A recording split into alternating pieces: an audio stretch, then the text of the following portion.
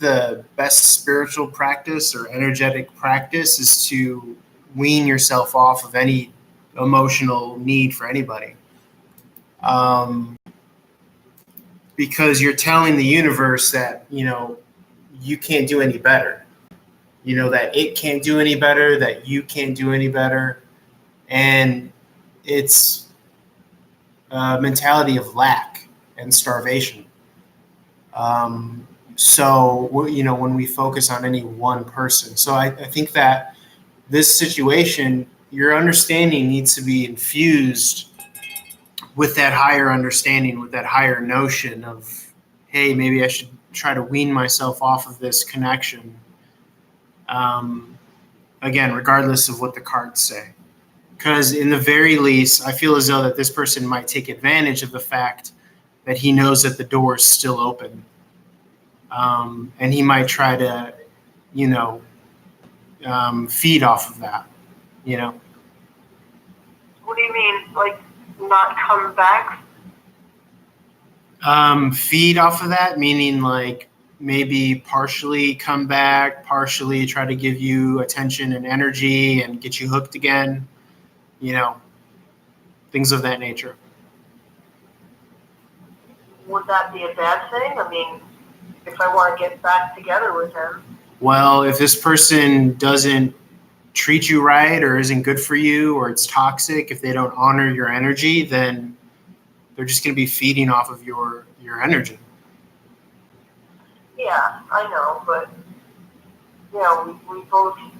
we've had time apart, so I mean, I'm sure there's changes that have happened for him as well as me.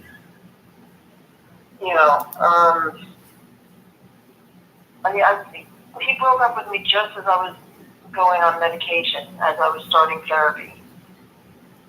So now I've been on it for almost a year. So actually, it's been, about a year.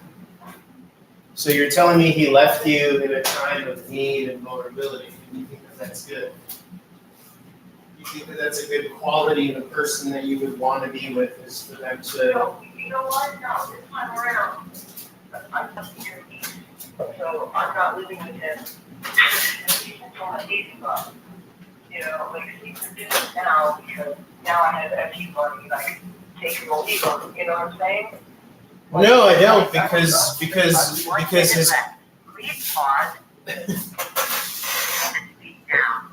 I'm just... dependent on him before, and I'm not now. You're energetically and emotionally dependent on him, and he left you in a time of need, is what I'm saying. And that's not good. It's very simple. It's not good. No, I wasn't an angel with him either. Okay. But you want to be with someone that's not there for you through sickness and health? Think about it.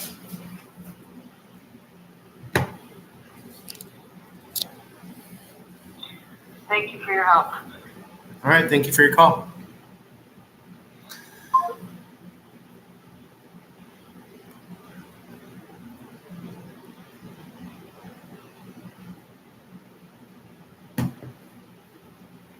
Hey, guys.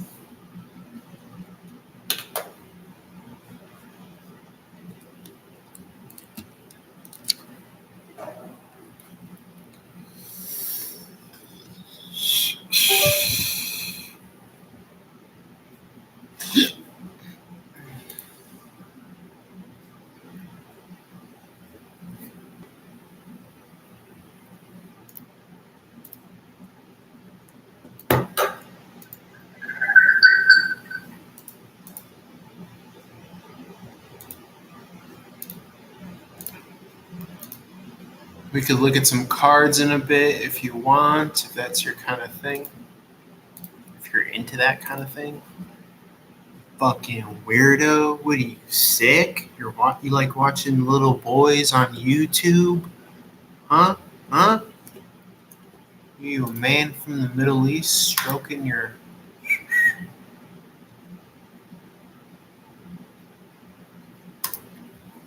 Son of a bitch.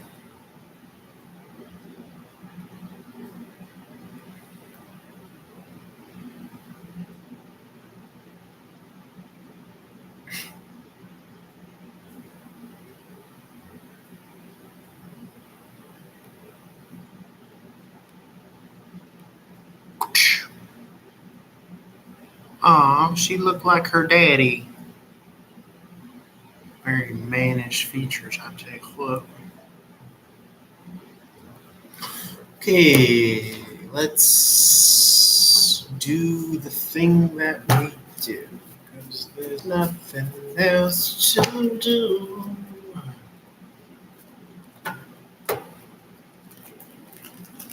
Actually, let me record. I'm also going to record for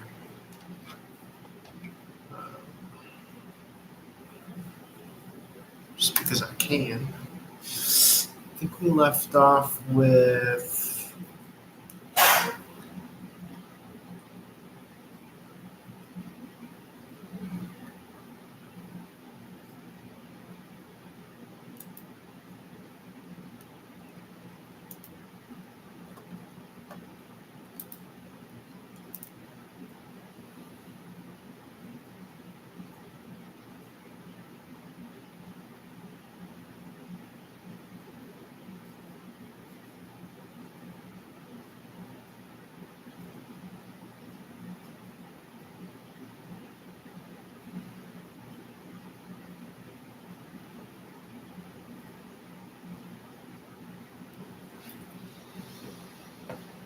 okay, let's then record using this.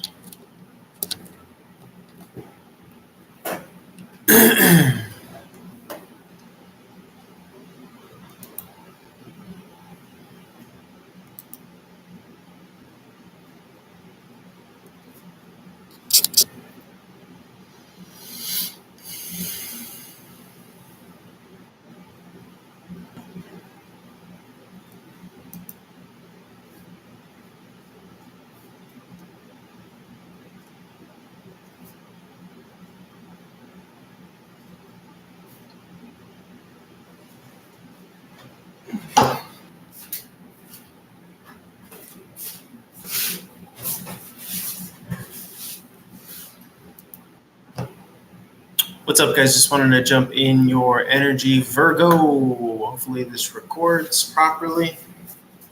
Spirit of gratitude, joy, love, and light, highest possible messages at this time for Virgo. I tried recording all the way up to like Scorpio the other day, and none of it recorded. You just got to use that energy of frustration to channel into something better.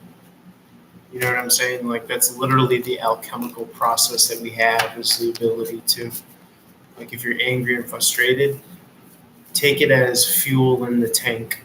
Okay, take it as the universe is giving you a gift in fueling up your gas tank of anger and rage and what have you. And convert it, not into something destructive, but into something constructive. So this is some energy of communication coming through. Okay. This is some energy of some sort of love offer, something being facilitated here.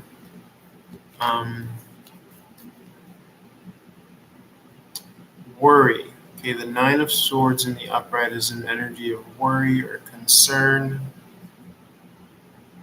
Okay, someone's overthinking a situation. Someone is up at night late thinking about you. Sorry, guys, I have something that's annoying me right now. And yeah, so they're up thinking about you.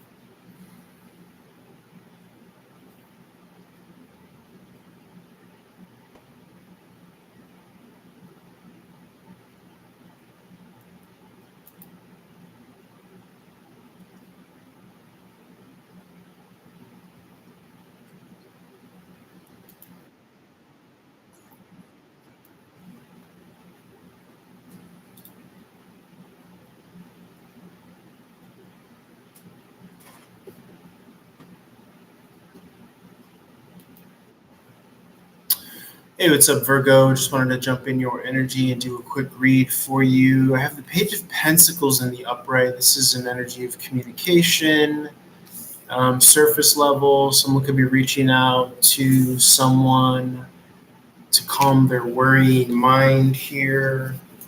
Let's see, anything else?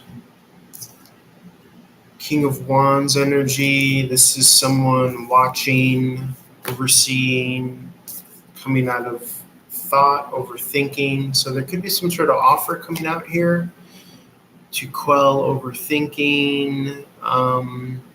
Thematically, a lot of like frustration or emotional immature energy is wanting to be converted.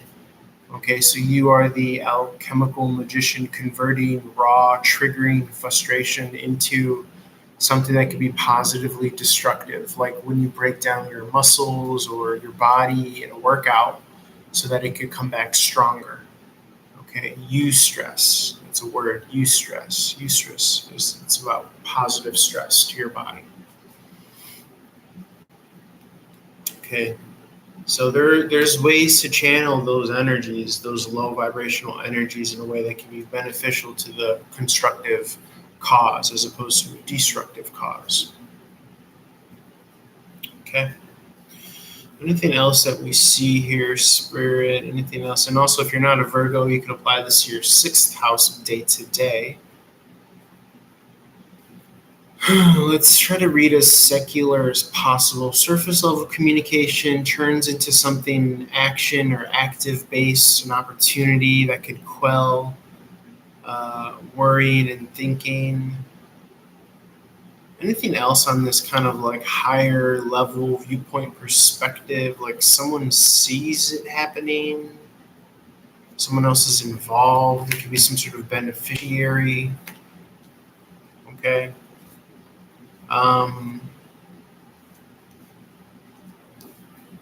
Something specifically is saying starting something back up, a habit. It could be a drinking habit, that could be self-sabotage. So be careful of that if you're flirting with that. Okay, try to rely on healthier outlets. Okay, a lot of like out of sight, out of mind energy. Okay, that's how you're dealing with problems as far as relationships, is what I'm getting here. No longer kind of being an administrator of them, just letting them fall wayside, not trying to make anything really happen. If it comes from a genuine place and timelines add up, then yes. But if you have to go out of your way, I'm not seeing that you're necessarily trying to go out of your way to do something that you're not open and receptive towards. What you are open and receptive towards is like the lifestyle. You're revising the actual lifestyle of how things are playing out for you. Okay, a little bit more of an active, healthier lifestyle. Like I said, positive means of expressing energy. Okay, it's a very self-reliant. Okay. It's a very kind of restful, reorganizing of energy-based approach. Not exerting yourself where you don't need to, where you're not authentically inclined to, is what I'm saying here. Let's see. You are evaluatory of your stability. Okay, that seems to be something very much so at hand here. But you're wanting to, again, to re-bolster and re-underscore, underline, you're wanting to make things about you. Because it's the thing that you could kind of be most reliant on and most dependent upon. Okay.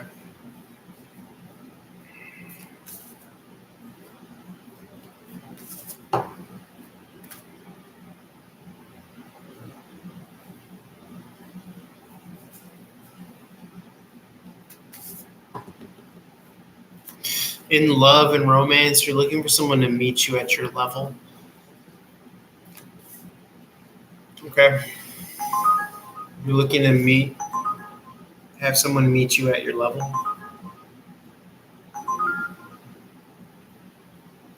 And of course, I'm going to get deliveries when I'm busy doing something, but I'm not going to let that frustrate me. I'm going to leave that message for you guys, and we'll move on to Libra after this. Love you guys. Holler. Peace.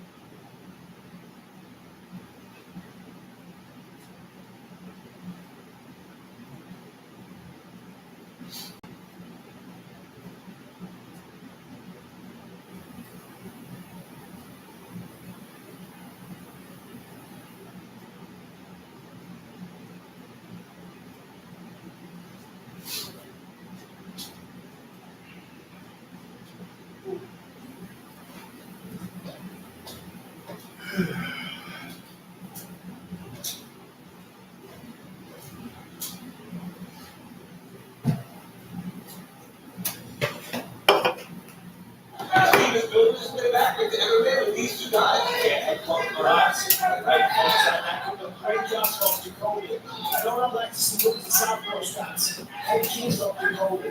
Set it with the 1-2. Throw the head kick. Set it to the kettlebell. That's the problem, Mike. When Jacoby goes conventional, he's getting hit by Versatano. So even though Jacoby will land a couple jabs, it's the big explosions that resonate so good with the crowds and the judges because they get the reaction. Different round though. Round one, I mean, listen, He got dominated, yeah, but I still feel as though Versatano has landed the more damaging shots. Dusty needs to do something big. He does. But listen, I don't know, it's a pretty good round if you ask me. Not more clear than Versatano. Always do well there. He has fought better. The head kicks, I have to see more of that. And you see that Versatano slow down. He is definitely slowing down. And I hope there's opportunities in round 3. 20 seconds, we're going to do that.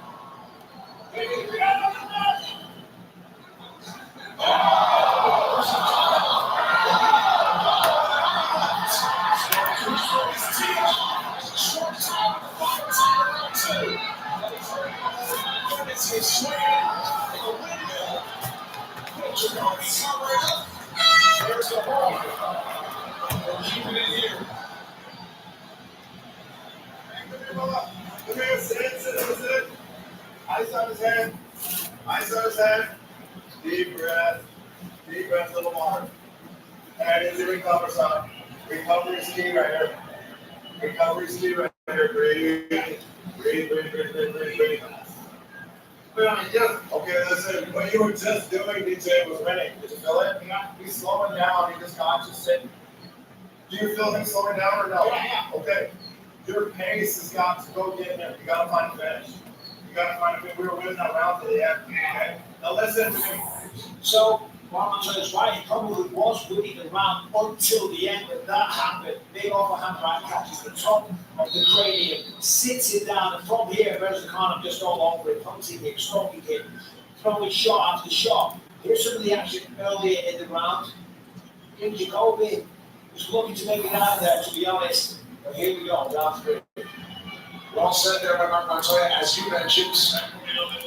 That kind of makes it pretty clear in the final 5 minutes. Jacoby wants to come out with a victory. He's got to get it done inside the distance after a knockdown in the first and a blitz and a knockdown at the end of the second round for Versatano, who has fought masterfully through 10 minutes. Mark Montoya again, he said, listen, do you feel him slowing down? Yeah. 5 minutes is a long time. He's slowing down. However, as you saw, clearly, so 5 minutes, 4 minutes forward to the clock. He's ticking. Nobody needs to knock out. Versatano just needs to do what he's doing. Versatano has so much power.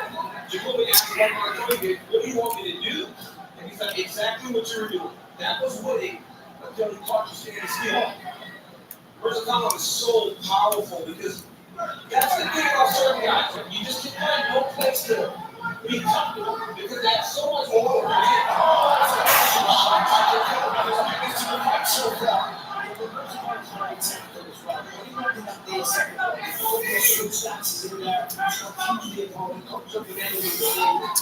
a nice work. And Jacoby's going to help the children. So often you see get close and things like that. So it just shows the power of Versatano, like you said that. I tell you, it doesn't Jacoby is going to find his spots in because he's not landing just touching shots anymore. They're landing more solid. They can keep that momentum building on his side because it is finished. There's a kick, more of those. Versatano is tired. Oh, that's a stiff job. As long as Dustin keeps a super high pace, he might be able to get this done. Kicks are nice. Keep it going. Keep holding on. Nobody wants to see somebody do this. Nobody's going to do realistically. He's making to the final bell.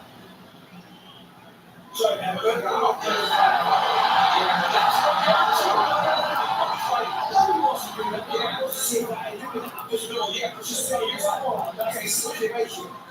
Unless he gets a 10, he's got to fight. You know, he's got to fight. Whatever he does, he's fighting right now, though. If he gets off the track, he's going to get it. Tell me right now, the way that he's disconnecting the corner, slowing down when he's getting hit, and jumping right over the middle because of the height and the power that it delivers. But those Jacoby can seal the game halfway through the final round. This crowd trying to will Justin Jacoby back into it. Verticano is tired, so he's throwing big shots. But in reality, that's when you gotta be a little more solid.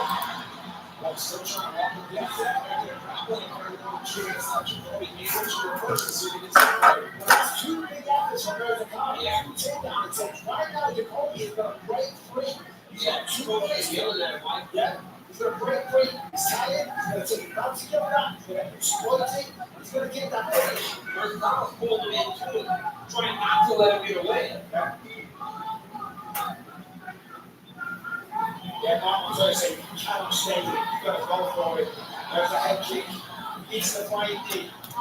And every time Verticano feels like now, it's better for the Verticano himself. He should just keep touching. Get out there for big shots. I think this is a mistake by Jacoby. He does not get a takedown. He might even get it, but it's a finish.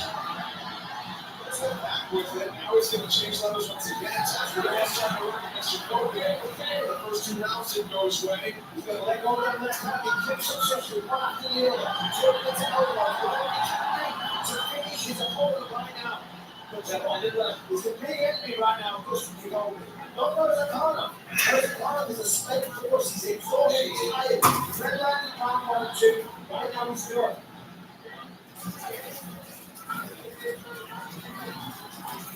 The question is now, without pop, is Jacoby bringing to his ground strikes as he continues to get with grapple battle. There's no good line yet here. But the crowd comes up. They cannot generate some power.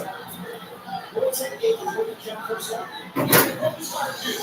All right, when you get hurt as many times as he has in this fight, he started to. So he may be trying to find some space to kind of relax a little bit. But in reality, he has got to go finish this fight. Final 15 seconds. And now 10 as they continue to work along the fence. Is there a Hail Mary? Wow. There's the knee. There's the left hand. Exchange and Verticano swinging back. 205 pounders in the top 15 going the distance. We'll see how the judges saw this one. We return to Kansas City.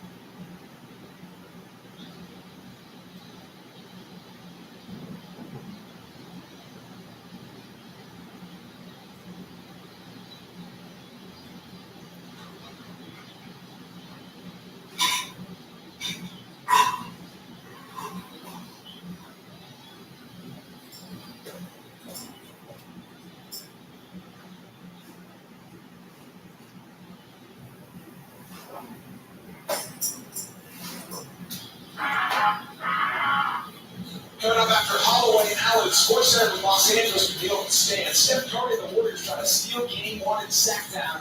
And finals contenders Boston and Philly take strong opening statements. Plus, see how the baseball world celebrated Jackie Robinson Day. Sports Center in Los Angeles with Neil and Stan on ESPN and the ESPN app.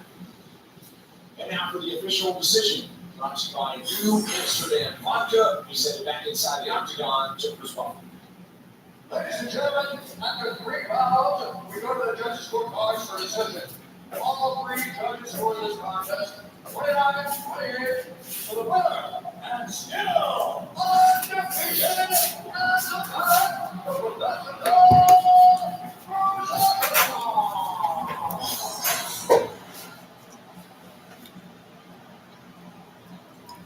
ladies and gentlemen, I'm here with Oswald versus Kyle. Oswald, that was a very tough fight. How good does it feel to get a victory over a guy that's right in the top 15 like Dustin Gold? Я его хороший боец, но, по-моему, я могу сказать, я не буду, насколько я буду видеть это. Это моя тема, это привести. Большие организации, как тебе, только здесь, только там с бойца. Я вам покажу, что такое, значит, здесь. He's a great fighter, thank you to Jacoby, but I think at the end of the second round, I broke my arm, my left arm, so I could only work with my front hand. I have won 3 in a row in the UFC. I would like to ask the organization to give me somebody in the top 10. I'll show you what a real fighter from Russia looks like. Let's take a look at some of your work here. It was all striking, barely any wrestling. Was that the plan coming into the fight tonight to find a guy like Dustin Jacoby with such a high-level kickboxing player? Yes. Вы мне говорили, что я хороший пиратор. Я хотел показать, что здесь, в этом организации, в моем весе, только хороший пиратор. I was told that he's a great striker before the fight. I wanted to show who actually is a great striker in this organization, in this weight category. That was a fantastic performance. Ladies and gentlemen, give it up. Still undefeated. 13-0, 3-0 in the UFC. Went the distance this time. Impressive prospect, still very much on the rise. Perhaps contender now is the appropriate title for the undefeated Osman versus Khan.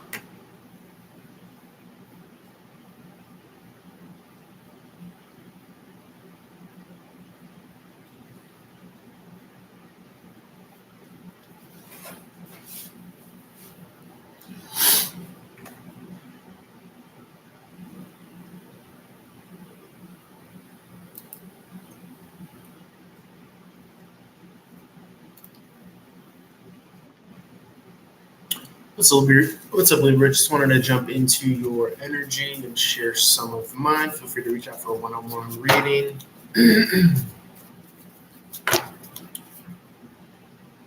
Okay, you have the Empress giving birth to travel, someone traveling to you. You can meet them halfway with an offer, an opportunity. You might not know if they're going to follow through or not, but you're open to it. Something is left incomplete for you. You're left unhappy or unsatisfied. It could feel as though you're out in the cold. No action. You're just in the stage of potential, but this is a wonderful, beautiful stage to be in because the tower moment strikes all of a sudden out of the blue when you least expect it.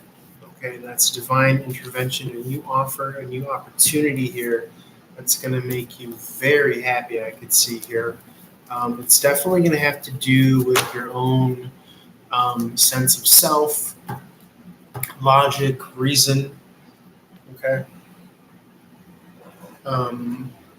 Your own kind of sense of, how do you say, your own personal narrative, your own personal storyline. Okay, the High Priestess in the reverse speaks to that subjectivity here. Okay, and that offer with the page is going to be speaking to you. It's going to speak to you, this offer. Okay, and people are going to know and see of your kind of victory as a result of this. And it's very much so going to open up your world is what I'm getting as well. But I'm hearing that others are going to hear of this news in regards to your stability, and it could be your work or career as well, is what I'm getting here. Okay, travel might be involved. It might put you in a position to make a decision to relocate, okay, and manifest a high part of your power here. Okay. Yeah, because I do see travel here with the Three of Wands in the upright. That's definitely a sense of, looking towards the coastline, so to speak, looking to travel, as it were, things of that regard, things of that nature. Anything else here? This is union. This is holy matrimony. A lot of positive golden background energies here from what I see. The golden background is about blessings and gifts from the universe. Okay. It could be that you finally feel like you are getting your due, your fair share of compensation, or you could be adding value as well based on the fruit of your labors and the fruit of your efforts. I'm continually seeing this healthy expression, right? In the midst of maybe feeling of financially or resourcefully imbalanced, all you're left with is raw energy. And all energy is the same if you know how to use it. So right now, it could be that you're just left with the raw energy, in which case you are finding healthy and appropriate ways to channel it, despite a lack of fairness. Okay. And others might not know how to channel it, but I'm seeing that you know how to channel it.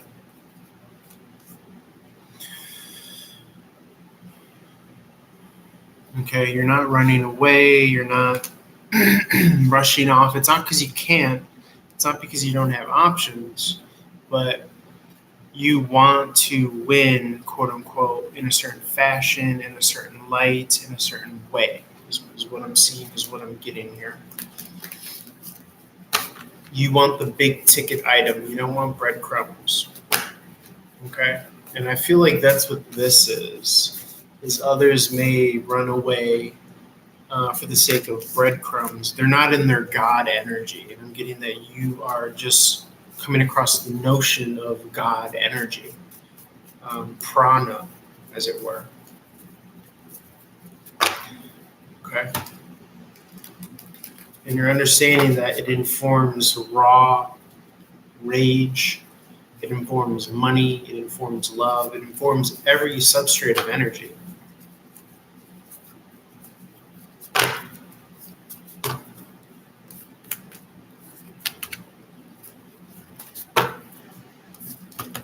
It could be that you're hypercritical about your goals and your expectations of realism, practicality, realistic expectations. Okay, you expect a lot of yourself in the form of manifestation. And I'm not seeing that you're very easy, come see, come saw. You know, I'm just going to start new things if things don't work. You really want to will your way to success, and you're willing to take the long way. Okay, a fortnight, as it were.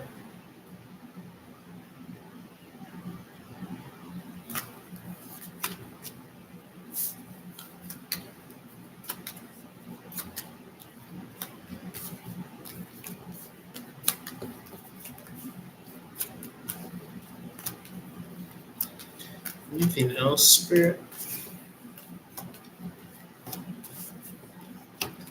You have a lot of space to work with, is what I'm getting here as well.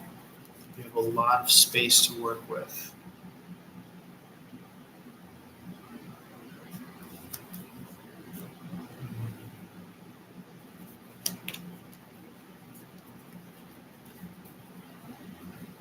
And I'm hearing, idle hands are the devil's playground. Okay, so I want to see that you're on somewhat of an awareness stream as far as what you defer to for your kind of coping mechanisms. Okay. For your pastimes.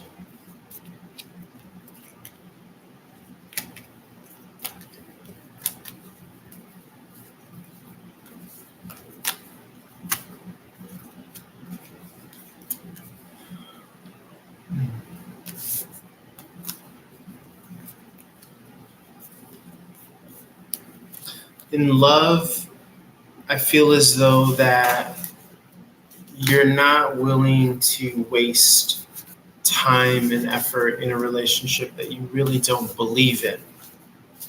Okay, and you're at the height of your powers as far as like sussing out bullshit and nonsense and things that you don't want. Okay. Anything else in conclusion and parting for Libra spirit?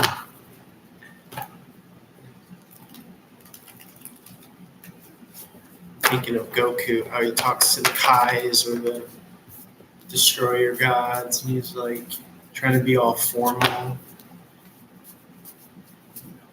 but he's all like robotic. He doesn't know, he's not like couth, he's not learned. Learned.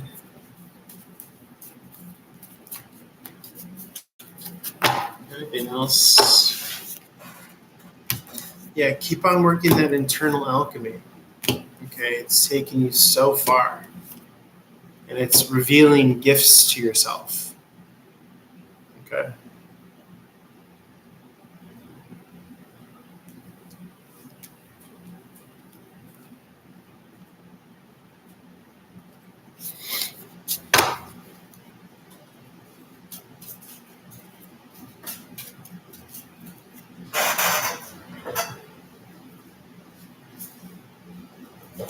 Keep on transmuting that energy.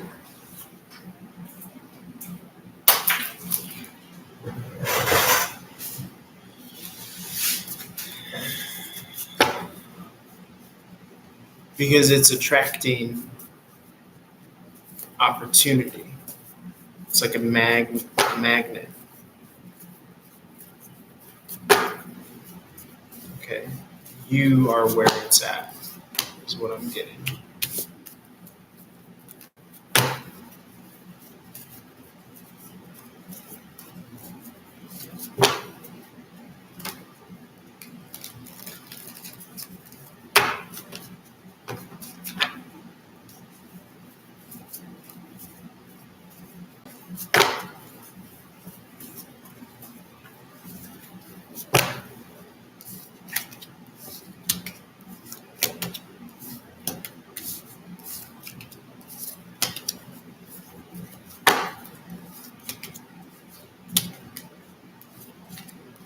Yeah, you're in a once in a lifetime position to like kind of unbridledly just work on what you want to work on.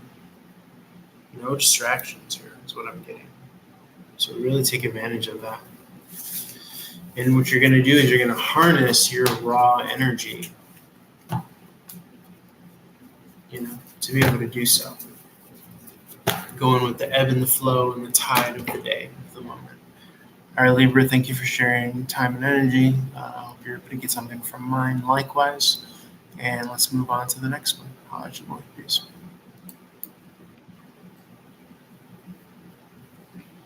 Next, we go back to the Apex in Las Vegas. Sergey Pavlovich, number 3 at heavyweight right now. First place, still in that top 5. Still hunting down a title shot. Hoping that is a big one as well as Sonya Duncan, Ricky Simone, who was what?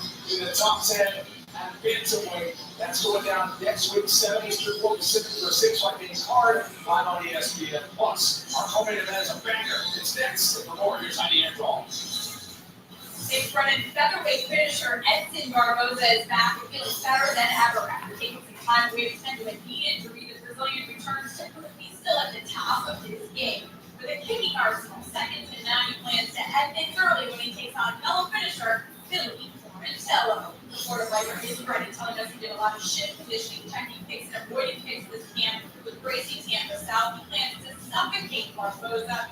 Pressure and striking of his own. He admits to beat H. Ferguson and Bryce Mitchell and beat him up in the first round. It should be fireworks at featherweight in our co-main event from American Heartland.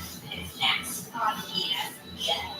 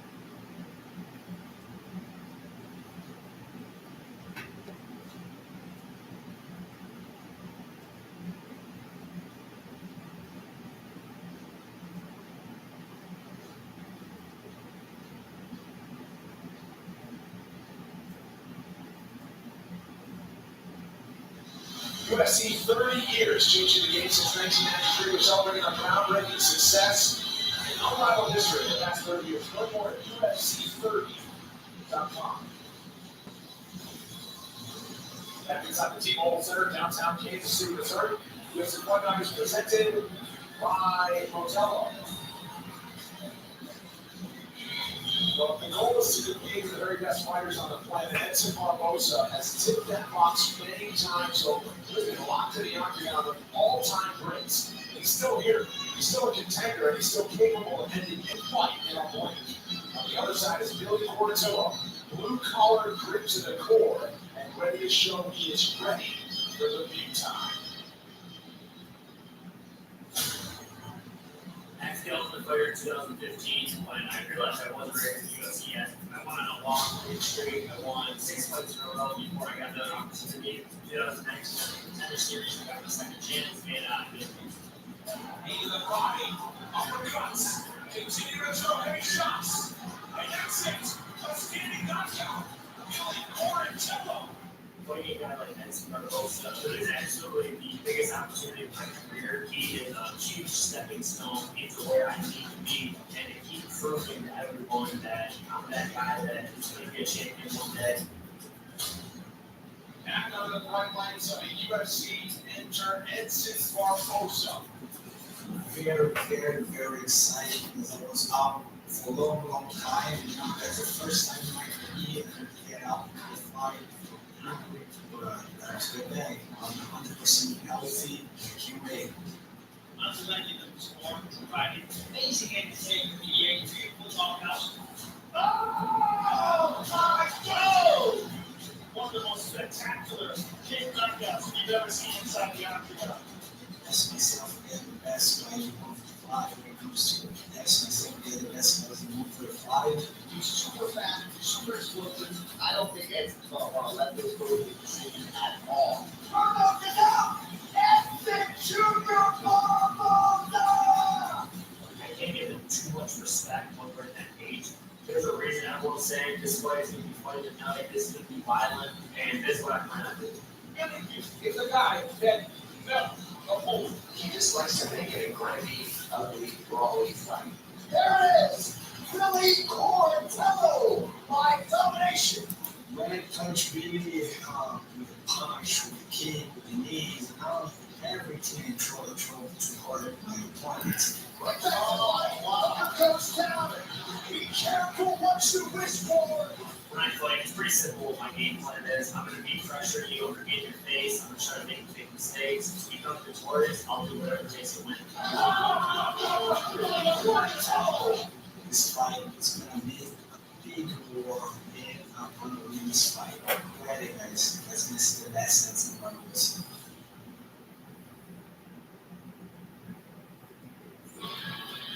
Coming up next, Edson Junior Barboza takes on Billy Portillo.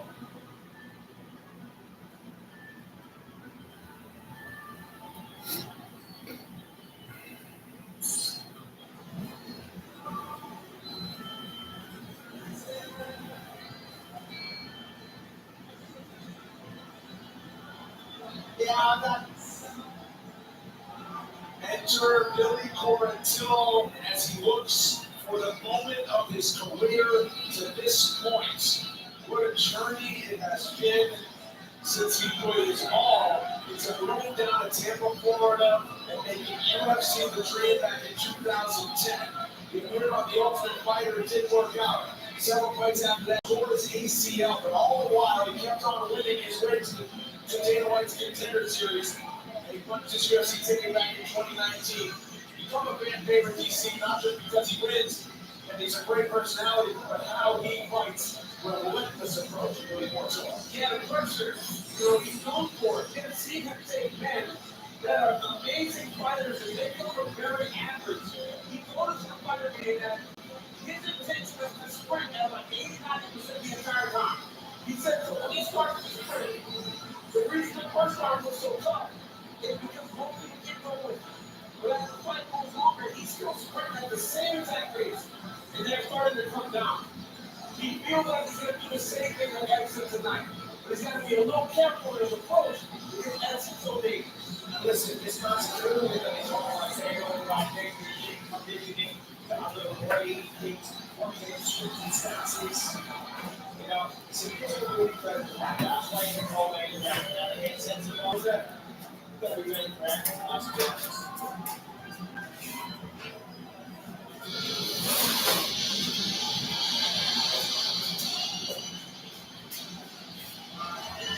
It is near impossible to match the strength of schedule that Edson Barboza has put on his resume.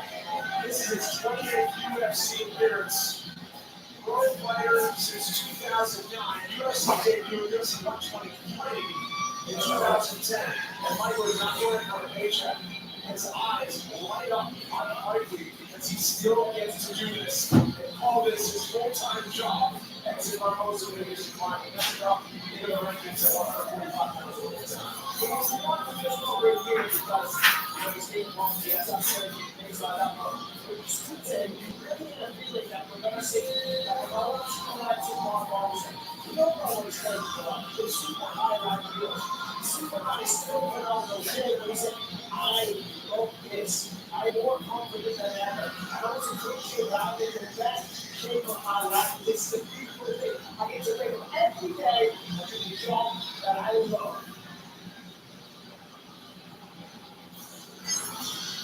Welcome back to our Fighting Spirit Snaps. Are sponsored by Cerveza Hotel, a forces track Edson Barboza UFC debut back in 2010,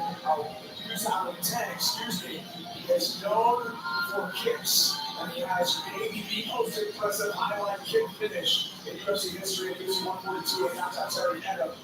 He's trying to hold on that spot in the top 15. His resume is loaded with some of the all-time greats. On the other side tonight is the rising prospect out of Buffalo, New York, now called the Tampa, Florida, of Luke Portillo, who is blue collar, he is gritty, he is relentless, and he wants to push the pace for as long as this fight goes. The biggest spotlight, the biggest moment in the career of Billy Portillo to this point comes now. This Tillo tape is brought to you by Eagles and Rocks, only in theaters, April 21st. Rated R. Barboza is still more strong, 3 years older than Billy Portillo. 1 inch taller than the fighter from Brazil, and he piloted the head 5-inch edge in reach. Billy Portillo minus 170 back there. You're really on steroids.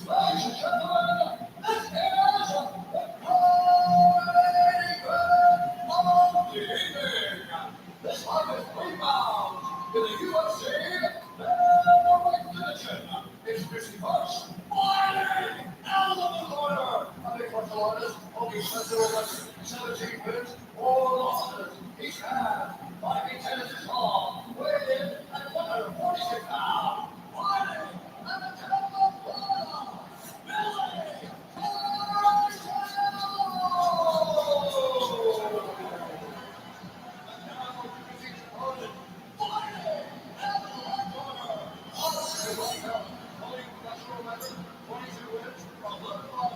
He's half, 5'11" is long, weighed in at 146 pounds. Fighting at the middle of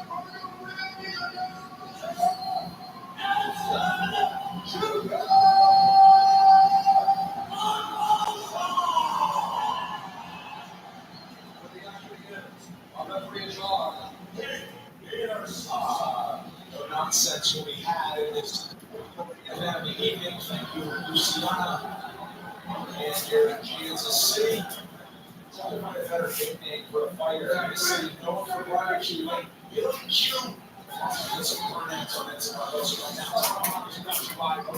That wasn't a alliteration, but I've seen listen, I just want to say this. It's not a funny thing because it's a good job. Because if you watch Edson Barboza with that head that's high, this shit, all this guy, talk about class 6 punching back.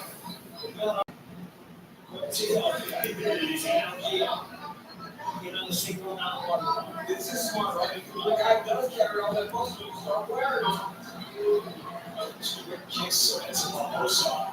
Just want to lose to a lightweight, now in featherweight as well. Barboza, 65, UFC, 45 pounds. He's got that kid working out. That's the first one. Gotta take them on the ground and take them out. You can't sit there and be kicked.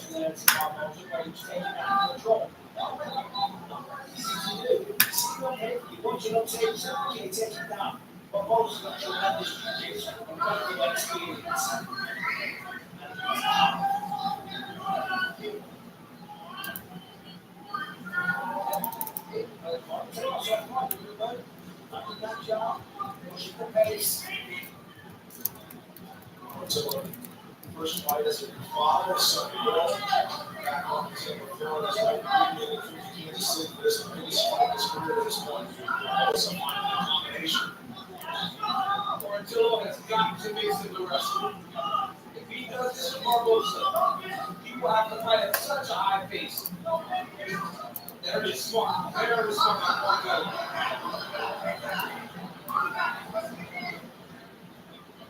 Portillo did a great job in that. Quick on that leg. Still fighting hard. Portillo obviously knew what he was up against and how wonderful Ron and he's still going strong as a UFC welterweight contender. Says Barbosa is a huge inspiration as he watches from home.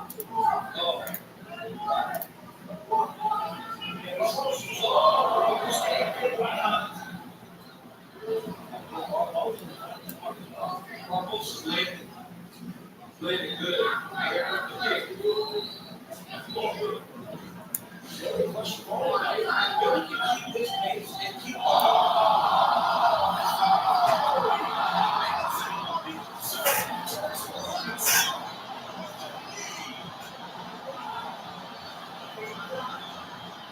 It's the game and power and precision of Enzo Barbosa. he had to go backwards. And he landed that knee. Beautiful. Portillo does not know what hit him because it happened to him quickly. Vintage Edson Barbosa did the same thing to Benil Dariush years ago, and he's still very much a player at middleweight. So Billy was having success. He was finding the mark, which gave him too much confidence. So therefore he was walking down, he was throwing shots. He can't do that. It's so reckless. But that's long. He was changing levels every time he got to the side of the outline. Every time he got to the side of the outline, he punched into the level change. Look, he's just punching to try to change level. That's okay, let me just put one up there in the middle. That's how you stop guys from shooting on you, right? You throw things up the middle. Yeah. Up the middle what? Barbosa lifts that knee, Portillo goes right down into it, and he goes to sleep. Look at this. He punch to try to shoot. Punch and shoot. Edson just doubled that knee on. Wow. And the accuracy. That was the talent, the knee roll. You know, not the thigh. The hard part. And you see the way Portillo drops. You see the power on that. Congratulations. That's Barbosa's back. In the ring column in a huge way tonight in Kansas City, we'll hear from Edson Barbosa. Valadez. Get the knee out.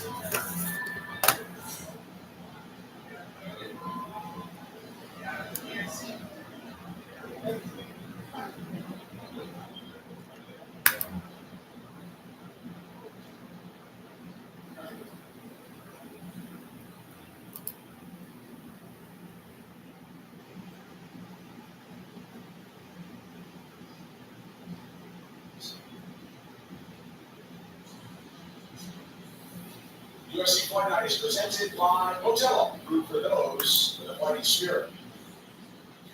And in part by Proper Number 12 Irish Whiskey, one for all. And Jimmy John's, the sandwich of sandwiches. King of kings. Vintage Edson Barbosa performance in the co-headliner tonight. And now for the official decision brought to you by the United States Marine Corps. Here once again is Bruce Buffer. Ladies and gentlemen, referee Keith Pearson from the stop of this contest at 2 minutes, 37 seconds of the very first round.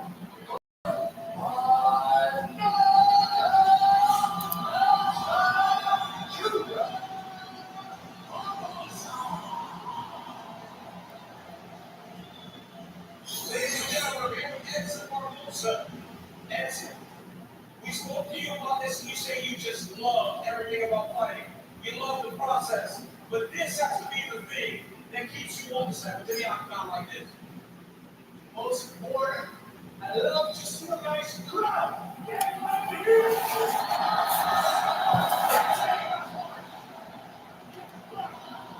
That's why I'm here. I'm here. As a uniform, everyone, you getting out like you're with Billy Gardell. He wants to put the face on it. He wants to pressure. You said that in that scene, we will make mistakes. Let's take a look at your work here. 3 times he punched into a takedown against the opposite side. But this time you land this feet and you put his lights out into the thing. This will show itself. Bro, I trained exactly this move for 8 weeks. This time we're here. And there's all. I played my coach. I trained this move for 8 weeks. Look at that. Work. That was a beautiful knee to the knockout. Edson, you have won everyone. You just got back in the win out. How soon would you like to go back to the octagon? And who would you like to see the next time you fight? Ladies, somebody front up in the ring. Guys, Edson Barbosa is still alive. Wearing guys. I'm in the best shape of my life.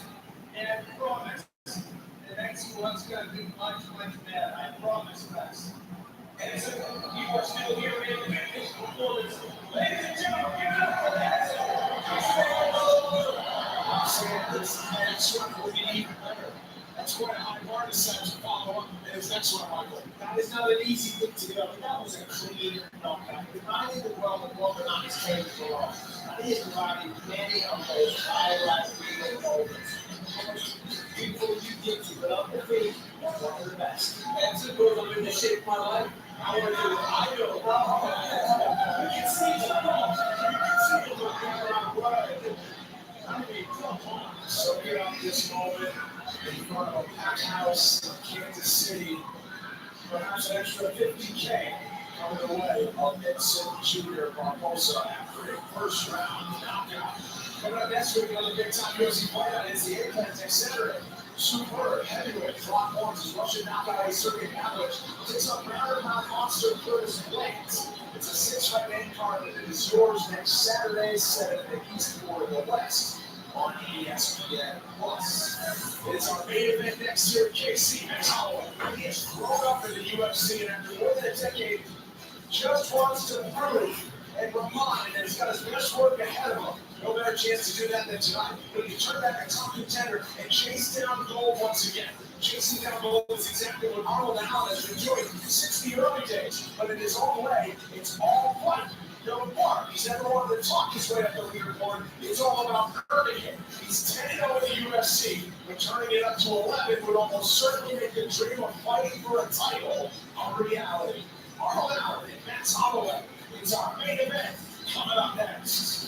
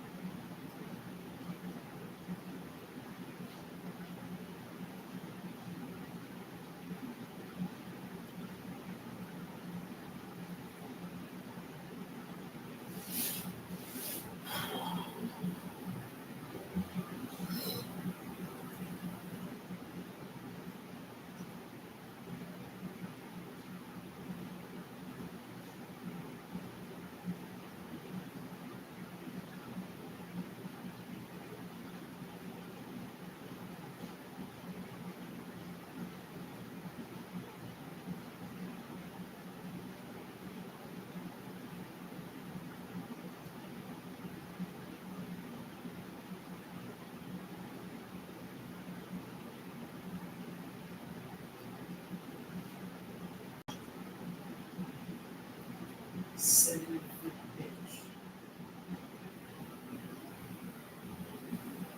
It's the hell takes me to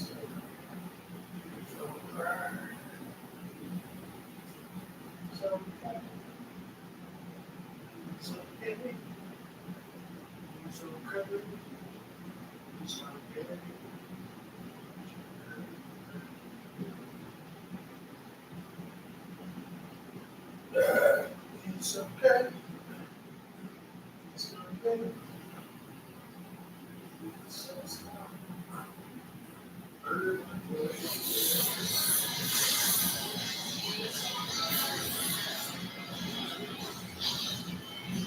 Back in downtown Kansas City, what a fight week it's been. The weather has cooperated.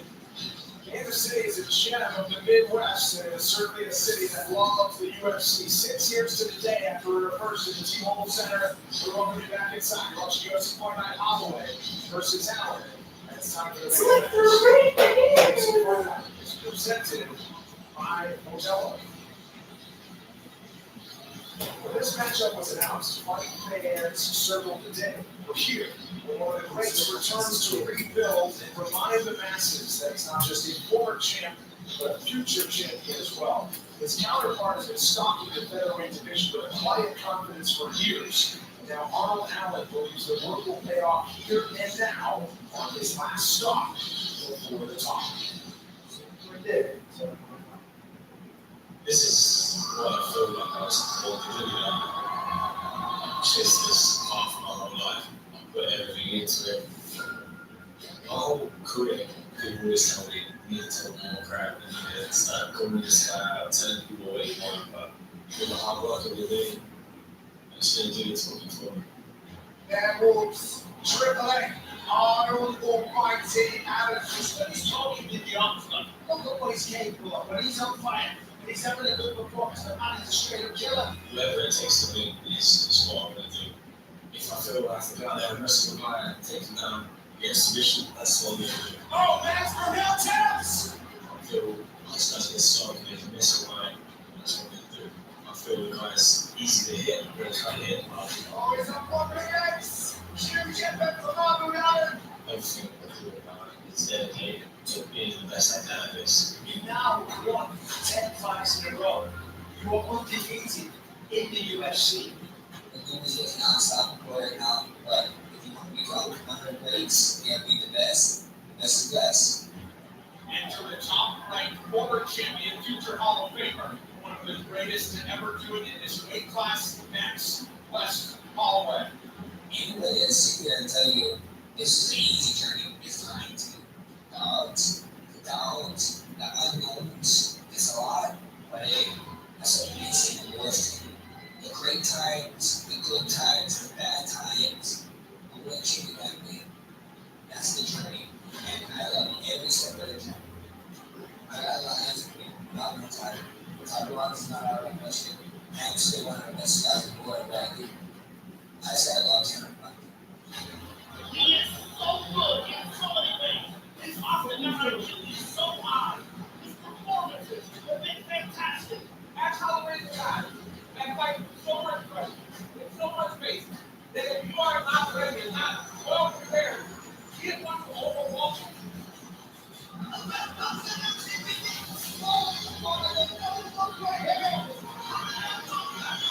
He's a hard pressure guy.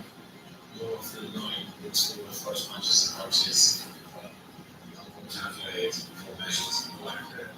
I want to push like thing and show me that can show that I'm holding that title picture. He's done it! He's the biggest win of his career! I don't think it's a strike, but a lot of people like to start until we get in there and things go another way. Oh my goodness, Holloway beating his up. This fight's everything. I want to be world champion. If you can't be Minnesota, film that you can't be number one, so this is it. I need to be it. And we got 5 rounds, but if I go out there, do my job, I get it done with victory. I get one, I get one early. Should be a fun night for me.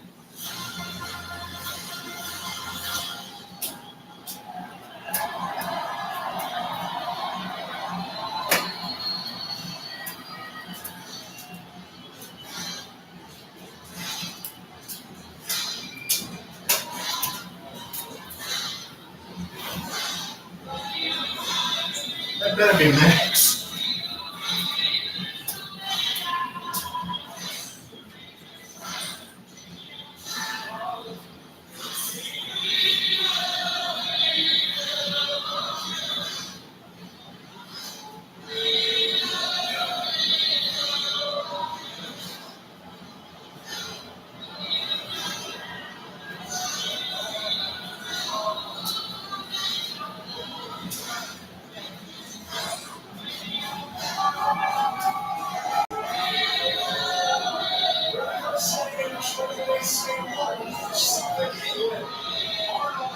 Makes his way back to the octagon. 15 fighters in the illustrious history of the UFC have earned win streaks of double digits 10 or more. Arnold Allen is one of them. He's taking on another one in the future Hall of Famer Max Holloway. Michael Bisping has a fellow Englishman who won the title. Arnold Allen has had that goal on his mind for years now, but he wanted to put his way to the top. He wanted to talk his way to the top, and perhaps one victory sets him apart from fighting for the UFC championship. Because precisely where for so long, he said humility will not be my downfall. I will not throw my way to the streets. Here's really the hard way. 10 fights in a row. Look, he said same thing every single time. You know, and if you beat Max Holloway, it has to be a title fight next. Look, beat Max Holloway, that's not easy. Talking about Max Sillis, I don't know why, or Max Holloway, it's hard enough to beat him. He's so inspiring. He has set the bar, you know. He said, we could see this as a litmus test to be the champion. If I can beat Max, then I can win the belt. You know that Max is a formidable fighter. You know what he brings to the table. You know the dangers. You don't know the whole world. But he says Max is just another man. He's not a superhuman. He's not unbeatable. And of course, he's trained with Liam Edwards, a good renegade in Birmingham. They know that this is capable. You know, they don't just shoot it out. That's what we can A lot of confidence in. So I talked to Arnold Allen in 2020. I asked how long this game is in the picture. He goes, I don't know that. So then I asked him again last week. I told him, we asked about this 2 years ago, 3 years ago. I asked you again today, as you sit at number 4. What are your thoughts? He goes, I still don't think much about the title. This is the first time he's ever asked about a certain opponent because he knew it to be Max Holloway. This guy is, he believes that Max Holloway is the same guy that lost more. Because you can only do so fast, he's trying to spread the gap. He makes a very tough Max Holloway. Arnold Allen says, I want to retire with everything that Max Holloway has. To do that, I have to do it to Max.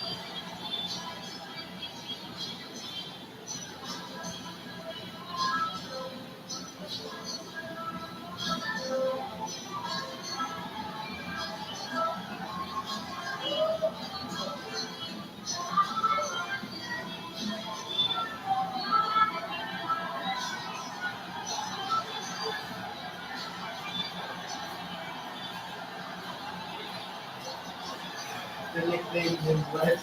Next stop on the West Express, Kansas City, Missouri. Max Holloway is a glorified mixed martial arts superstar. He has already entered a rarefied air with the resume that he has. But he's just 31 years old and says still not done chasing a championship, and he wants to do so in his weight class of 145 pounds. He enters rarefied air even more as he makes his 27th UFC appearance, which ties the all-time great for the Hawaii DJ Pen for most from Hawaiians in the UFC DC. Max Holloway is not done, but says he needs to remind everyone that he's capable of getting to the top. Yeah, Max Holloway has taken offense to The way people perceive him, talking about as if he's one of the legends, a great fighter.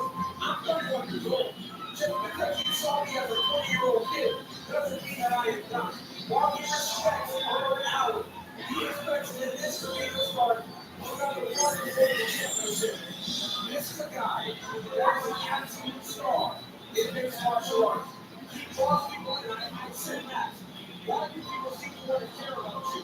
If you can get seems in the baby, we saw him as a champion, and we see another guy that's scratching and clawing to try to earn his way back. The last time we did this, we saw him beat Daniel Rodriguez. We saw him beat Dominic Taylor. We have seen him have great performances when he's trying to regain that championship. Tonight's part of the success in our left. But we've also seen him as a long-time featherweight champion. He's trying to put an into a flyweight champion. We keep the promise to fight over all the world. We get the titles. Abu Dhabi, Australia, Sweden. We're getting all of that success that we made over. He said this week is real fascinating. He said, I'm going to every fight with his own and own attitude. He said, you won't get as your last fight, and that's completely true. He said, my last fight wasn't too good. He told me about the one on the house to get lost. Last two, one against Daniel Rodriguez, and now we're doing a phenomenal beatdown. The fight wasn't good from the start. You know, he took some shots, but he made some adjustments turned into a wrestler, and it was just phenomenal. As is this fight, it's gonna be crazy. Well said. And Holloway wants to find his way onto the Mount Rushmore of MMA fighters. This television is brought to you by Toyota Tire, the official tire of UFC. Holloway, the betting favorite, 2 years older than a 29-year-old Englishman, highlighting a sizable 3-inch height advantage for the Hawaiian, but the 1-inch edge in reach lies with Arnold Almighty Allen. Setting the table for final time tonight, Bruce Buffer. Ladies and gentlemen, this is the main event of the evening. I'm Missouri Officer of Limits. I'm big on destroying this contest and not the outside on. Wrestling, not music, and song and lotto. And the enemy is a referee John of the Octagon, Jason Mercer.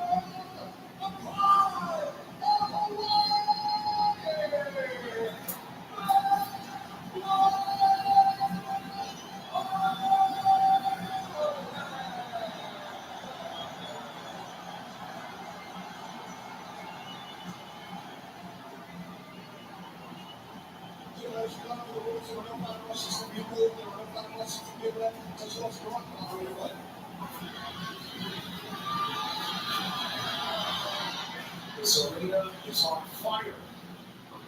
6 years ago today, the Octagon made its debut in Kansas City. Fans were ready for it to return, and what a main event they get. Here in the heart of America. This fight talk is brought to you by Toyota Tires. Max Holloway in black. Smart favorite. Arnold Allen undefeated in the UFC is in red. Arnold is always in incredible shape as he mounts the wrestler. Off case, I believe it's going to be a big fight for Arnold. I'm always fantastic about the success of Gates Monster. He's left to get quite a lot. Solid royalty, the 145 competition. He has not lost a non-title fight at featherweight since August of 2013. While Conor McGregor has a 20-year-old. Spiritual Max Holloway as he gets some time to recover.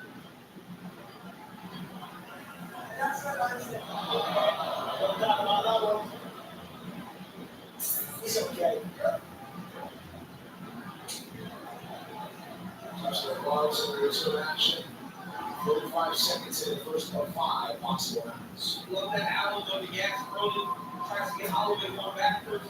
But you can't do that Holloway to get going forward. Well, that's actually a key point you mentioned that I think about this. This is the first five-round fight for Arnold Allen. It's always in a five-round fight. But the thing about Arnold Allen, he was scared to fight last time. But because of the way the fight came to a complicator, you didn't get to do the entirety of the fight. Correct. No, but he didn't fight five. Yeah, sure. So your point stands. Thank you very much. Allen's going to have to be good at tolerance that fight. He cannot allow for Max Holloway. One of the things that really go is he slides out of range and in return.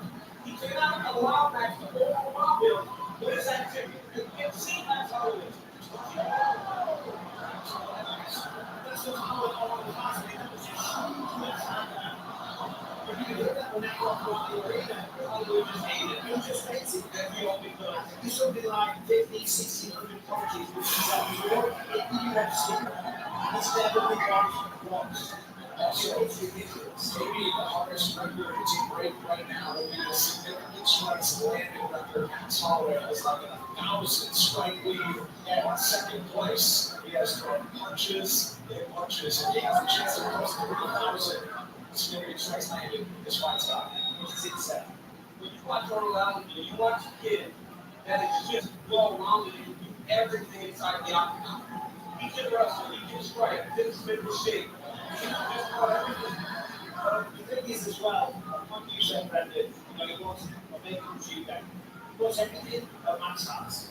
Yeah. And he's not just only talking about his fame and his wealth, he wants to respect as a character. He's a man that is extremely motivated, very, very disciplined. And it's hard growing up. Inside, starting the fight. He's not extremely tired. He comes to trains, he tends to be asleep. Sometimes he feed himself properly. He's very, very close to throwing it all in. If they jump back down the bench, he's going to use the work. He's still important to do is the main event, that one will be a title eliminator against Max On his side. On his side of the ball. Yeah. He wins this fight on a very short list of guys that can fight for champions. So Holloway would seem to need support unless Shai Rodriguez gets him done. 90 seconds to go in the first round as Allen's on the ball. Holloway stands in front of the top by the combination and keep his home. That's what I love about Max, giving all the success. And he's had that through lots of development over the years. So, patience to be the best, to be the champ, to be the greatest of all time. I don't come here for money grab. I give them greatness. Very even so far, but all got that massive left hand before. Holloway's great. Great angles.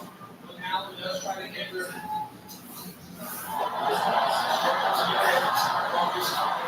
So far for Holloway. Yeah, Max still not scoring. His fights. A little bit, his training camp. Yeah.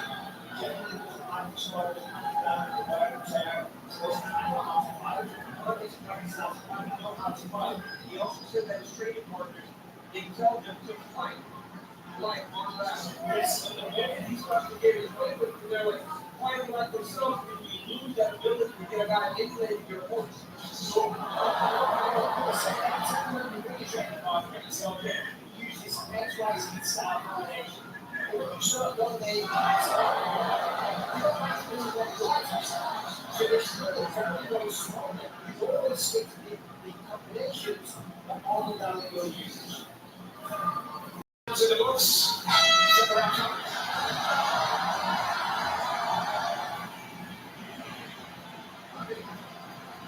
Good job.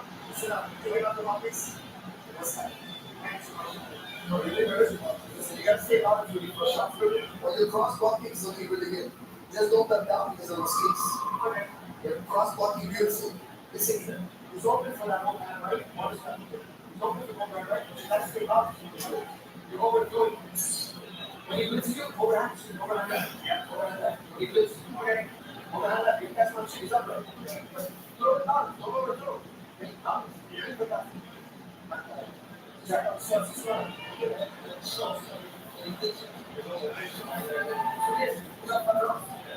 Forget the mission. That's the Cross blocking is fantastic. overhand left.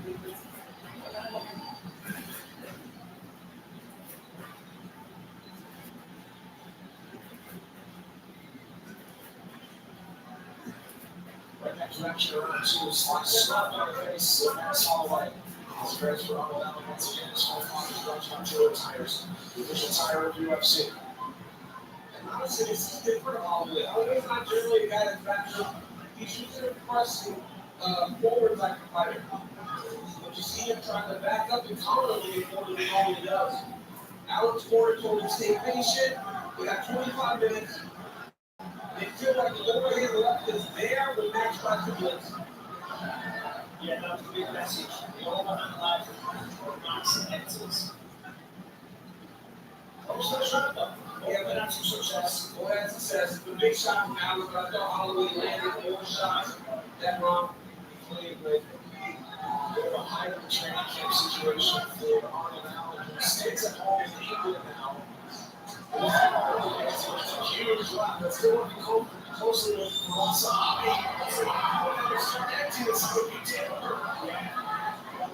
But they trust that big shots. They would never think like Alex. The front kick, he's so fast. Powerful. And he's just one of those guys, right? That just is so well-rounded and gifted. A real high-level athlete. And you'll see more and more of these types of athletes come into mixed martial arts. Well, I saw him this morning. I went to my morning run. He was at the local park. It was like an athlete counter. Yeah, he was doing like mini spins up and down. This is Yeah. No matter where we are, business for you. we don't need. Allen has been kind of stalking the division of the distance a lot, and really Dan Hooker, the co-main event, won it last year, put him on the map big time. But not just in a way that, not just that he won, but the way that he won. But he's done exactly what he's supposed to do. He's found a lot of success early in round two. That game has rated him multiple times. Yeah. Yeah. Success. As you said, massive accounts is not being as typically aggressive as what he is sometimes. But he often does this. Look at the last fight against Rodriguez. Also, slow start. But he certainly was prepared for second round of the class today. A lot of times we watch Holloway, and he builds with the fight. Yes. Good way to go. First UFC fighter to have 3,000 significant strikes. Next Holloway has crossed that halfway to round two. Not 6 seconds.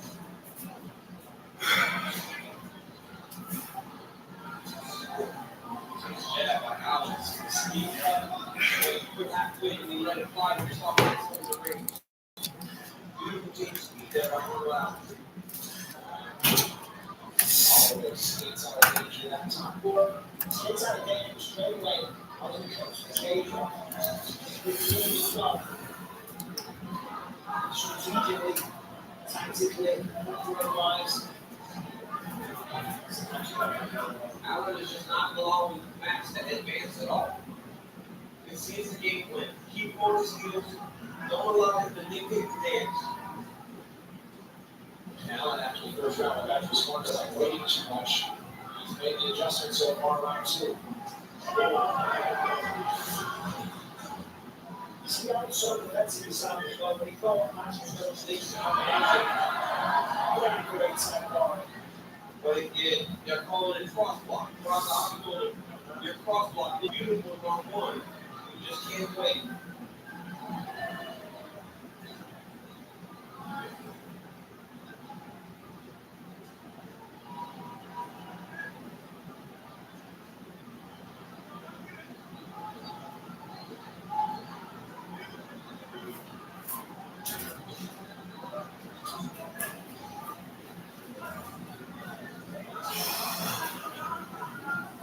Round two.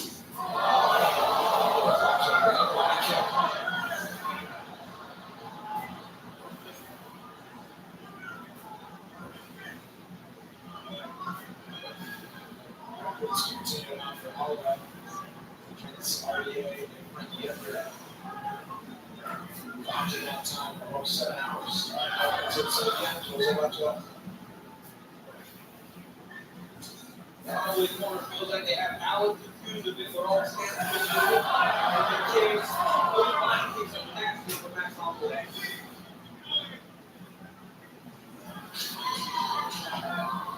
Second off the shot, last one a lot better. But he's not what we're saying. Look what he's saying with the output as well. Control shot. Keep it here between rounds 2 and 3. Beautiful. Keep it going. Breathe.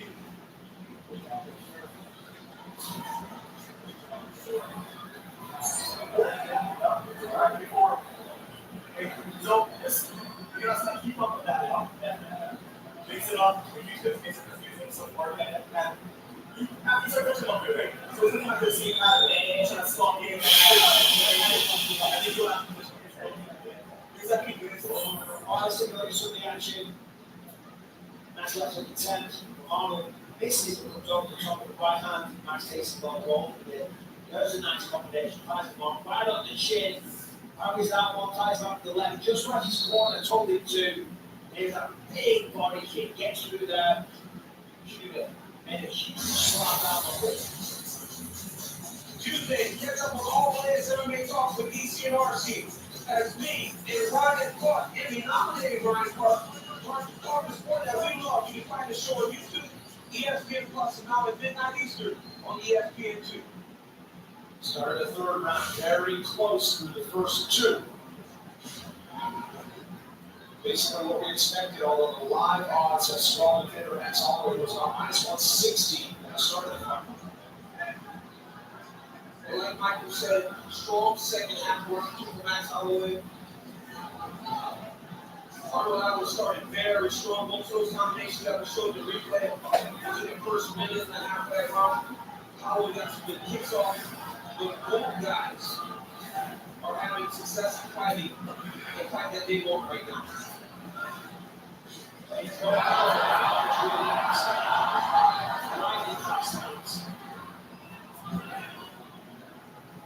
It's no situation that for that boxing to last the way time. Because it's so fast, it's hard to, it's blurry the speed of Max Holloway. But the speed now, that's how it's slowed down.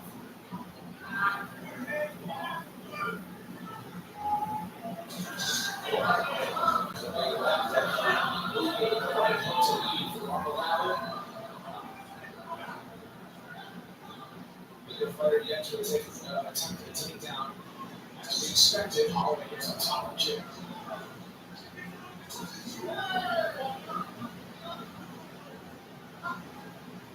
Allen just chasing out those big left hands.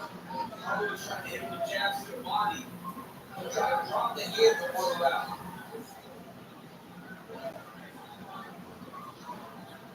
On the inside of left eye of Max Holloway, it's those who are there. Trying to face that as well. So it's second round three. Almost passing the test result. This is it's a big, big step up with respect. That's what the case will happen. For me, before that, biggest win by far was that Booker, a tremendous fighter. He was a big step up to Max Holloway. So far, so good on passing the test, showing that he belongs in the deep waters of the featherweight division. Well, we have seen that time and time again recently with these young fighters. When they get in there with these guys like Max Holloway, Peter Young, you go, okay, this guy is on the level. It's a matter of can he do enough to actually win the fight, right? Yeah, exactly. Yeah, but you don't just want to compete, you don't want to hold your own. I see that. You want to win. Yeah, these guys are confident, supreme athletes that have no goals in mind but become the best in the world. So this is like, let's look at this. Just round three, there's been a lot of action, high output, neither man slowing down, no one taking deep breaths. Just supreme athletes. Alan landed a beautiful jab there, another one.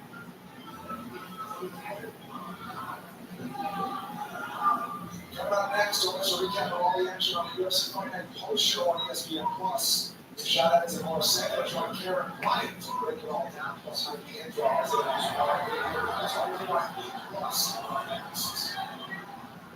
That's one thing Allen can't do. When Holloway starts to blitz, when Holloway starts to go to his attacks, he can't just show up. Because if he shows up, Holloway will start to expand this combination. You gotta kind of punch with him. When Holloway engages him in close. And another thing is, right, people at the moment, they are constantly. Yeah, Not only is it ridiculous high output, look at this, look at the footwork, the movement is so good, the angles, the lateral movement from both men, it is literally non-stop. one time that Allen is doing a great job trying to get his foot on the outside, going back to conventional, Allen starts trying to win the place. And it's sneaky, right, what Holloway is doing. You don't feel like Holloway's landing all that much. You look at the damage on Allen's face, and you don't have the strikes. I mean, Holloway's at 65, Bruno's at 39. That's what the record does. You know, he doesn't power, unfortunately. It's the sheer volume of the pace that comes on people, they eventually wins. You feel like you're going even with him, and then after time, it's fucking destroyed. After needs to call it a Holloway. This way, final 30 seconds around three. As you say to your opponent, you're almost neck and neck. You're just a little bit behind. But as that continues over 5 rounds, that just a little bit of a round is accelerating, and it becomes a large lead. Not necessarily to be saying that's what's happening, but that is historically what happened to Max Holloway. This was probably Max's best round. Even though you feel like you went wrong one, this was easily Holloway's most successful round of the fight.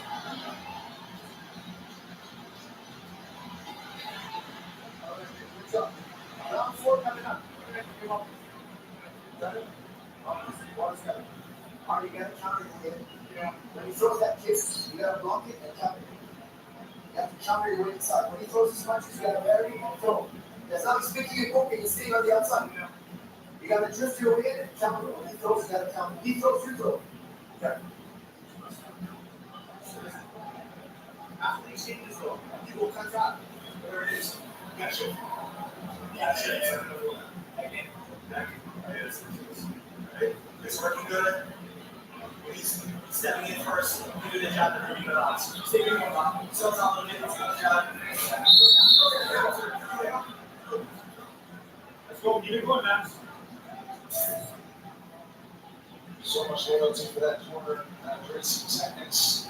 On the west side, walking from Max Holloway out in Flores, right under Gonzalez. On the other side, you have Jack Mason and Faraz Sahabi. Leading the corner of Arnold Allen. Main event rounds coming up as we begin round 4. Allen put on the gas pedal. The line number has swelled to Holloway after the work he did in the third. Yeah, the third round, it was big for Max. Clear 10 I would say. So that's why I support that Allen extension of the gas this round. Starting fast and aggressive straight away. We're going to maintain that. Can't allow Max mentally and physically to show some kind of dominance and momentum. You're going to put him on the back foot instantly. And show himself back to the fight. Yeah, Ron Harris won that too. But now he's going to find action. He said, when he's throwing, you got to turn him more with him. He said, you can't get through with him. You can't wait.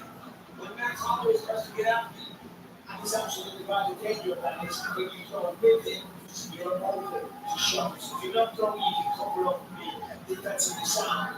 So he's correct. But it's dangerous. But this And Max's corner loved what he did last round, but was trying to tell him that he needs to stay off that center line, create more angles whenever arm power does enter in the race.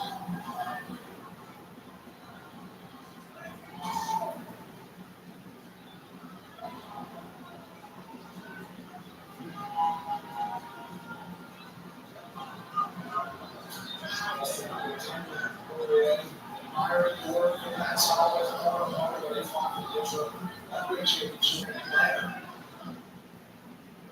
That was actually the point that broke the impressive reach from Max Holloway of 14 straight fights, and that was 14 straight fights in the featherweight. But one punish that interim title bout against the Dynamo. Just go back to the fight as they stand and trade the sun. Nice body run on the way down. Nice and straight job. See the backwards. The pace about slow a little bit in this round as well. And you got to think, like, this is kind of new for Arnold Valadez. This is a guy that has, over the course of his run, has dealt with much adversity. He's been both good and ahead. And this is like a new place to fight.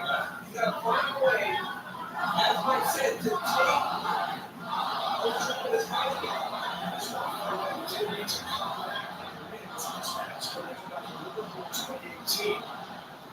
And then something before the round, they lost that title only on the scorecards. Since then, he has mostly been in control of every fight that's been at. Max is able to just have to slightly just glide out of range. Just when other things are on. You know, when you still motion, you're told not to do that too much. You can still land your counter shots. And that's what he's doing. He's back stepping, just has to slide it. Just got to work and do a lot of work. Chance of balance. Always still moving back off balance. Well, he's putting on a lot of pressure on it. It's not losing confidence. Oh, yeah, he's trying. Yeah, with everything in us. He's trying to figure out an approach, right? Because, like you just said, he had that man Jackson, he just got to slide out of range. Well, but it's certain. And then we go back to the approach. There it is. Max is going to the fly every time. Flash up 2 steps, go to the right. Be careful that he can get nicked on the left high because he's circling. That's the power side for him now. Yeah, lost this. That's really good target. To the body kick once again. It's not working. And action started to heat up a little bit as Alex started to show some more urgency.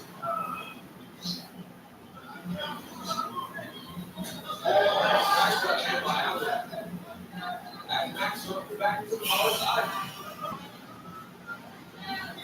Alan Porter said more pressure. Yeah. Essentially, when he goes, Alex is just getting over. Max is making initial attacks, right?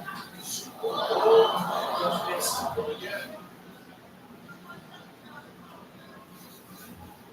Strikes in the fourth round, Holloway with the edge. It's the final 40 seconds. And then here, Valadez for the final rounds. And that's what we like.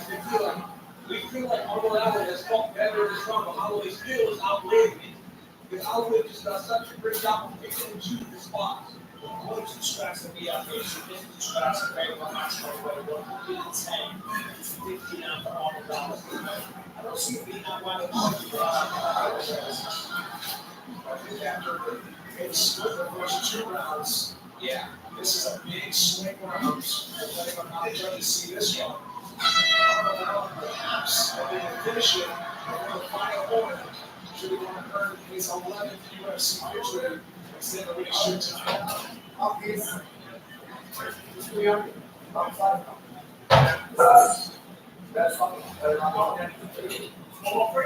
Roll 1 3. Okay. Fire that. Okay. Listen. You gotta get into the body. You gotta keep when he backs up. When he backs up, you gotta keep. That's how you get to the sentencing. The problem now is you can't close the distance. When he closes the distance, you close the distance.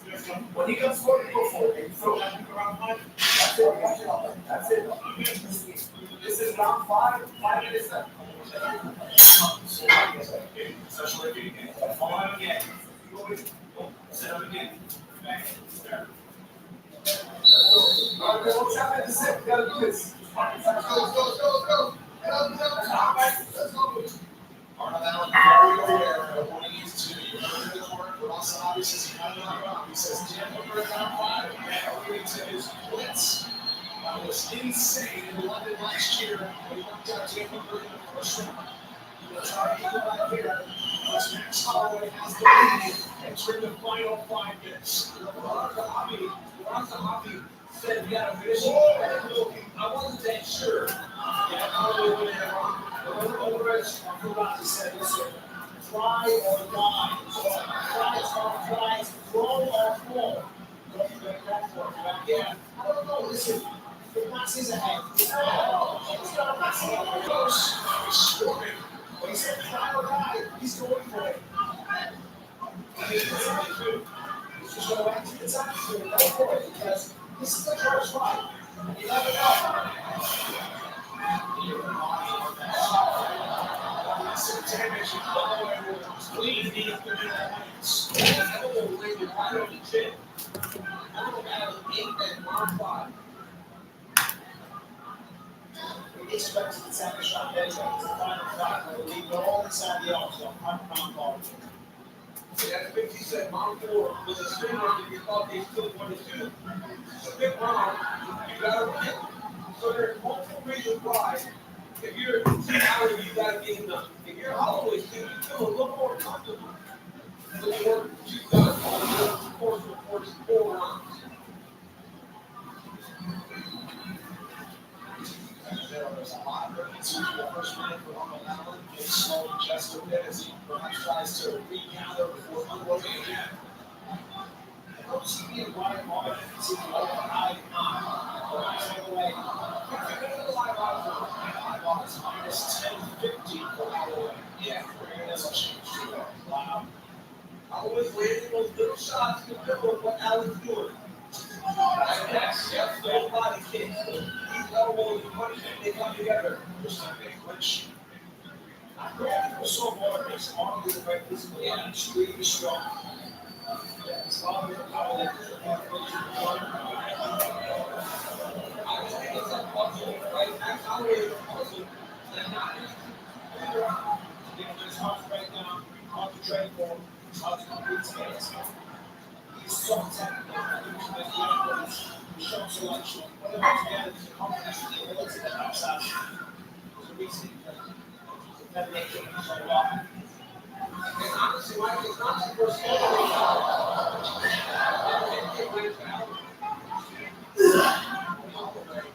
skill, offensive leader, machines on the shots, so tough to You know, he gave up so many though. Almost blinded, almost having success. It's great, but it's not even. So that can't be the game that 2 minutes left in Kansas City right here. you used to be able to smack two Fidelity baseball ball.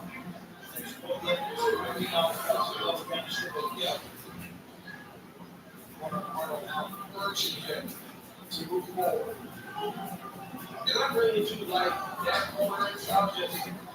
Err on the side of you being behind in a big fight like this. Being outside. Of course, it's like, oh, it's not like the All-Star. There's nothing else after this. Nobody can taste himself anymore. Overall, if you watch Holloway, he really is making you think, right? Because tonight we're watching a guy that's different. It's not the same guy as the Holloway wrestling special. He has motivation for more. He's at traps. Hey, people, here's a bit of blood on the picture. It's not, he's getting caught, he's getting played. It's not going like traffic. Almost certainly in this fight, he has better than one deficit. As Holloway returns to his feet, it's the final minutes. This is a great one. Yes, this aggressiveness has really served Arnold Allen well. We're starting to rise here. As we climb into the main event, our piece is out. First off, going to stop a bit. Get back in there with Max Holloway as we resume action from the clip. 30 seconds to go.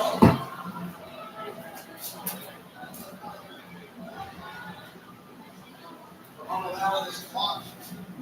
Kennedy has closed the gap. What he's done in the first 1.5 minutes of round 5, the biggest question, will it be enough to win this round? His undefeated record with UFC intact. Final seconds. Allen with another couple of big shots at the round on the punch.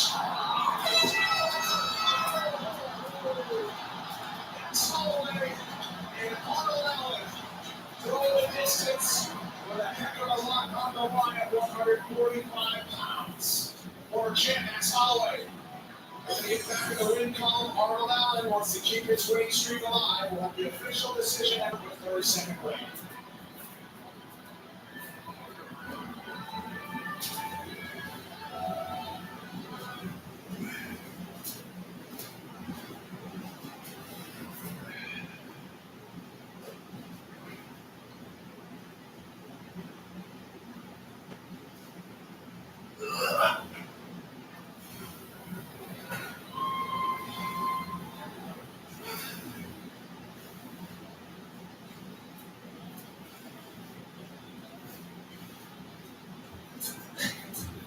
Upper side story over the course of 25 minutes. Holloway holding the edge and strikes narrowly and significant strikes for that body kick right there. Triple pump and leg kicks.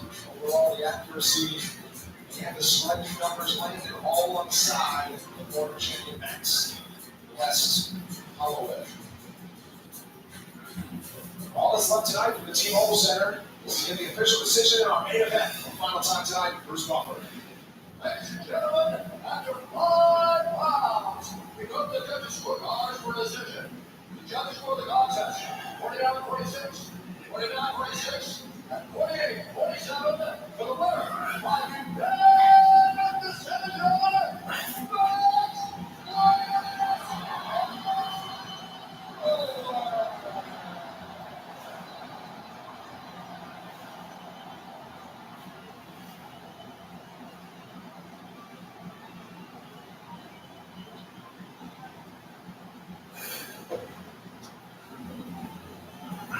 Max Holloway, ladies and gentlemen.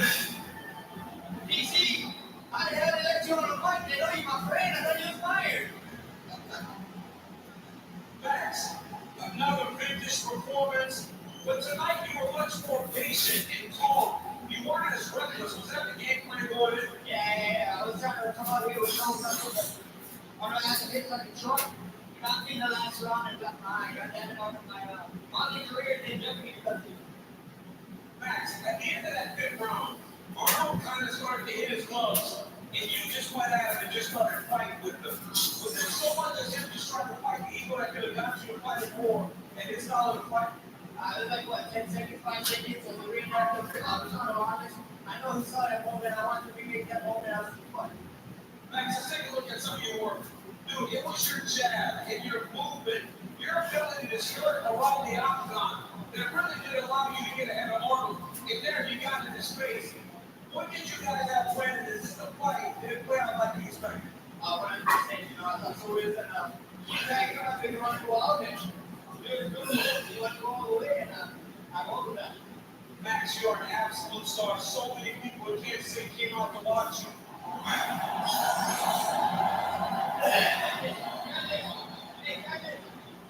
love you guys. I love everybody. But please, guys, this man, this pretty piece of man like you, Mr. Mike, please do not score the man. Let's cheer for all, man. Be the Lord, take food and man, and be it. Max, you are an absolute legend in the octagon and a better man outside of it. Hey, DC, check your body. You'll be barbecue. Ladies and gentlemen, give it up for Max Holloway.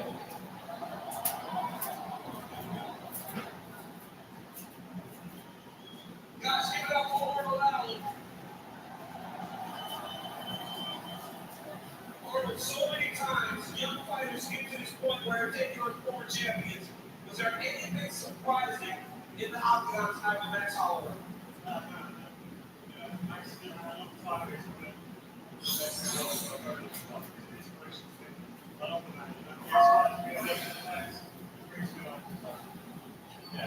You had a 10-fight history coming into this thing, and we know that your journey is just beginning.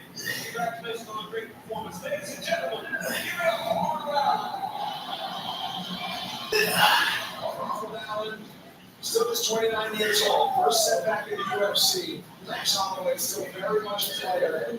And a heck of a lot to deal with in featherweight for anybody. Yeah, listen, no shedding enough for all those who learn, he will grow. He'll be right back. Max Holloway. And I tell you what, the big streak coming into this league, and we know that your journey is just beginning. Congratulations on a great performance, ladies and gentlemen. Give it up for Arnold Allen, still just 29 years old. First setback in the UFC. Max Holloway still very much a player. And a heck of a lot to deal with in featherweight for anybody.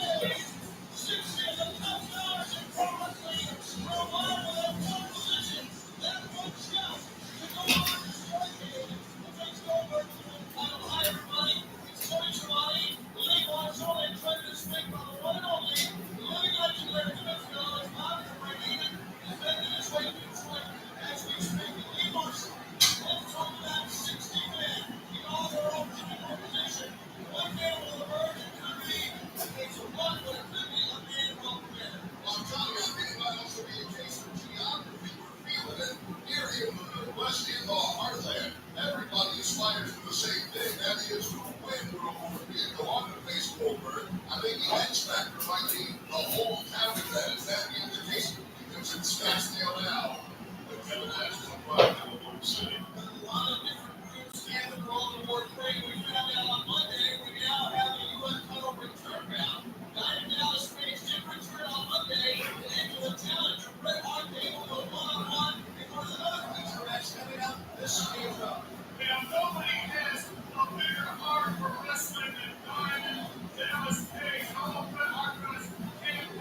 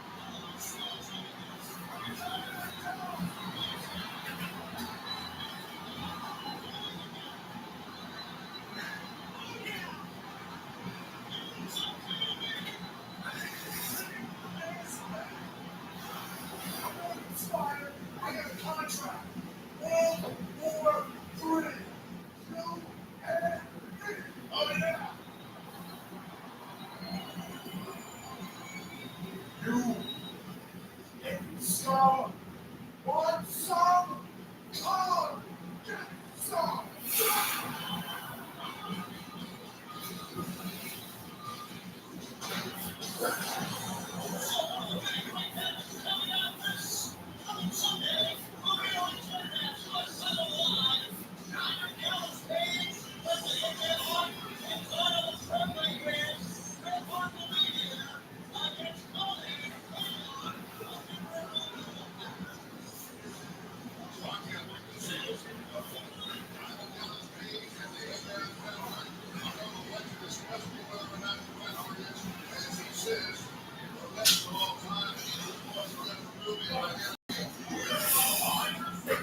that's a very good point. When it comes to pure heart and tenacity and the ability to bring yourself up from as far as the muscle food scraps, that's not the Dallas Page.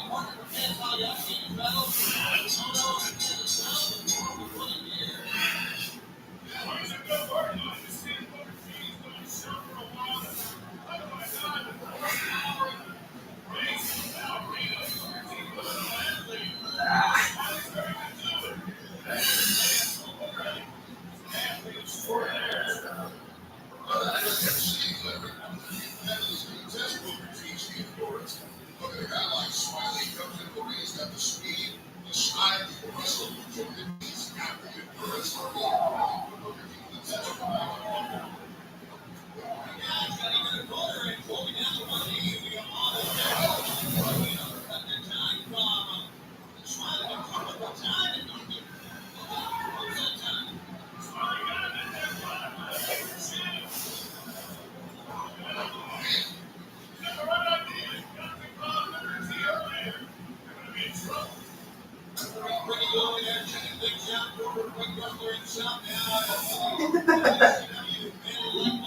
Welcome to another call back again.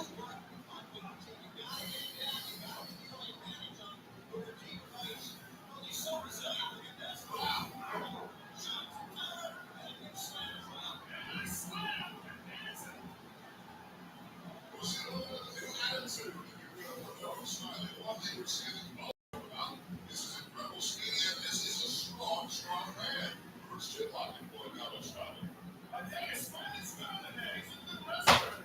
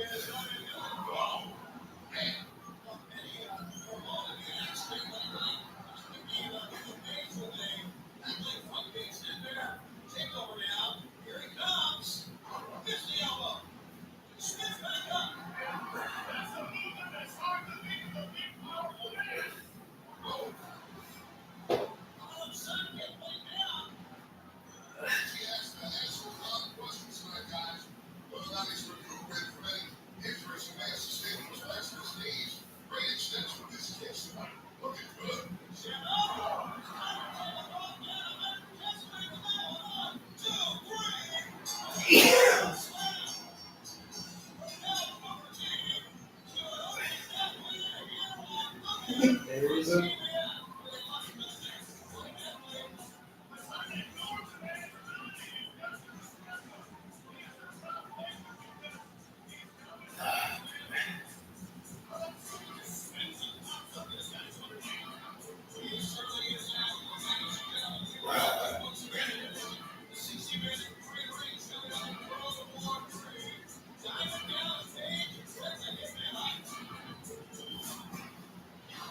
Bottom line is hard. It doesn't matter how many times he goes down. It's how many times Page gets back up. And I'm back. And I'm Jack.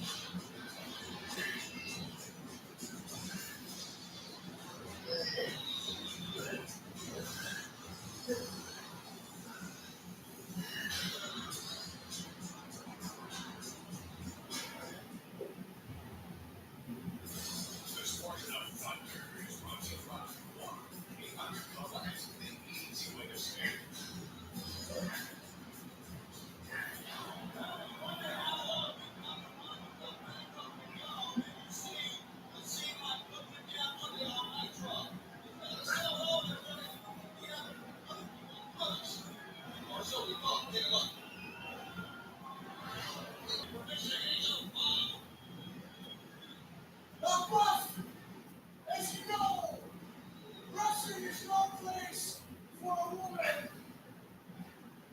A lot of business. Business for everybody. Now, boss, when you give me a favor and knock your mother out, I'm going to return that favor, and you can knock my mother out. Oh, let's get out of here. Hey, you okay, what? You okay?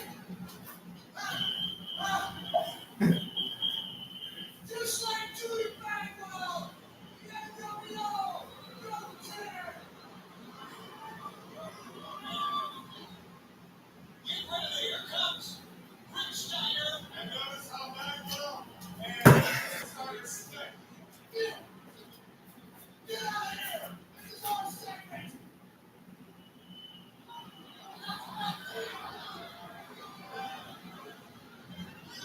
Yeah, that's done.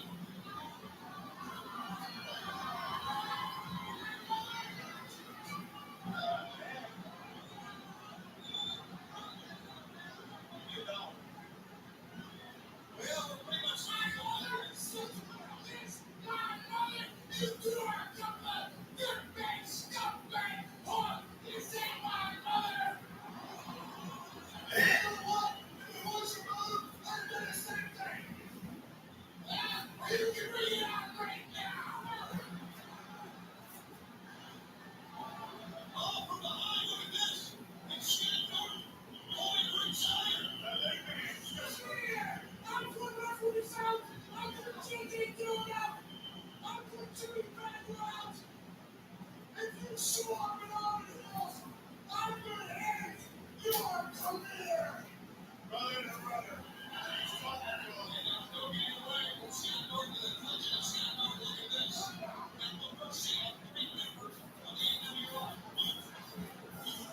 Well, Baker's all that was and Jimmy Bagwell.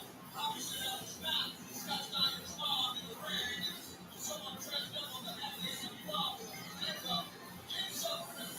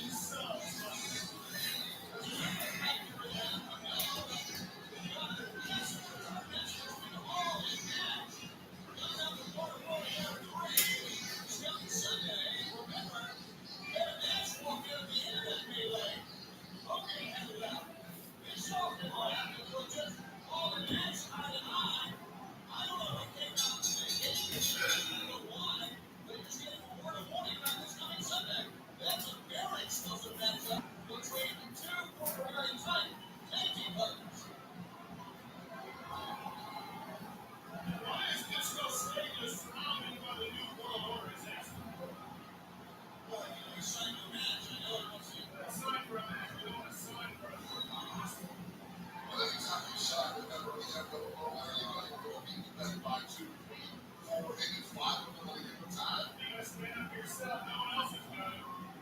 It's Scott Hall. Oh, nice. He's a good. He's great. He's a great athlete. But he's not no good.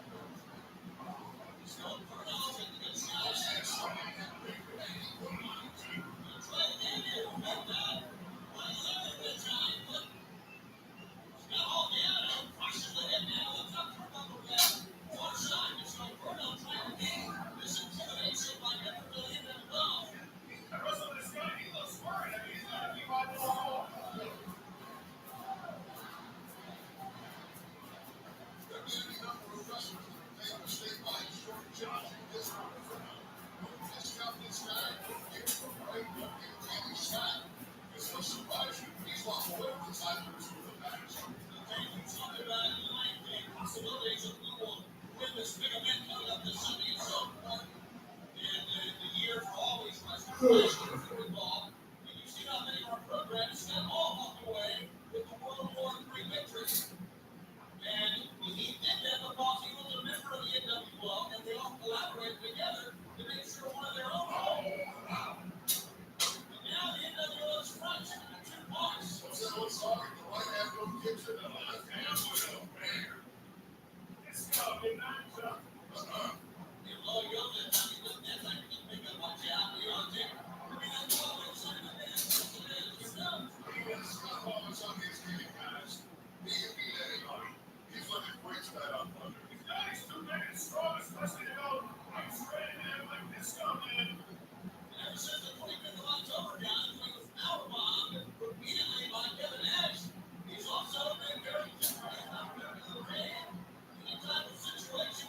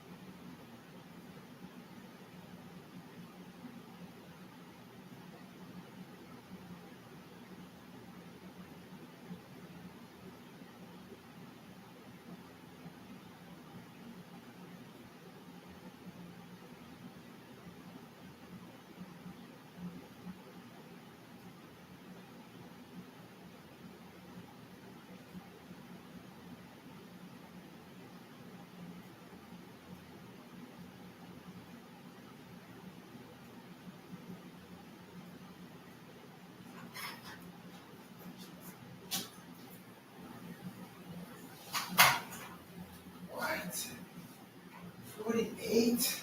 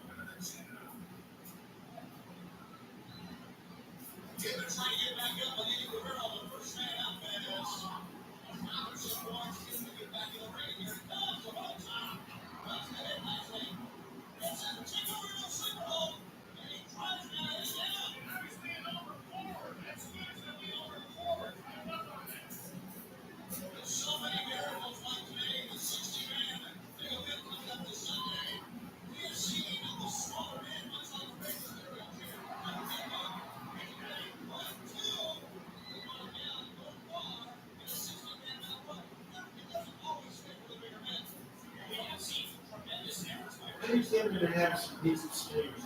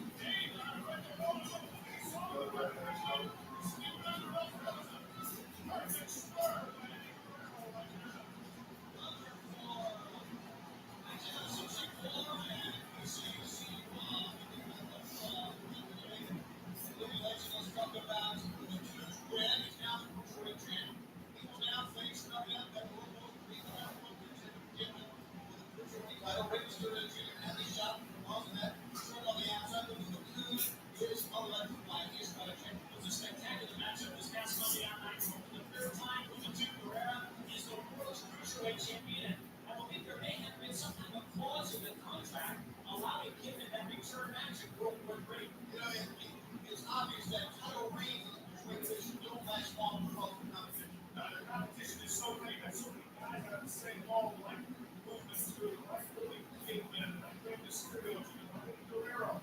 It's hard to hold on to the ball. Chaos Spectacular and his Mike Singles Roy match on Monday night. Where was it forever? Upset Kidman and their game with Cruiserweight champion once again. If you guys know UCW coming on 12.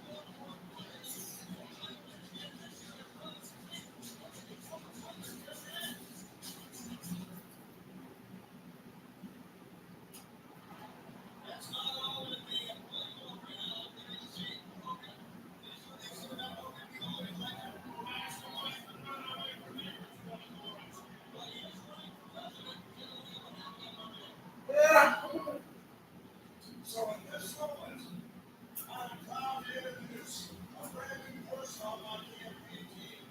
A person who's going to handle the phone calls, the letters, and the faxes.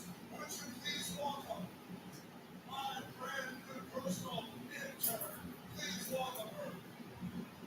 I'd like to be the first one to congratulate you. And everybody knows that a president loves a good signal.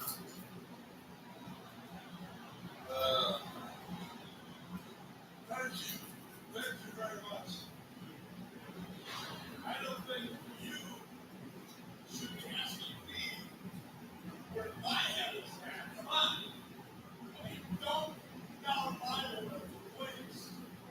After everything we've been through, and everything that I've done, especially now is not the time and place to engage this conversation.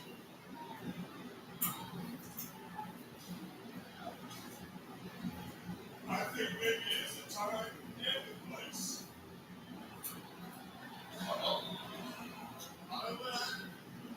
Look, family business, we'll take care of this a little later. A lot later. Backstage, my friend. You go back. We'll take care of business later on. Oh!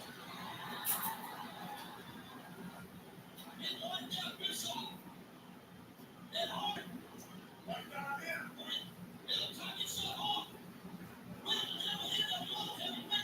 What's happening here? Dissension within the ranks of NWO Hollywood.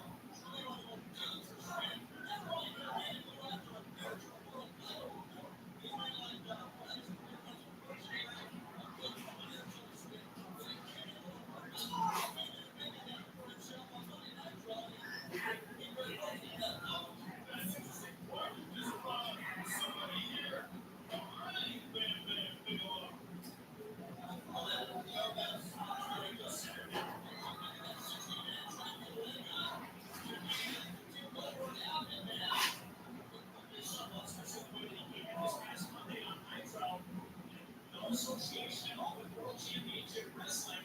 The way that he just tore through the locker room and came out to the ring, destroyed the wrestlers who were in the ring, and then attacked Goldberg. Goldberg was trying to make his ring entrance right at the pyro. All that being being followed by Eric Bischoff, and it led to Eric Bischoff unfavorably, and I'm saying that's because there's a lot of people in the roster originally trying to almost keep Goldberg away from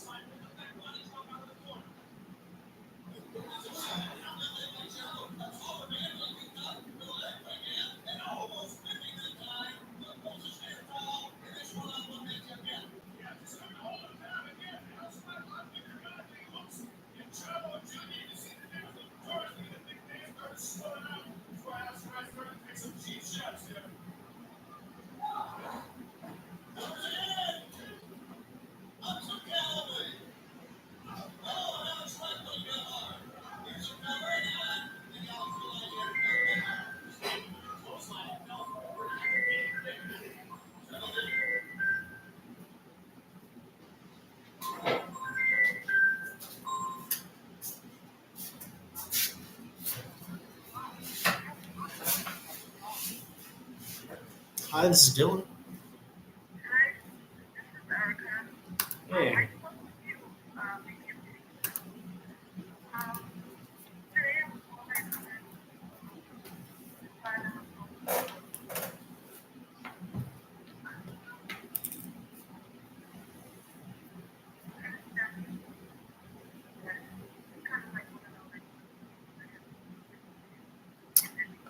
What was the first part you said? You said you're talking to this guy, and then something. The call kind of got staticky, so I missed what you said. I'm sorry.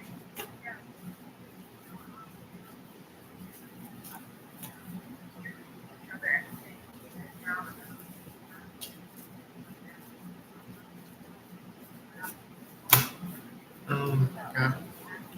Okay. I'm sorry.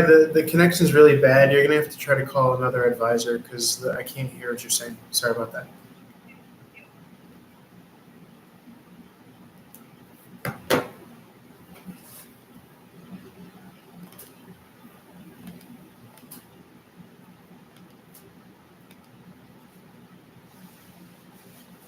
Let me see your bounce back.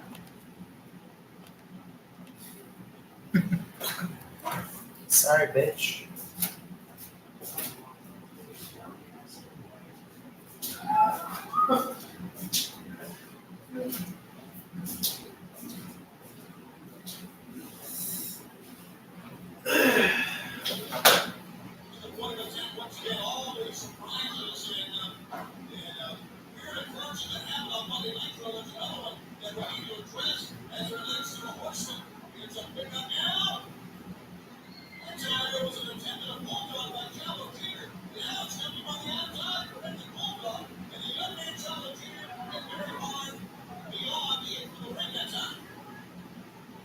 He's going back in after it again. Alex trying to choose his size here. Chavo Jr. just taking him down. He's not taking him down. Now it's the base much bigger. Well, Chavo got Piper in the base that time and executed his game. Switch up on a great extra move. And now battles away from him. A good stick breaker that time. Trying to suplex him over Alex Wright. Take long here. How about this? Rich over. Getting behind.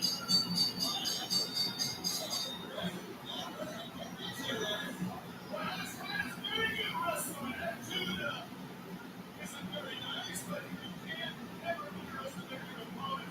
So I'm trying to use his weight and size to his advantage. Hold on. Now he's got the super. So he's been rushing the horse, which is not going to be anything accomplished from getting down the shallow. Junior, very, very angry. Jim, I told you. Oh, he broke Becky. He broke him. Look at this. He's broken, man. On Jimmy Astros.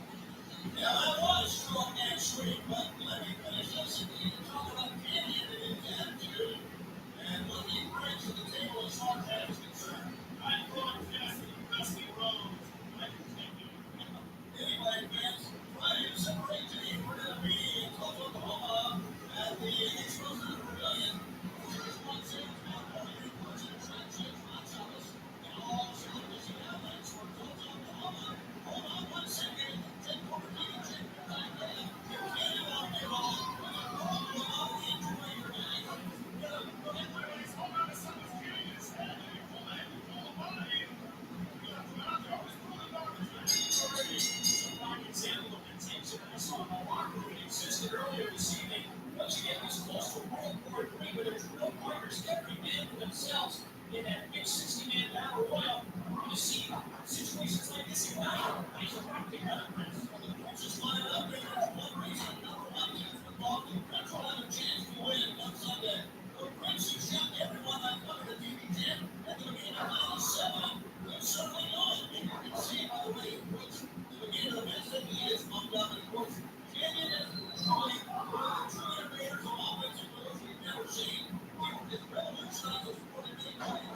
With moves like that, when it moves like that, and the other playing in a single competition or 10, but how far are they going to take him with over the top rope breaker battle one?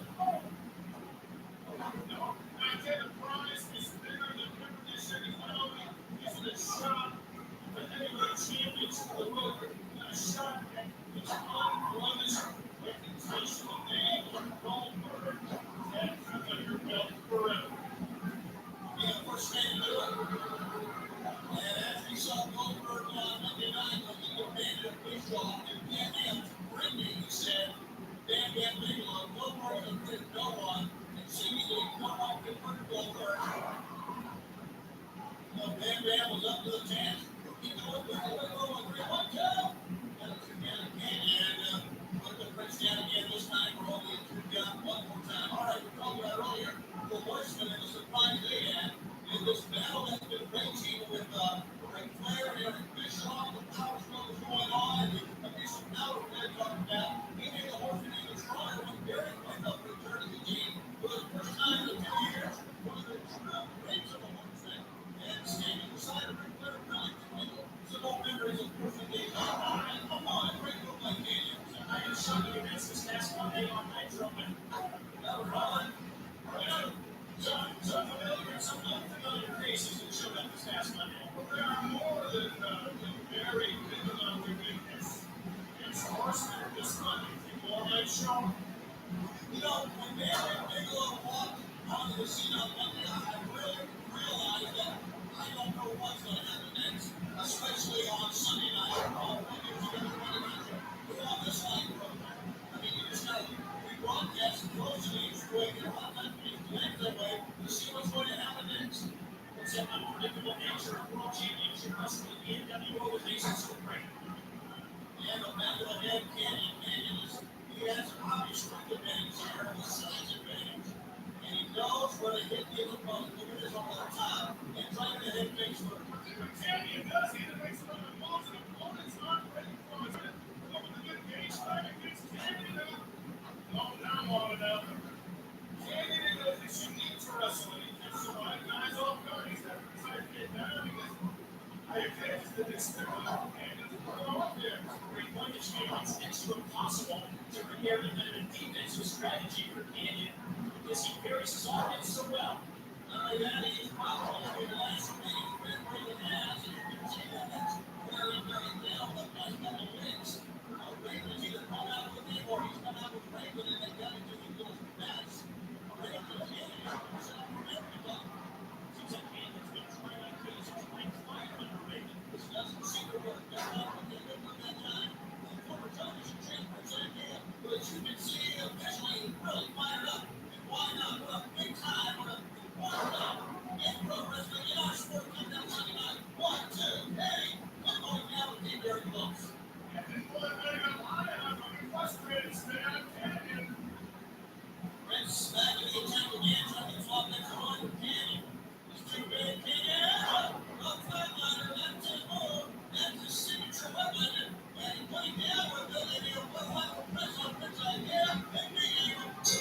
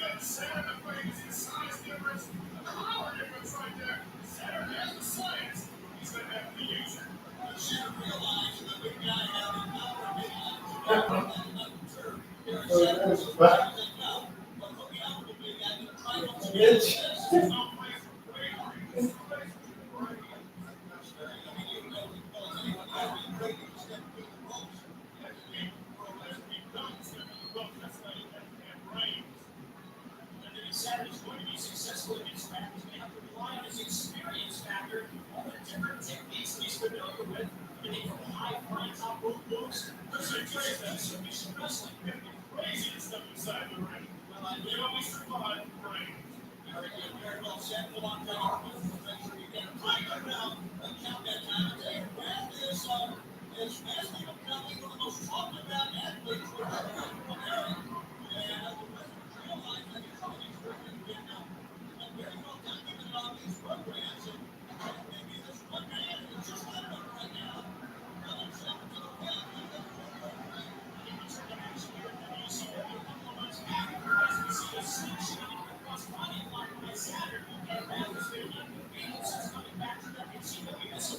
His toughest test today.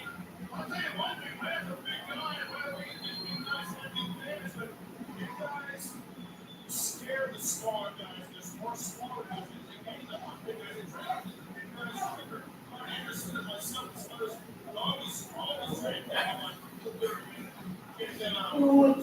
Seriously, Also, another factor training a 60-man 50-man run, as you know, most matches on the average will last anywhere from 20 to 40 minutes. Some things I imagine was as far as 60 minutes, but a little more than 60 minutes all the time for both. 89 minutes. Now, and therefore the endurance factor really kicks in. And I think there was also a lot of times I can only like the shot in these events, like a guy like a Saturn or a Ric Flair, I know thanks to Eric Bischoff, you won't be able to beat the ends. A lot of times again, I will be able to pull. Endurance is key. And all the muscles in the world and no oxygen and the strength and the power of work endurance is the secret to training. Scale is a huge factor, and that's a possibility when the cruiserweights go to that kind of magic. And you can still have an advantage against the larger wrestlers. Look at this, if you look at the middle line, you talk about when getting that off the back of Dallas stage. Rick Steiner reached snaps down.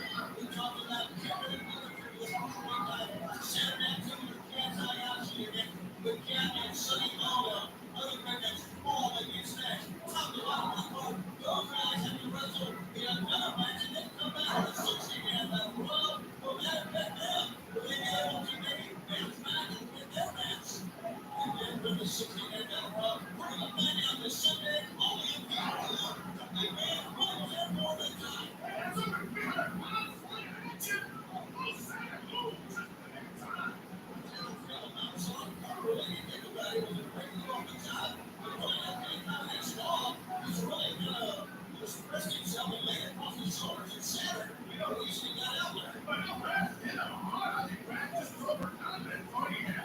Saturdays, a very tough customer.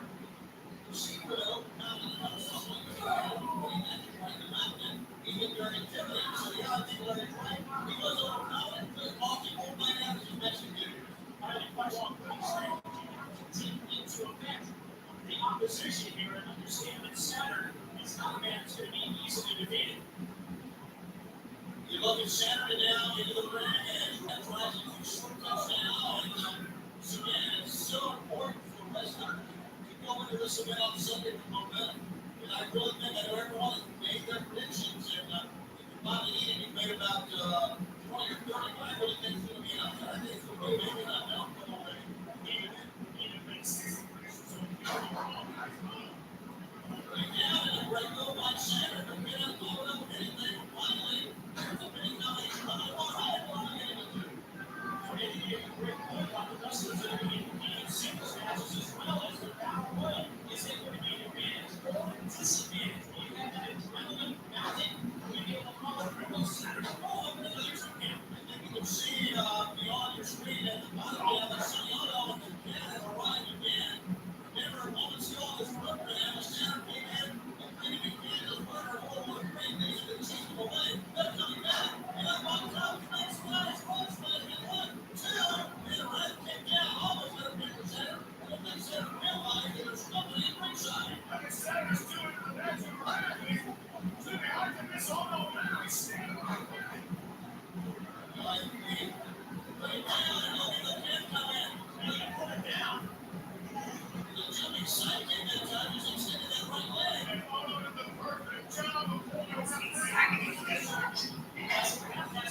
Basically, one could finish making cover in these days as well. Well, center trying to get that number, then Kent wants Portland to draw with the side of the head. That's right there.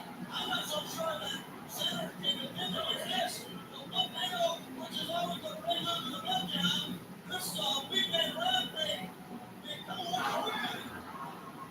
1, 2, 3. Attack. No one has walked away from the meltdown and the body count mounts. Yeah, that's that time of the camp. And I'm not so sure even that Ralph realized that Curtis Miller, the captain, got involved in it. There's Hayashi. He's worried about his new partner now. He should be. He's trying to stick things out of him that time. That may have some implications all the way to Sunday. Man, look at him. That Bigelow's appearance at home when we come back.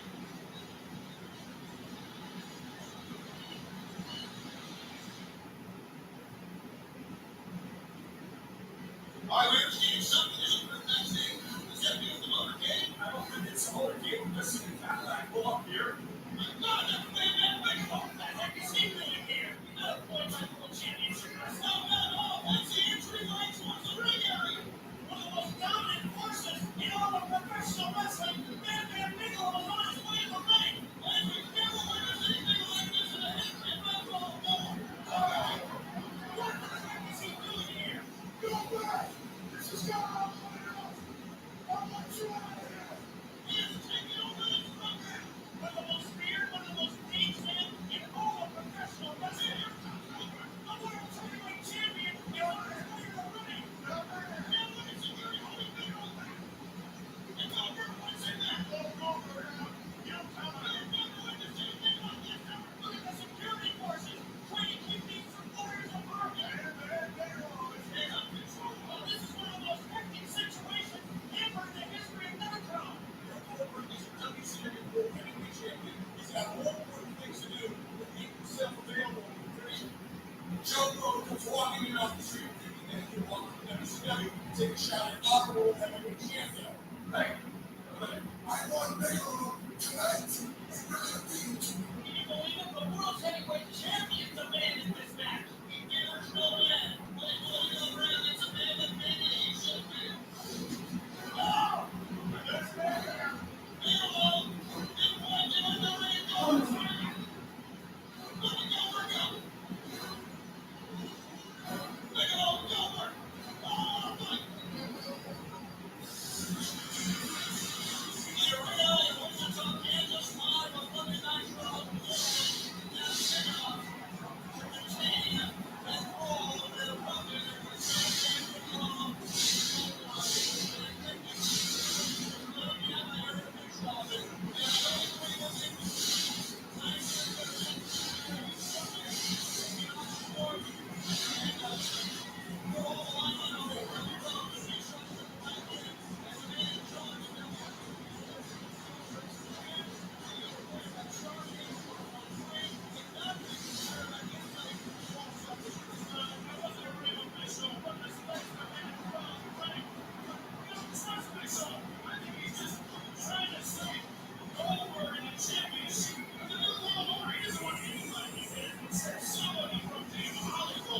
Something tells me that we have not heard the last of Man Bigelow.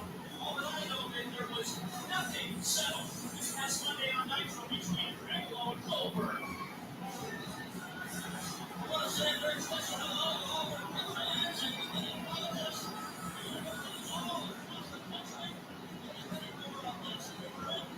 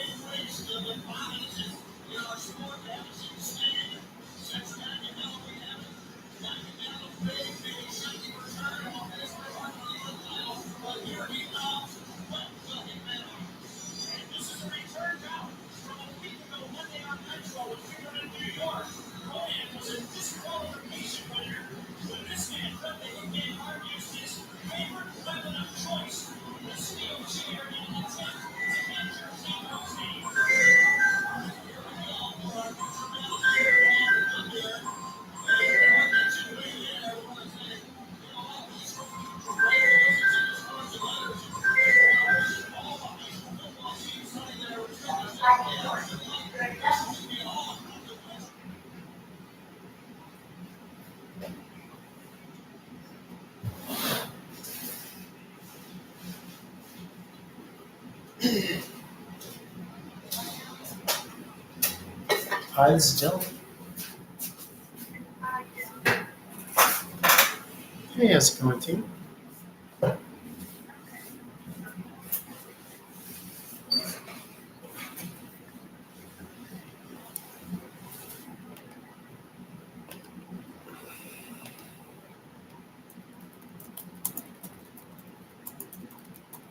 Okay, let me take a look for you. 1 second.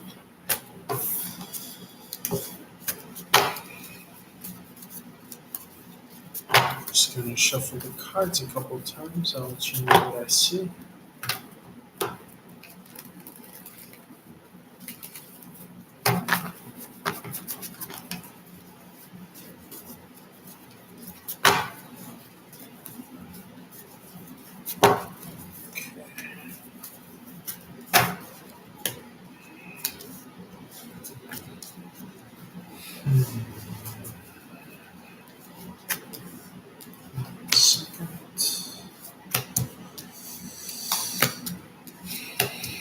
So I definitely get more of an energy of moving on to something new.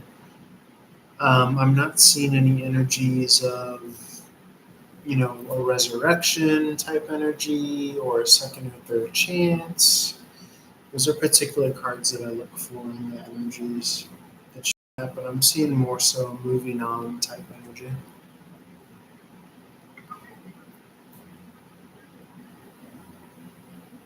Let's see.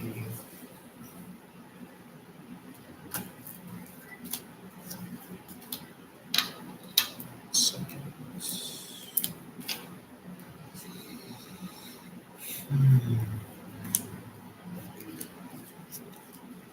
So I do see someone that could be involved in the legal system, um, something in regards to that. um, could also have Libra energy in their chart. Let's see.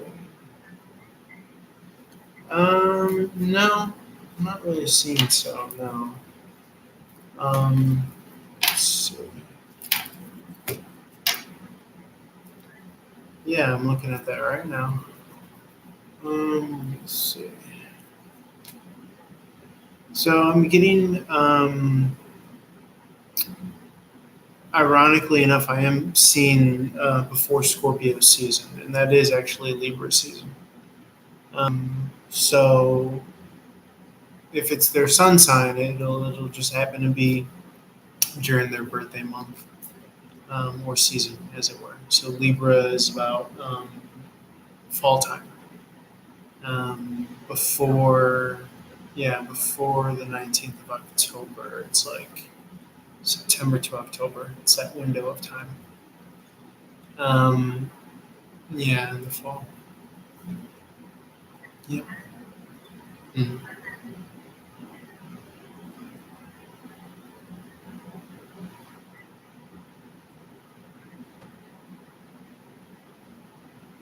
No, I do not. I do not. Interestingly enough. Um, yeah. Well, I see maybe the devil card here tells me that maybe you're not over it, or maybe in the process or the workings of getting over it. The more that time goes on, you yes.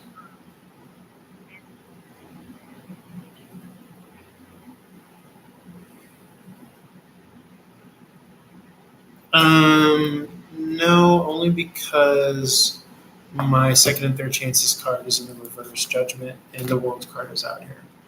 And so this is about moving on. Again, that resurrection energy not being there, and him not willing to change. His energy is coming across as, yes, King of Wands in the upright. It is Cancer Leo, doesn't have to be. Full card in the reverse is not taking a risk, not taking chances, not having that calculated change, taking those positive action steps to show you otherwise.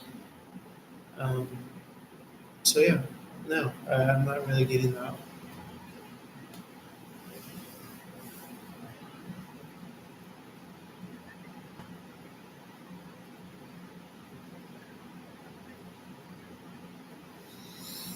minutes.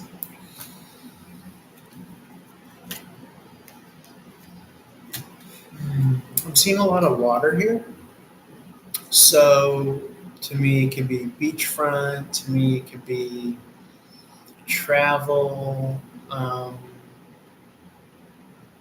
I'm thinking travel as well. So if you're, one for travel or vacation, you can see that as well. And I'm seeing a lot of water here. Um, so, yeah. Let's see.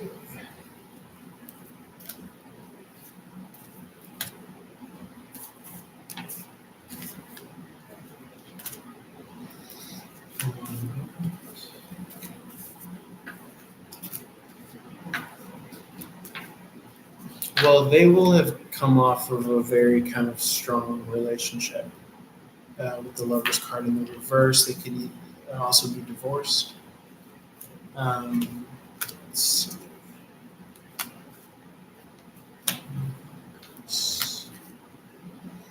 Names aren't really, the percentage rate is not worth going there. But yeah. So, anything else? Me too.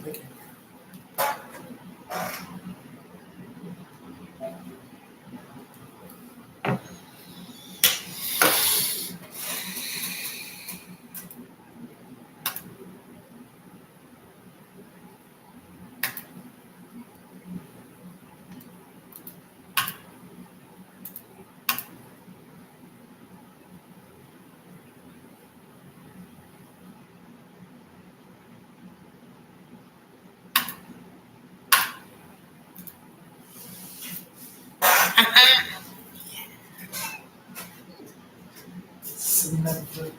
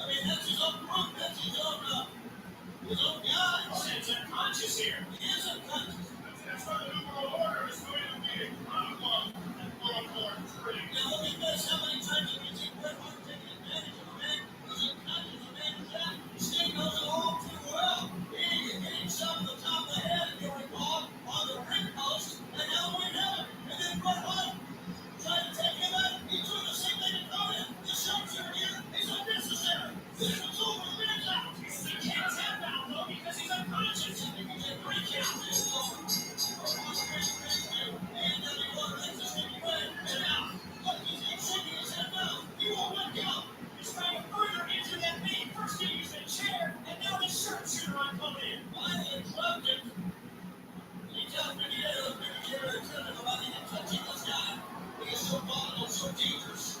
He's got some time bomb. Thank goodness though, he dropped them. What's he doing now? Hey, come on now, this one's over. This is sending in the standing He's going on the outside. There's a tight piece of that chair. He's going to bring the leg on hard here. He's going to try to take a man out before World War III. That's a hopeless man. He can't fight back. Man's still out. Look at this. He's trying to break an ankle.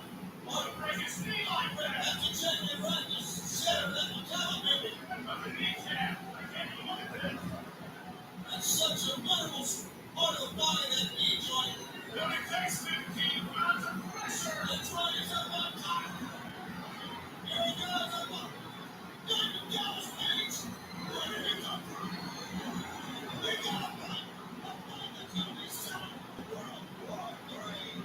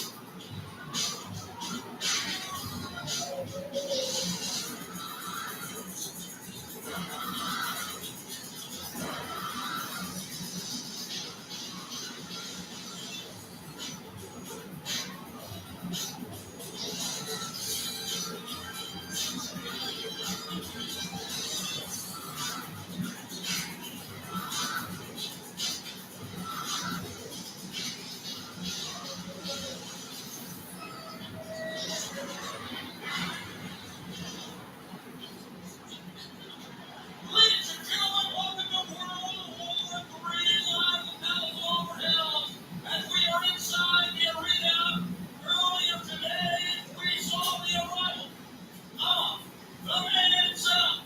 Yes, ladies and gentlemen, the heavyweight champion of the world is here. That is Goldberg. And tonight, Goldberg looks on as one man. Among 60 will prevail. One man will face the man for world title started. And the running question is, who will it be? So many variables and so many rings. As a matter of fact, there are 3 rings in the center of the Council of Dale. And you welcome you to our 4th World War III. This 1990 purchasing first time.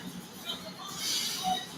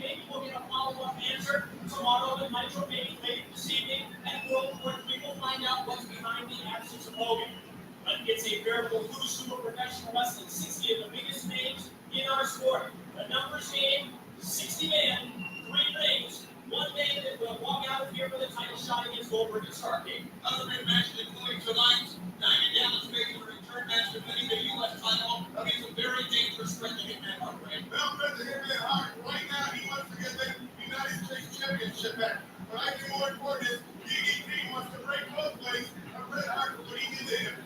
He's in the building tonight. This is going to be a great pay-per-view. As always, the broadcast team or one other man listening himself. Let's take it away, Gino Valadez. All right, Cody, thank you very much. Always great for us to return to the Motor City in this fantastic facility here in suburban Detroit, the Palace of Auburn Hills. And tonight, many people are picking the big man to win that 60-man three-ring battle royal. Guys, between you and I personally, I don't think so. I think the little guy can do it with some high-end maneuvers and some more tonight. And just eclipse anything that's done by the big men, the likes of the Giant, the Kevin Nashes, and so forth. Also tonight, Bobby the Brain Heenan will be on the hotline with his recorded message as he speculates on what's going to happen tonight in the big 60-man three-ring battle royal. Pick up the phone, give him a call at 1-900-909-9900. That's 1-900-909-9900. By the way, results an option 2. Not only after 11 o'clock Eastern Time tonight, only on the WCW hotline. Hot time, hot now, Tony Schiavone. Back to you, my friend.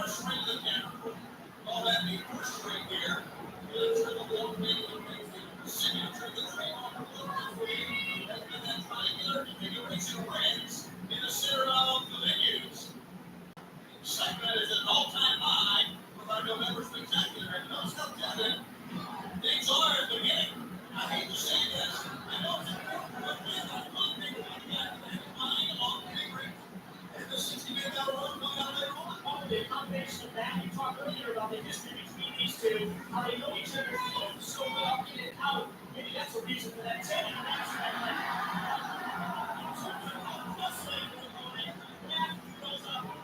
that's he just takes pressure and physically pushes it right through the ring while talking down the floor.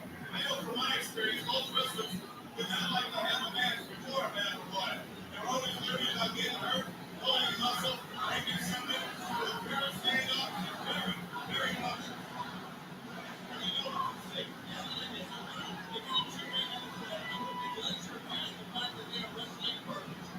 And as life progresses, you get closer and closer to the free-ring 60 man to get 14. So then you need advantage or disadvantage to be on first. You think so? First of all, if you break an elbow right now, it's not going to be better in an hour.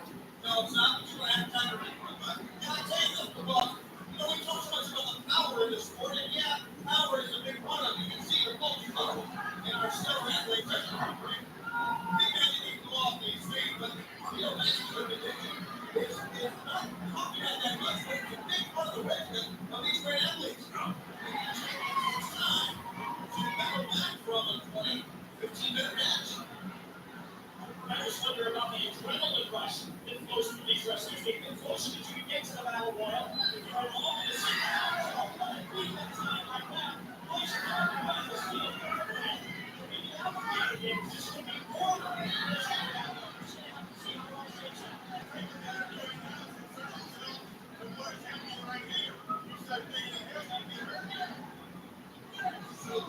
Jason back in that time by Lyncher, rather smart, but some of the Lynchers are now stuck in the head. But Brandon, you can see what he does that Lyncher. The right left combination.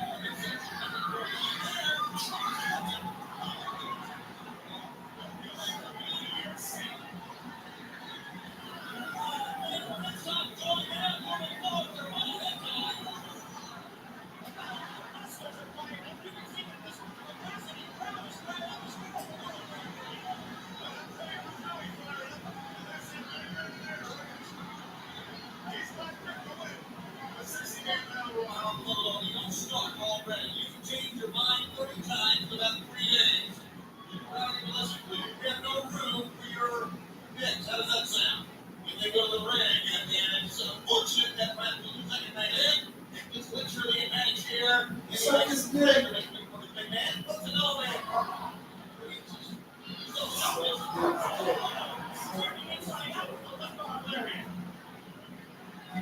This match is not only a professional wrestling people, but also mainstream media and entertainment. We understand that in the month of January, he's going to be on the road on that television show. He's also a show, also movies. The world is catching on to rap.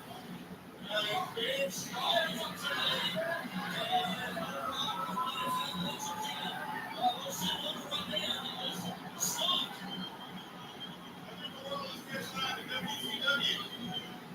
The hottest wrestler in the world. I don't think there's any question about that. The hottest wrestler in the world. Well, then,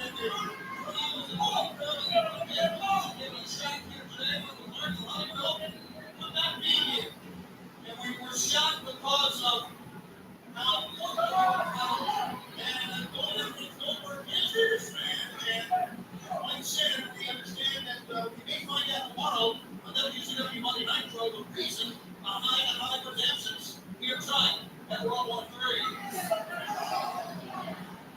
The ref is a very hard-handed equal to tell you what, let's go on his legs there. How long his arms are. Very hard to get an arm bar or a pepper suck on this guy. It'd be hard to get with a Boston Crab.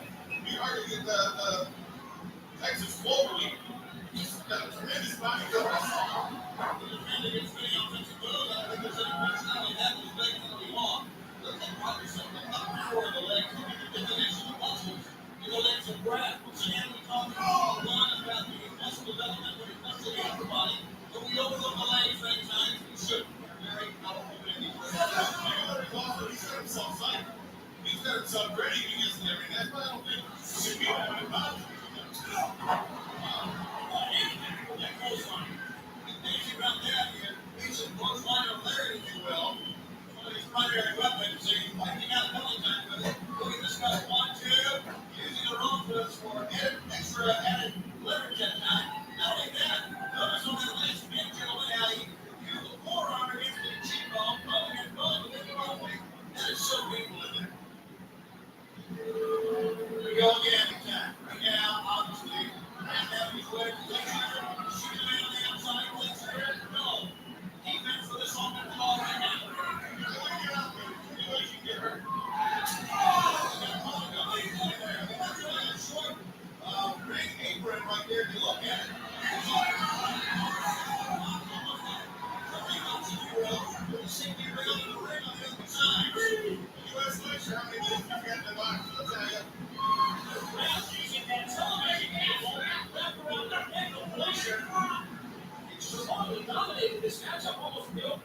He's trying to make a statement here. There's no question. And referee Green Moon, former great line wrestler himself, trying to physically get the camera people to look and put down and now. He's a punishing round. He's got Bleacher's spot. Yeah, the leveling landed. As Green Moon tries to unhook the people that is soaking. Pretty boy, unbelievable. No, thank you, Green. Hey, boy, everyone, single front line out of the corner. Not there anymore. You know, we talk about the conditioning of Brad, the size of the man. But you got to remember one thing, he's mean. He's one mean man. I'm just saying, you know, I know there are fan base out there, but I really think he's the fan favorites. To be successful in pro wrestling, you got to have a certain mean streak. You got to have an abundance of knowledge. And I think Brad has all that, like you said, Brad. And Jim, here he goes. Stanley Glazer on the opening. Connected with the hook kick. Oh, Brian kicked the lever to the back that time. I don't think he found the spot. I think it is good. Yeah, he kind of glanced off and hit really the shoulder instead of the side of the head of a rat, maybe the back of the neck. The big man trying to regain his composure here. Got that thumb. It's like Glazer 6'5". That's Michael. That he calls it the ice pick. And then you see him come up in the air. He's going to go with some mission of the big man block. Oh, I like what that's going to be. Really wants it to be. And the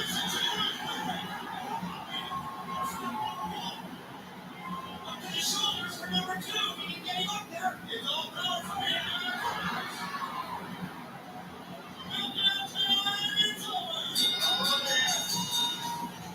The words of wrath, the body count continues. And I really think we got that Realize what the deal right there. It was a bit that Glazer ready to come up in the air high. And then he able to rise really do regain some consciousness and strategy and get things going on later on tonight. Kind of now looks like it's the most dangerous man ever in wrestling now.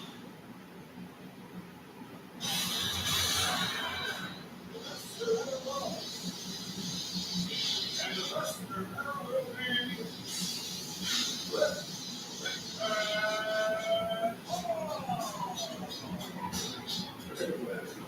I got something that I'm afraid of. I'm not afraid of anyone. I hear you. Look at you. Fight with big shots. I hate you. I almost couldn't come. I almost said you was come on because I you know what the next move? The next move is not like a big, huge muscle around you. He thinks he's got muscles. He thinks that makes him a great wrestler. It doesn't. What makes him a great wrestler is technique. Next move, he's your right. He's not good. He would box around his head. Because I couldn't make his career. I should have put I don't put the show on the person. Because it doesn't pay off. And I think Chris Benoit is the guy who actually I would play way up in Canada. He wouldn't be where he used to be. It wasn't for me the rest of my life. You think he showed the same respect to me when people were scared of me? No, Chris Benoit looked out for himself. He's a guy that's creating marriage. He did not. No, I was like, never did. So what I did, I took Chris Benoit, used it as another example. I set another example of just a little slight example. I didn't know. He said, Chris, let's take a little more. Okay, next time, hold your head. Next time, let's go to these lights and show up. Chris Benoit, don't boss me, don't ever boss me again. Like, take down stage. Look at that, that stage is amazing. Unprepared. I put my time on. I put up my against this con. Strictly because it's going to cause for something new people's champion. I'll get the one guy like that stage. I will prepare him to tattoos. He's got earrings and stuff. It's a sign of a weak talk. I think pride is that I'm trying to get this career.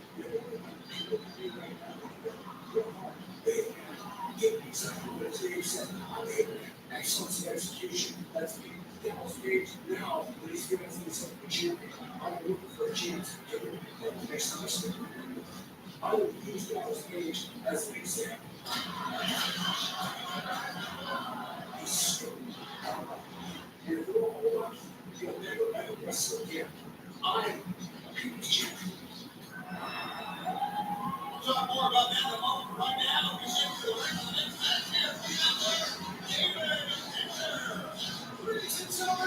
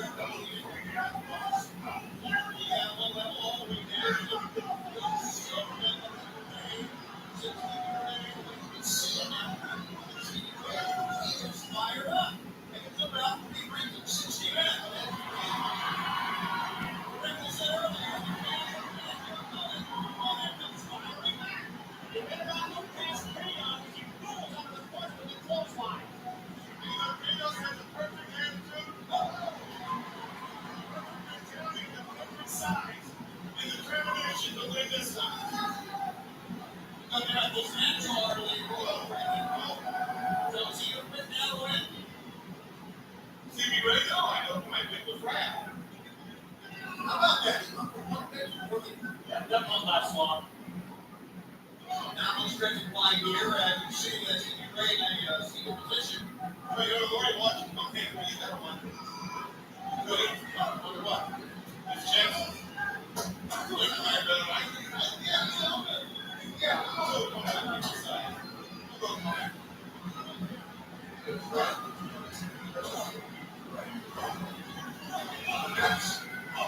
Well, the next thing you do, chance to catch you right now. Just below, very almost take that time. He had a lot more reserve. That's a little usually reserve. You want that thing to slow it down. A little usually reserved for later in the match. Down below and try to get a back line drop. You try it within about 3 minutes of the opening of the match. Just telegraphed the back body drop. That allowed Stevie Ray to turn the tide right. Conan got his hands on the ball. Still took it down to the mat. Takes it down to another clothesline. Another cover. We got 2 minutes all. As Conan gets away. Resiliency. Still be one of the key factors tonight. Not only this match, but the upcoming Omega match. And who will be the man to go in? Distracting the face. Goldberg.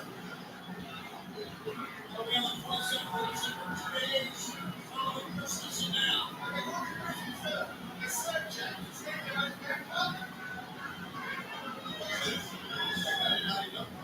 Look at that. I mean, it's almost as if he's trying to phone. No, I don't think it's a phone, but it's almost as if he's just blatantly showing that around the man to us, the referee.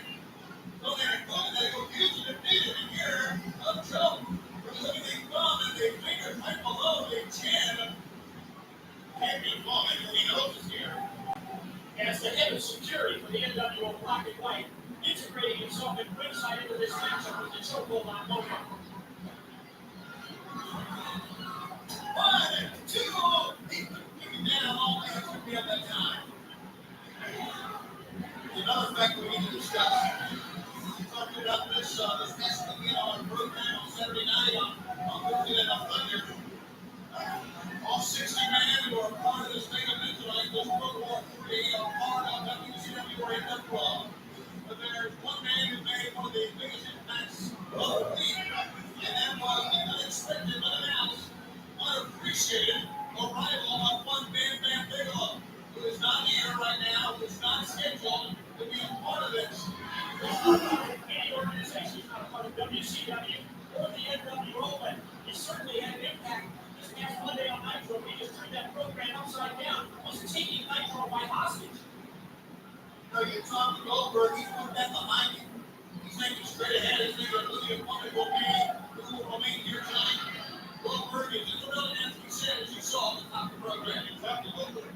I asked that. How's his move? What's he think? What do you think? His move is I want that Goldberg does not care. Goldberg's good. All he's saying here, that's not. And the key to Goldberg's success, playing to his own strengths rather than worrying about the opposition. Absolutely. Well, that's what's going to win tonight. Someone don't pick ahead. Worry about tonight. You have to react, actually. I don't think you really can prepare for 3 reasons. You can't do it. 1, 2, and we got all these. You can't think for 59 other people what to do. That's not what they're going to do. And I can tell you 59 other people don't know what they're going to do either. There's no way you can predict. I mean, there's going to be 3 separate rings. You don't know if they're going to all bring it up. Who your opponent's going to be and what's going to happen. Because they're totally off the cuff type atmosphere. And it will transform this place into a wild match here tonight. There's no other than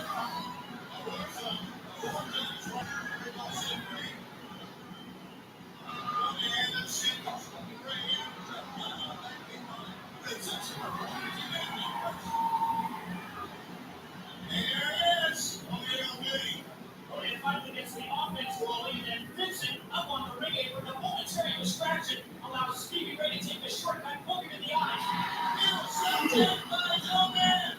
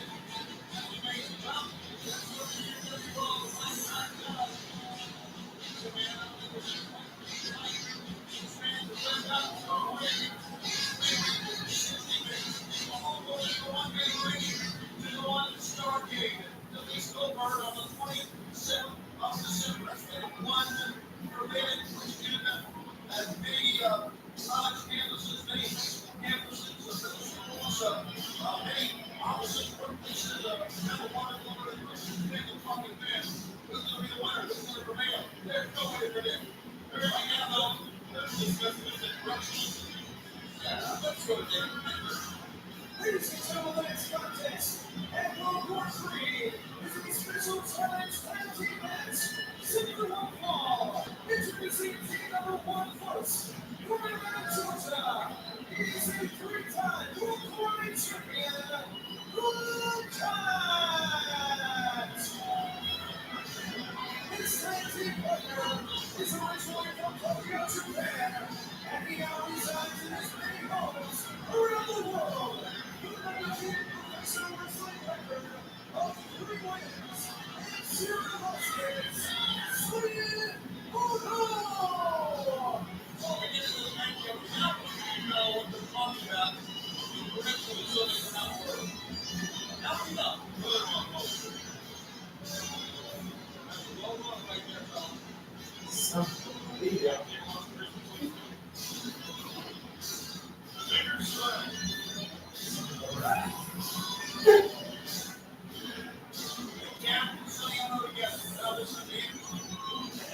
Sonny Ono to claim that he's unbeaten in 3-0, all because of the decision of that man, the cat. He is 3-0. Well, he hasn't accomplished it on his own. He's 3-0.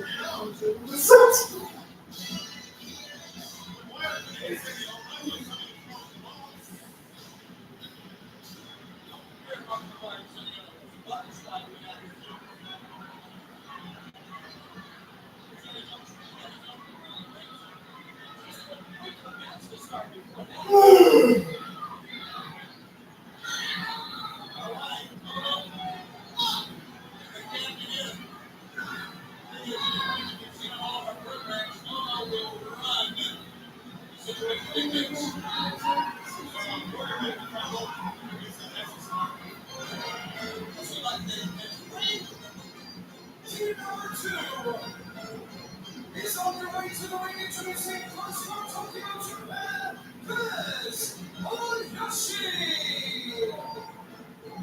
His tag team partner is from Boston, Massachusetts, Silver.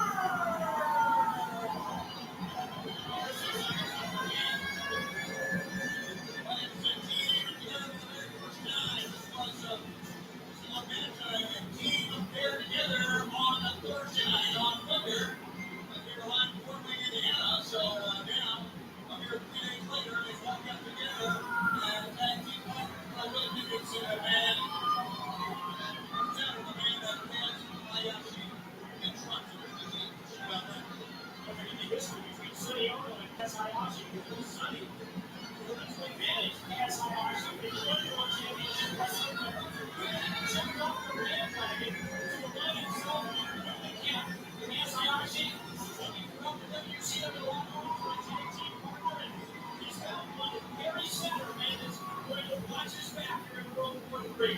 Turn his back on his own countrymen. Not like Eddie Guerrero who's trying to unite his countrymen and himself. The cat says he's the greatest. It's going to be interesting to see what the cat accomplishes here. Well, I can tell you right now, he's going to have to fight. And going to have to protect Sonny Ono as well. Sonny Ono will use brain repeatedly to take up for him. And we don't fight no reason behind that. Funny.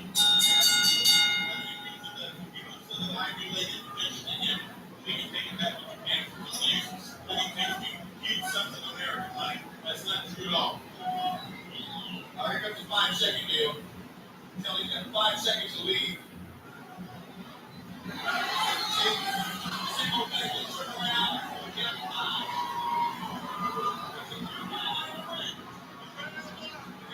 Count to 10, he's still going to be there. That's 7. Here he is, tag team that gets started. Look at this. Look at this. Ready for the life. He wants to use them. This is our grand final world champion. And 180 Barry Saturn quickly bailed out the roll to the floor. Don't worry about the man in the ring rather than the fans at ringside. Again, as you know, and Sonny Ono struck up a deal, and now the tag came back to Ken Hayashi, who wants only one thing, and that is Sonny Ono.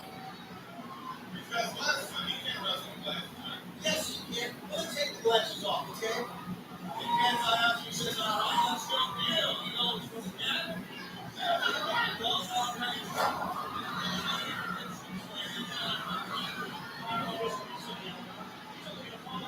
in the ring when the opposition is laid out. Put them flat on punches. Then you'll get in the ring and make the 3 count.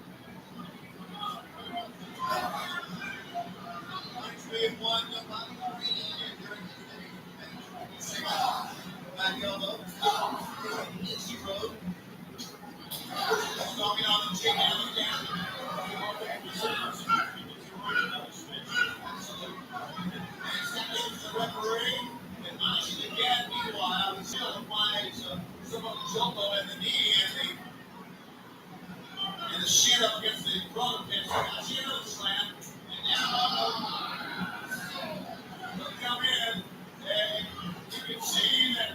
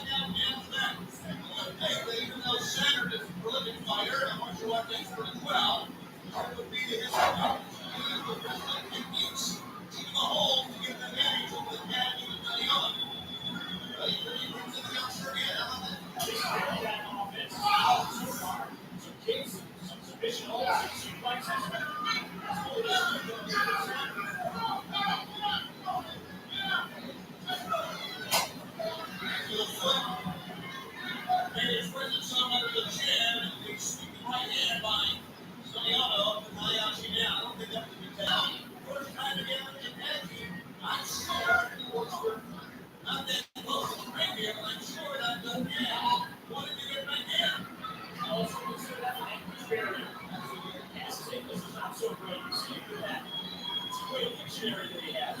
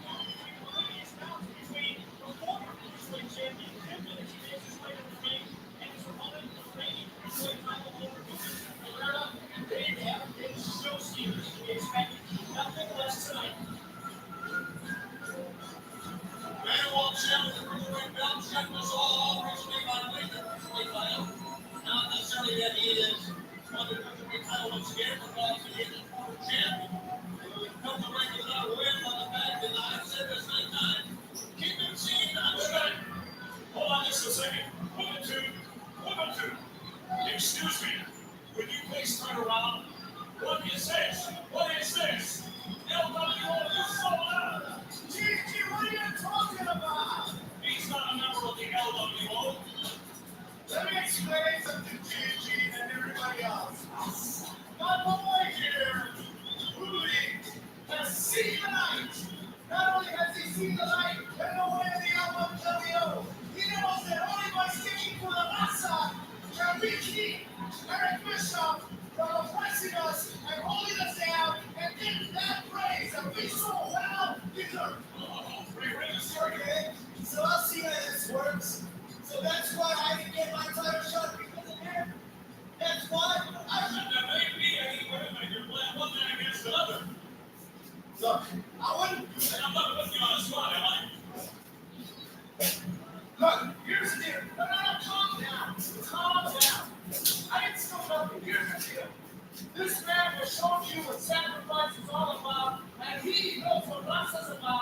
he is for the LWO and he has shown it. Now it's to the LWO's best interest that Ruby is the cruiserweight champion. Now let me ask you a question, Ray. Okay? This is a lesson that you have not yet learned. Let me ask you a question. Do you have family? Yes, I do. You have kids, right? You make sacrifices to them, don't you? Yes. Well, let me take you in the back. Let me explain to you some things. And let me show you what sacrifice is all about. You need to learn to make that same sacrifice, which is meeting the needs of the many and sacrificing your needs. Because we're your family now. You're not on one line here. I just want to let you know, Eddie, I'm going to do something about this. You know, Eddie Guerrero, in all due respect, maybe Rey Mysterio Jr. should have been in this Bible picture, but coming back to you. I would agree, but Eddie is the leader of the LWO. He's doing things to this for. Now, see that LWO t-shirt. I think it's very confusing situation where Eddie Guerrero came out and took the place of Rey Mysterio Jr. Against him and talking about sacrifice. We're finally starting to get some of the answers to our questions about the LWO. I think the man Eddie Guerrero is just making Mysterio. And he has to stick up for his people and try to help them. This time that they're getting pushed around like they say Eric Bischoff and people that we see that what a sacrifice that man is getting. Wow, he should have a ticker tape for eight. He's the leader of bringing the LWO together, and they have his newest member right there. Disbelief. Look at that. They've been staying in the ring a long time. Getting called. Yes, he did. The other question that goes down here tonight is how will we spare tonight in the 60 man over the top rope, World War III. Smaller men do okay. BG earlier in the telecast, and I think that not necessarily with the big men prevail. Let's see what happened here and how much steam they have left later on left. But we know they got to kick it in a high gear during the course of this matchup. The cruiserweight champ, now member of the LWO, Valadez Guerrero, stand there over it, bridge up there by Big Man.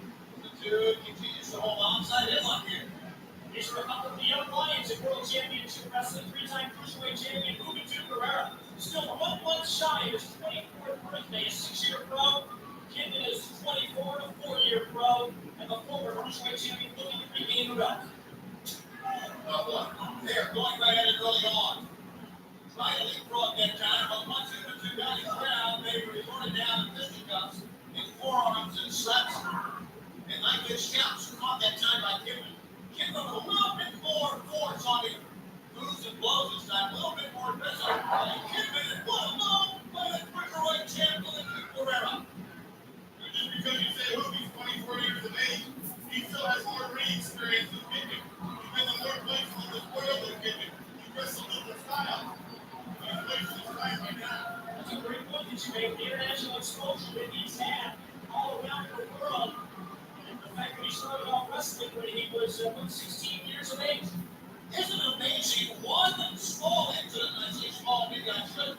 But one small incident with Eddie Guerrero out at the entryway with Juventud, immediately when Juventud goes to acknowledge the fans they going. And they were trying to man not too long ago. Fans are critical. Well, yes, they are. That up and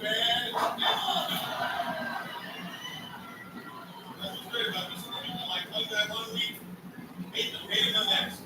You can hate your body for just weeks at a time, and that's what we're at. Speaking from experience, put you there, Brain, here to pick up. Here's my gentleman. Once again, so much velocity on your foot. Kidman has come in and played. He's very impressive. Guillotine leg drop from the outside in. Real like a killer. Put the ball in. Almost stayed over it. That was close. Now Robertson, the referee, kick it in. Did a great job as we are back to the attack again. He's kicked it in here. Oh, into the up. Almost hitting him in the ring. Yep, Larry, moving to that big team. Steps him down. Both wrestlers connecting with that short power bomb here in the early point. Marshall on cover as soon as the plays back barely gets a 2 count. The referee Charles Robinson. The only way we could win that time was hopefully, as far as Hoover was concerned, to stuff it up and get right out momentarily. Where you get the big one, but he won, and said Mike, announcer on Miller. Once again, as we saw the opening seconds of this match, it seems as if Hoover wants to be the man to slow the pace down. I don't know if that's under guidance from Eddie Guerrero, but it seems a little bit out of character, out of the norm for Guerrero to slow things down. Certainly been the way the pace of the match has gone here in the early going. They've been trying more of the Irish offensive moves and the trademarks of these two men, and that is their half balance.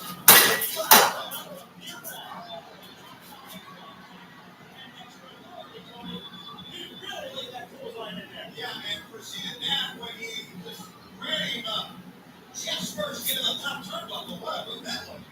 See it, feel it as well. Watch out now. Up on top. This is where Kidman likes to be, and this is where apparently the lift is part of the momentum going.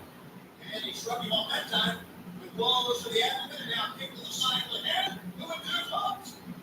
And he's talking about I thought he was going to go for a tornado DDT out of the corner, and instead he dropped him first, right across that top steel cable. See what we're talking about? The little advantage he has in the experience factor. That's the way that's a missile drop kick, a drop kick of your own. That takes superb athletic ability, but great anticipation and time getting over the wow.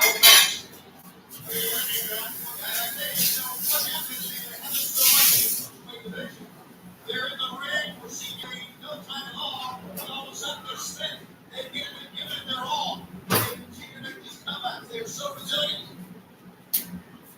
Yeah, but both of these men are so sound when it comes to cardiovascular aspects of professional wrestling that they can go that extra mile.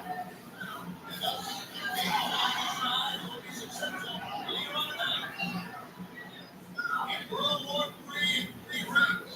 I'll tell you something, I wouldn't be doing those moves outside the ring right now. You'd be throwing out enough later. I wouldn't be risking anything in the match. But that just shows you how important this matchup is. And the fact is that these guys are WCW Cruiserweight title at stake. I didn't say I would. Yeah, let's find that now. Look at Kidman's fight up on the middle turnbuckle. Moving to forearm shots.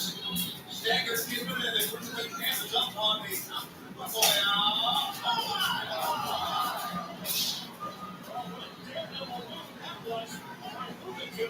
I'm not sure he didn't take the run with the ball, but people seem to be made right back on the floor.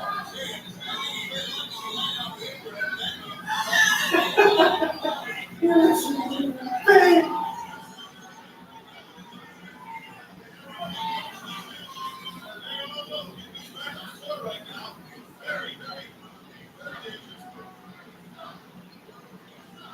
Moving to Guerrero after that. And she said, my daredevil maneuver is back in the attack again. Very, very impressive off there.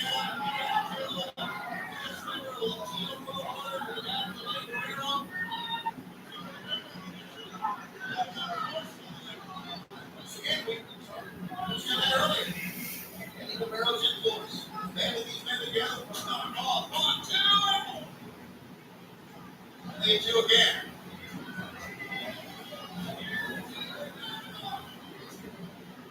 Moving to, let's see him again. Now he's a quick couple. 1, 2. It's one of the things I love so much about the cruiserweight division. In the heavyweight division, we see so many personal vendettas, so many scores to be settled, and obviously you get that to in this division. But more than even in the heavyweight division, these athletes try to win the match. They know what makes them their money. They realize what they're in there for, to win. And even though his attitude has changed, he's a little bit more surly like we talked about. He's still trying to win a match. And he's a champ. The old cliche is, you don't have to be him, you gotta be him. Well, the dude's not doing that. He's going against the law. He's trying to win a match. Either case for the Cruiserweight specialty, and prime example would be 6 pinfall attempts already. The only goal of this matchup. Shoulder, the guy needs up on top. This one's right there. Caught him in the shoulder, and Kidman rolls on the outside. That may have been a good move by Kidman to get outside, but then again, up down, maybe not. That time the whistle drop kick paid off for Ruby.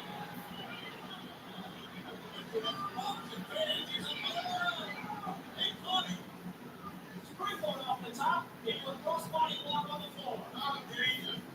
What's such an important sport, man? Like you said, Cody, that's just the way they are. They can pull through. I tell you, I know what they're doing, and it's the right thing to do. You gotta put the World War III on the horizon later on tonight. It's so important. You gotta put it out. You gotta forget about it. I mean, if you look at things fast about trying to vie for a heavyweight title down the road, you'll launch a cruiserweight title here tonight. And you cannot afford to do that at all. They don't have the advantage of the guys in the first and second match. They're getting closer to the World War III. There's an easy leg drop with that time. He hits. 1-2, but he's still in the presence of mind to make a cover. That easy leg drop did not work for Lumentu, but Lumentu still on top of him. Almost got the 3 count as Kidman, as you can see, slowly but surely is trying to pull himself back to his feet. Talk about the importance of World War III down the line for both of these competitors and the numbers game. They have to beat 59 other men to advance their world title shot. Here you just have to beat one man to get that world title. From the other ring. Springboard up, another one. Double springboard into a drop kick. He did it. He's got it. 1, 2, and put it all the way down. That second leap off of that top rope was so dangerous. And he missed. He got a blown out of knee. But they still got some string and got on the mark. And Hogan Singer, what do I have to do to beat this guy? I got it all. I put this to the floor. I almost broke my back, and he's still fighting me. Rob's letting Lumentu know, let's go. The match still continues. Let's get it on. Lumentu is things down. A lot of spring left. It really can slow right there, fans. That showed me something like that. He's still got a lot left to get that kind of altitude. Big down, baby, yes. Now there's the sights on the running back. Good. And how they put the going down. It's been close, back and forth. And Kidman regaining the cruiserweight strap tonight. Not only from Lumentu, but from the entire LWO.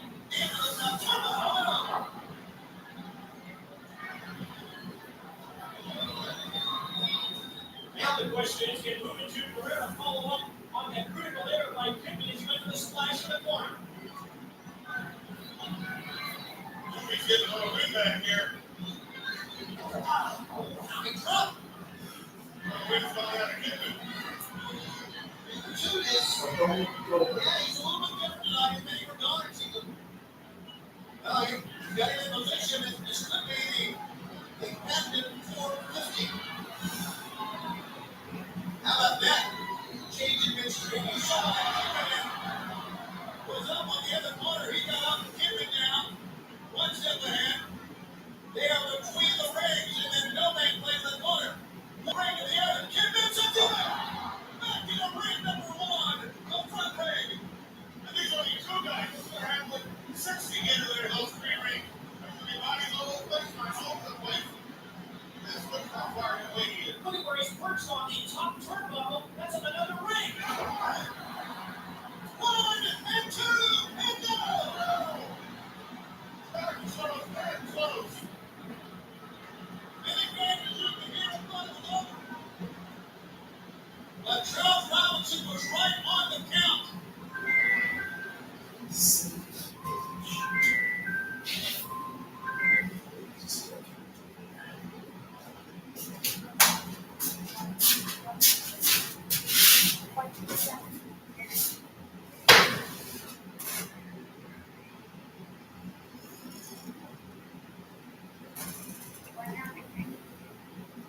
Hi, this is Dylan.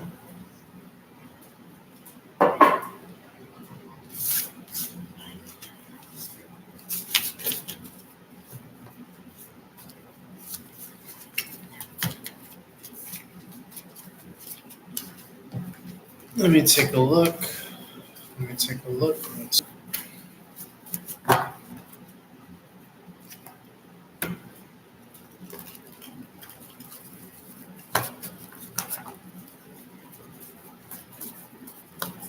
second. Yeah.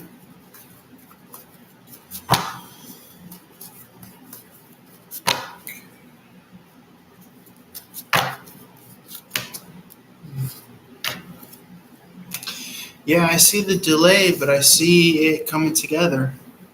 I see it coming together somehow, some way, slowly but surely.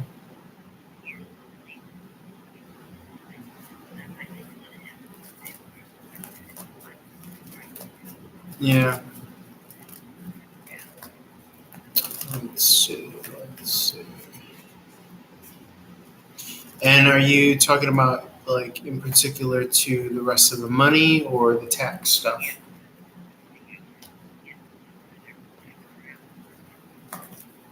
Let's see.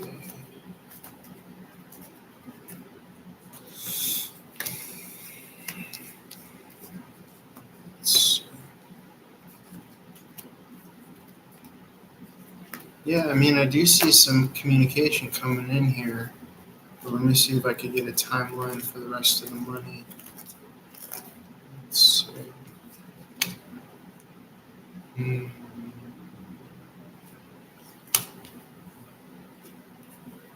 Let's see. Yeah, I mean, the closest I could say is like the summertime, but it feels like you'll have to fight for it, or at least like stay in contact and stay in communication with whoever you possibly can. Yeah. Mm-hmm. Let's see. Mm,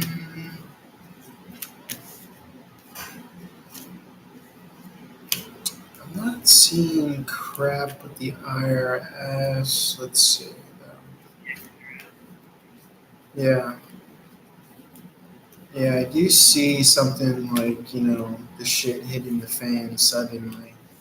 Pardon my French.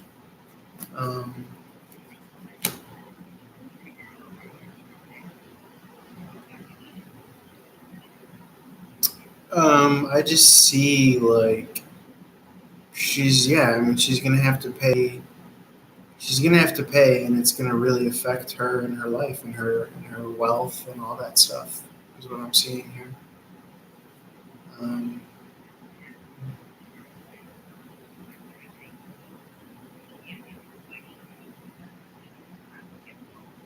hmm.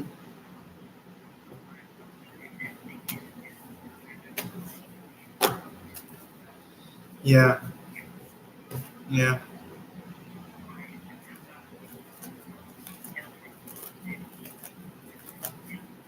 yeah. Let's see.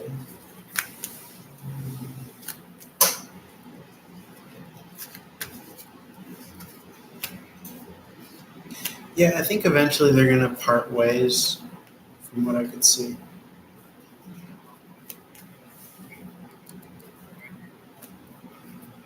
Let's see. Yeah, within the next 2 months is what I'm seeing here.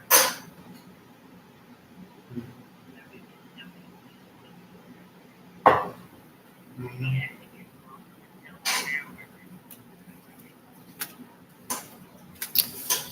Um, I think he's watching him closely. He's watching him closely, and yeah,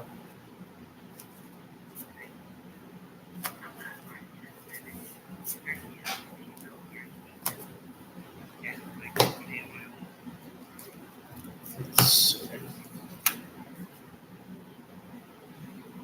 yeah. It's, the one that owes money.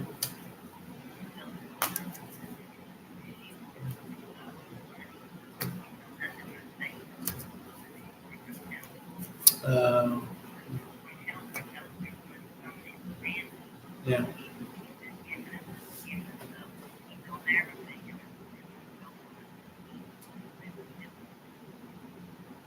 yeah. I could see her being tight-lipped. Yeah, yeah,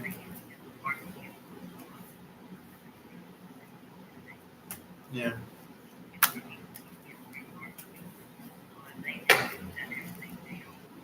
yeah, yeah, yeah. Mhm. Let's see.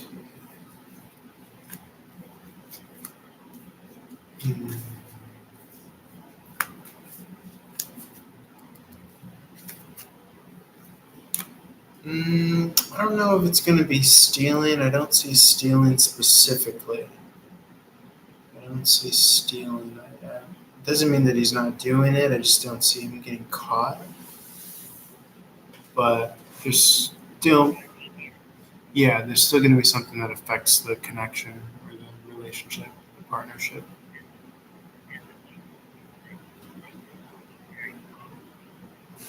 Let's see.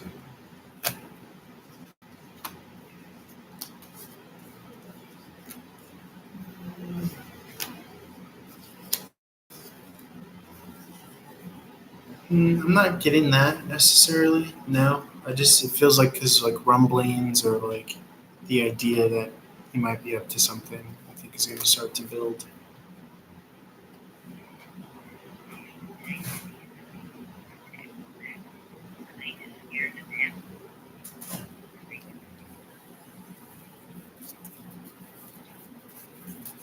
Yeah.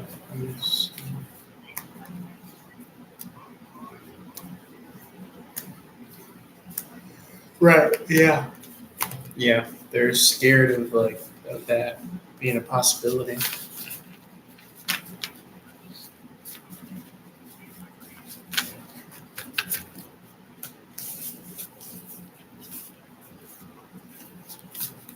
Yeah. Yeah. Yeah. I think you're causing. Let's see.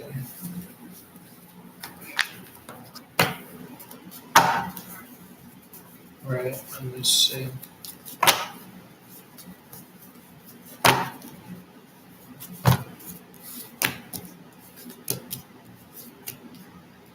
Yeah, I could see not communicating until something goes down.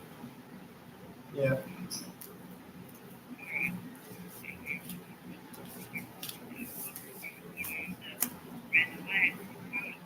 Yeah. Yeah. Thank you. Have a good day. Bye. Son of a bitch.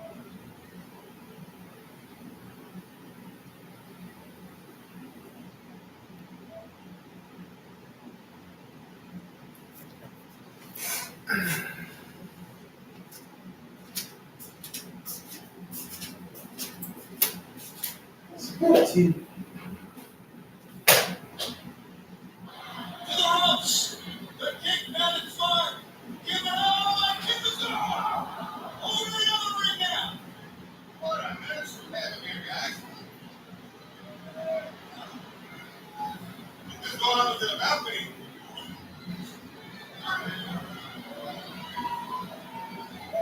He's up. He walks across to the other ring.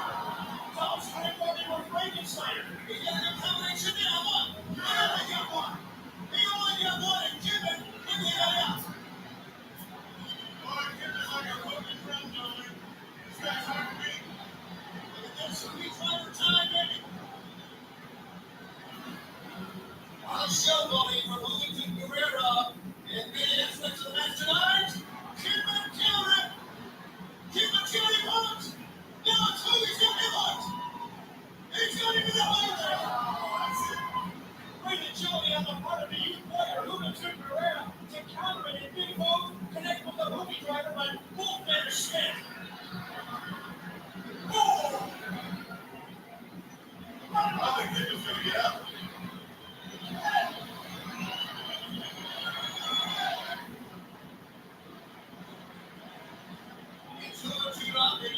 right, Brian. You're not looking at all here. Now, remember that would be driver about who would do prayer and not be careful things in trouble. Could this be a mistake? I know he hasn't.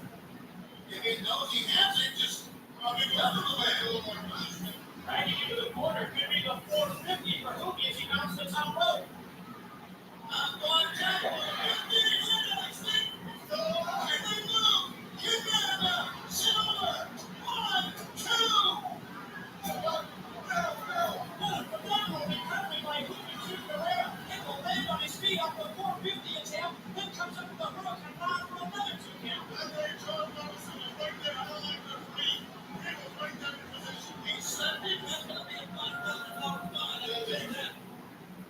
Frustration evident on the part of Hoopy to Guerrero. I want to side with the wrestler here necessarily, but he may have a point. That may have a match. Shawn Michaels saw definitely that the shoulder was up. Here's a count. And on, 2, go. Wow, talking about recoveries and big move. Excellent try by Kidman for yet another 2 count. Right position again. Kidman trying to take away the match. What a move that was.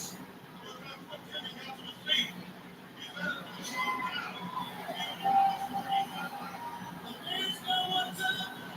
It's going to be the shooting star press. Can he pick it up? Who took it? So does everybody here at the palace. And you're here. Wow, what a match. What an effort by both young men as they push regulation. And the former champ, Kidman, faces the man who defeated him earlier. Yes, there is. I believe it's in the studio too. Look on the tights of Kidman. And that guy still moving to the floor. Moving to the floor. Moving on.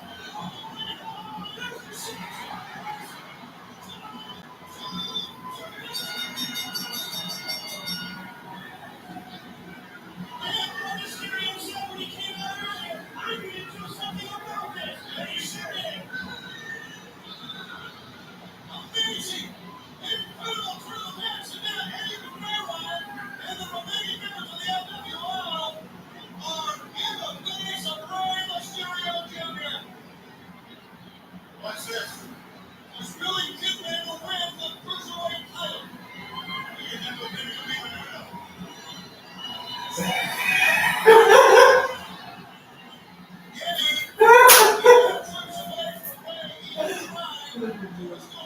Is that the Linguini World Order?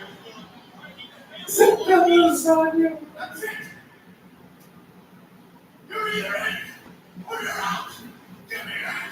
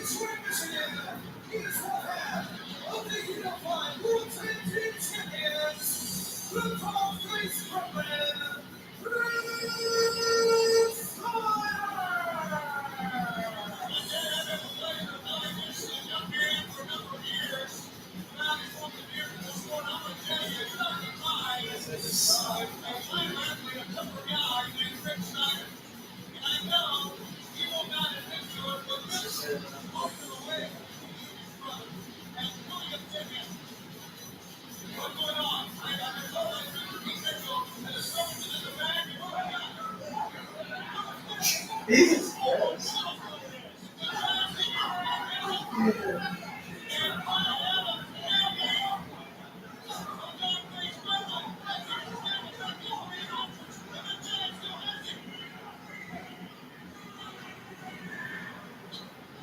So he's bringing it through the entryway.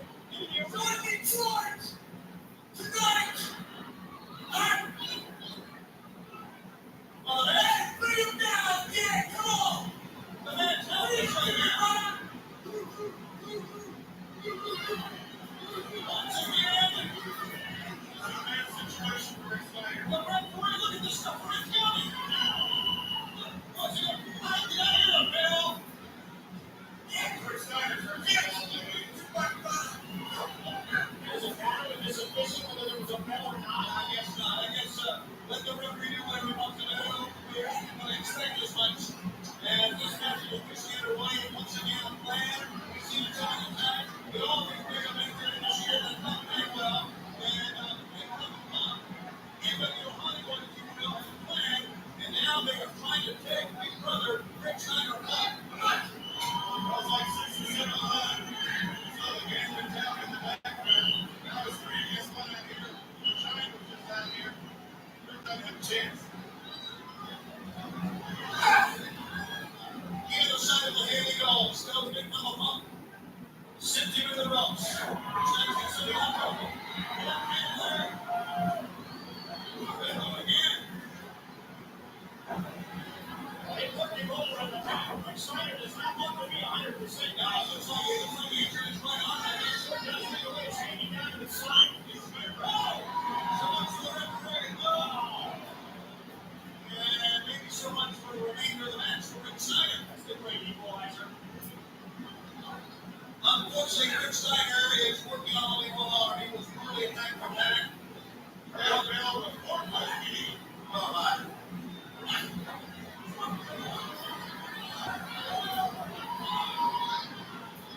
Big pop. Only Snyder around for one from Bagwell. Be careful, Bagwell.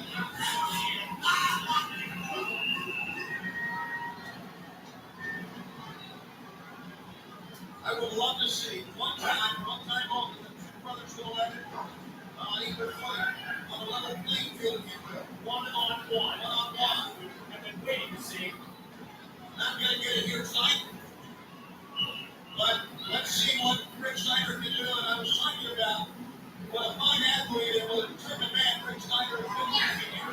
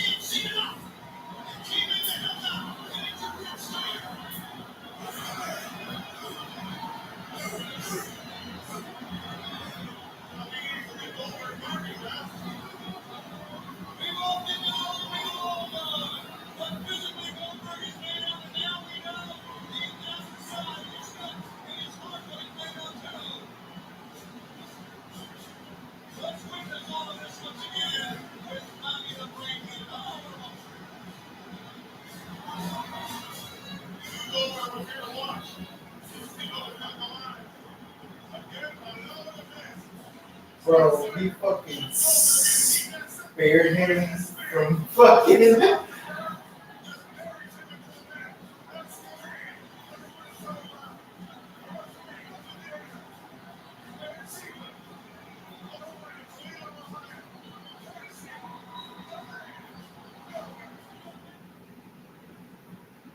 That's just as Goldberg style. Yeah. That one was I can tell you that.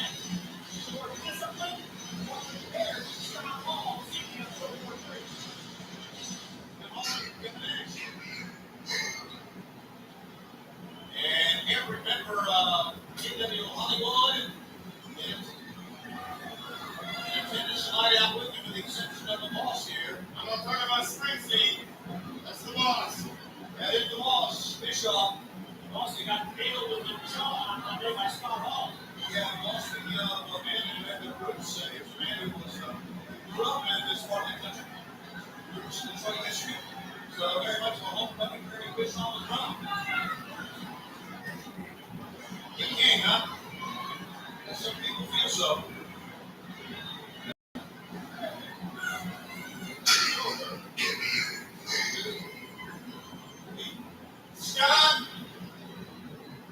last time I saw you, well, a little revelation occurred to me. I want everybody to know that it's survey time. And the survey says, get him! Get him! What? Well, he was set up big time. What are they going to do, you moron? What's he ever? He didn't know Hollywood is surrounded and it's nothing down. Here comes Big Sexy. Yeah. Kevin Nash. Wait, Kevin Nash is out of the ring. And Kevin Nash. It's still hard. Now you're all together. Oh, this reminds me of the Outsiders. There they are. Now they're going to go ahead. Look at the face of one step off. Look at that realization on his face. I haven't seen that look one step off since I don't know when. Boy, Bishop set him up. Boy, did he ever find her talking about him? The old weapon like that.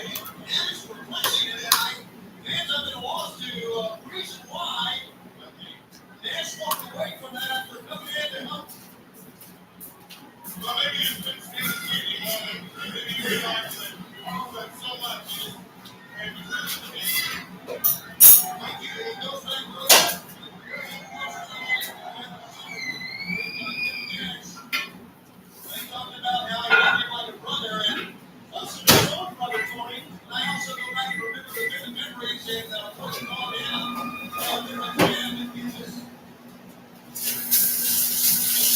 WCW before and CW in fact, when him and Nash were coming, I think if I go back during the summer back to the Nassau Coliseum, we signed it up again at that time, him and Nash went for it. And then when he turned back around, Scott Hall. So maybe, and I'm only speculating here, fans, maybe the trust is still not there, but that was quite a moment to see him and Nash come out and help Scott Hall actually quickly separate was set up by Ron Gary Bischoff. Just goes to show you, it's only AEW Hollywood for life. It may be in their eyes for life, but it's only for as long as you do what the boss says.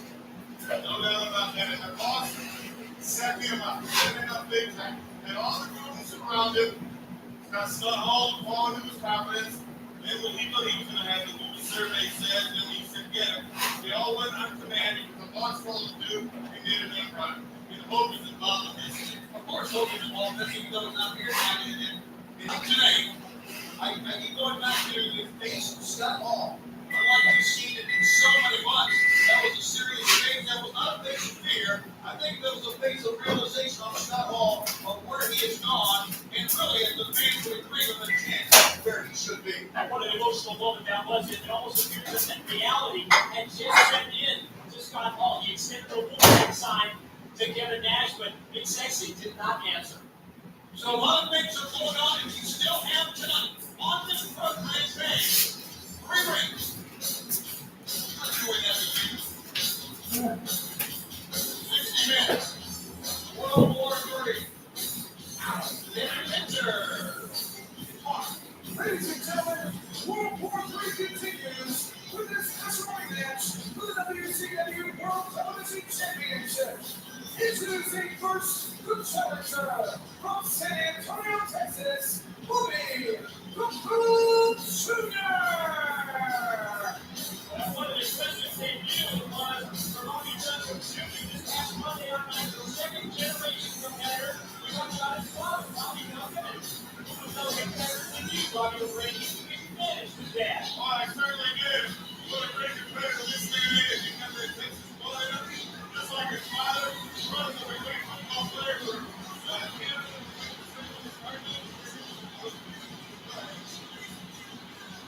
His opponent is accompanied to the ring by his body-colored wilderness. He is from Calgary, Alberta, Canada, and is the self-proclaimed leader of the Jerichoholics, the WCW World Television Champion, Lionheart, Bruce Jericho! Take a look at that face and that smile and those teeth. On to it.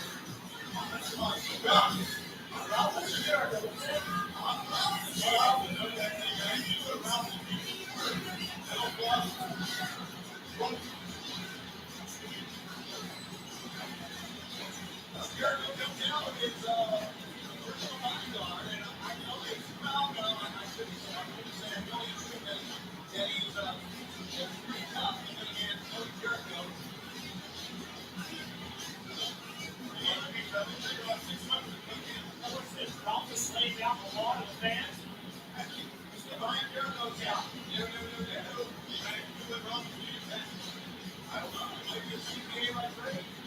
Quite an intimidating factor, isn't he, at ringside?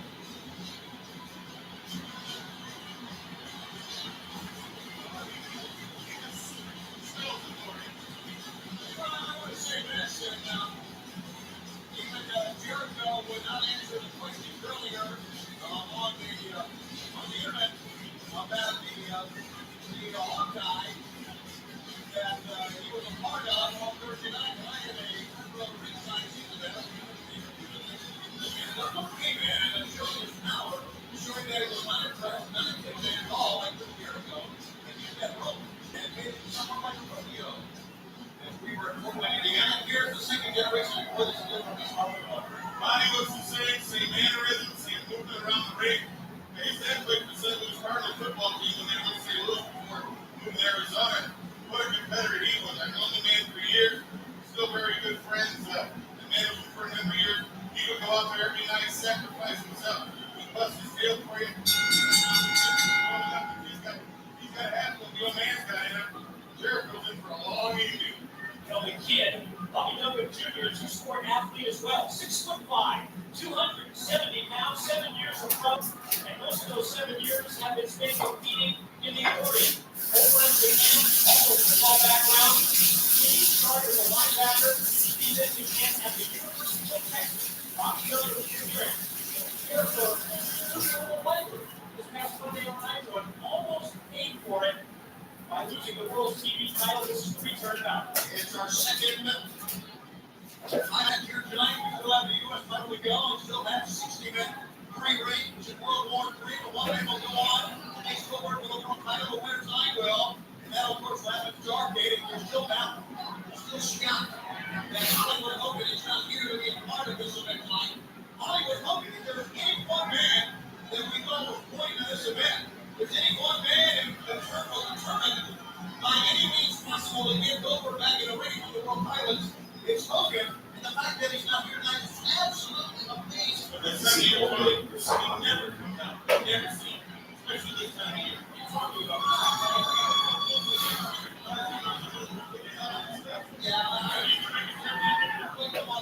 unbelievable that Hollywood Hogan would not be here tonight. As we said earlier, we understand we will have more on this tomorrow night on WCW Monday Nitro. It's a really proud mystery over this whole night. He's been in them all. But what's Hogan been talking about ever since July the 6th of this year? Regaining the world's heavyweight title from Goldberg. And one would think that tonight would have been a perfect opportunity. I don't know, guys. There's something brewing with Hogan the rest of the NWO Rocket Fight. Yeah, his plans for running golf is certainly he won. Go into the campaign as the heavyweight champion of the world. I don't know, man. I really have lost the words on this one as to why Hollywood Hogan's not here. So Scott Hall, I bet right now, has the words too. Is he a member of the NWO Black and White anymore? I don't think so. They really probably not. But then again, they beat up Morris with their decent greater picture. You should never know that. It looked like he got his walking papers earlier, much like J.J. Dillon did this past Monday on Nitro from Eric Bischoff. Look at Ralphus, the personal bodyguard on the outside. Jericho right now. Talking about the vaccine absence of Hollywood Hogan. Incredible absence of Hollywood Hogan. As Chris Jericho had moved the offense forward now Duncan.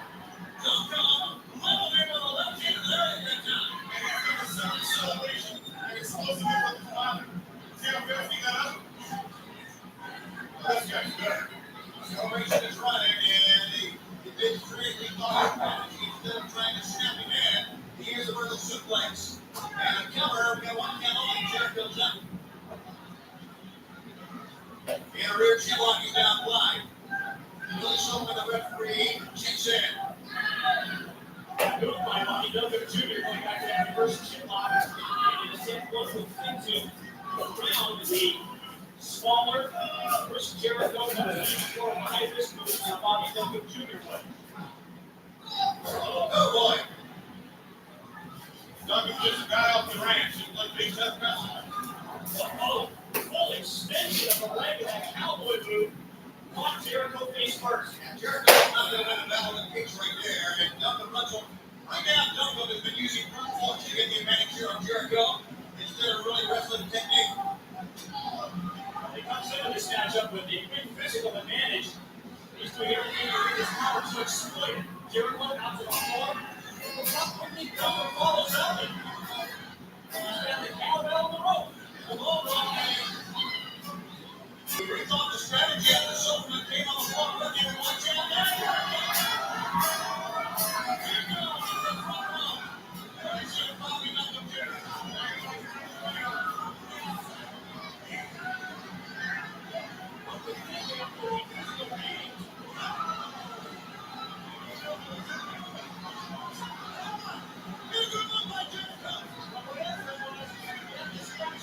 Jericho spring up the steel guardrail to turn the tide and take over the advantage in this match. Jericho finds the turnbuckle, getting back inside. And a great missile drop kick. Finish that was all right. 1, 2. They will stay out and kick down over the top. Chris Jericho on that missile drop kick comes up right in the face.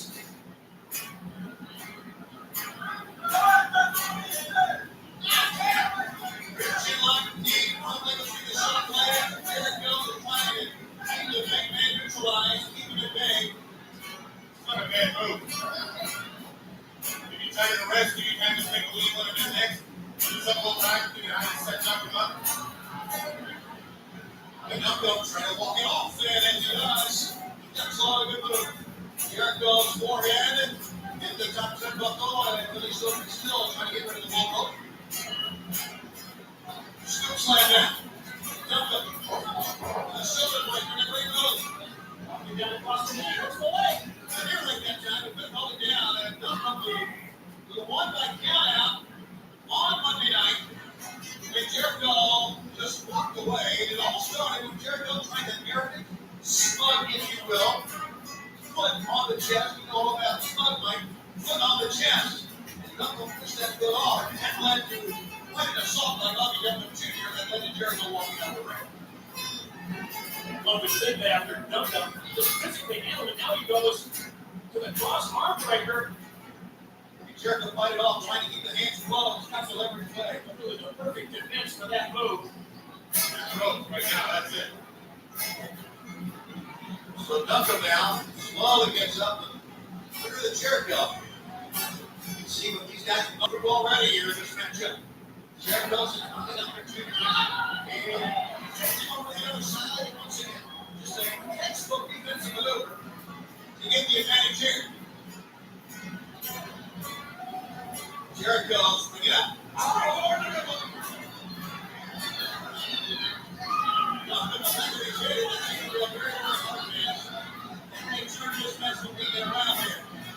Great drop kick that goes from Jericho after the springboard. Look at the showboat. As security man Ralphus looks on. Behind 10 there. Jericho starts to dominate this matchup. Something is not the count. They're not going to get once again.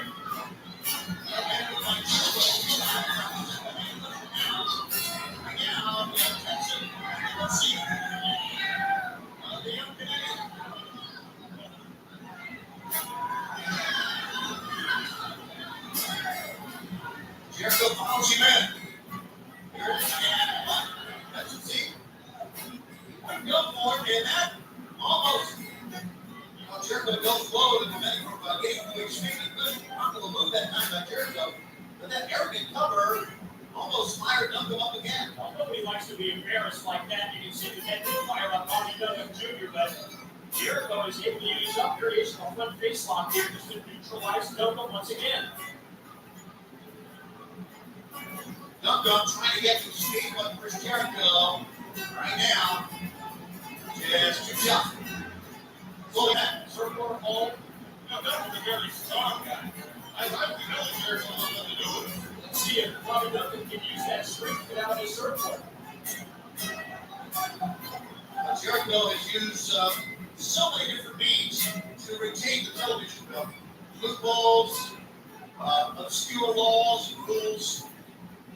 Let's see what he can use here to retain the television belt against the young man who was thrown into WCW in a mere week. And it's got a TV title shot this main man with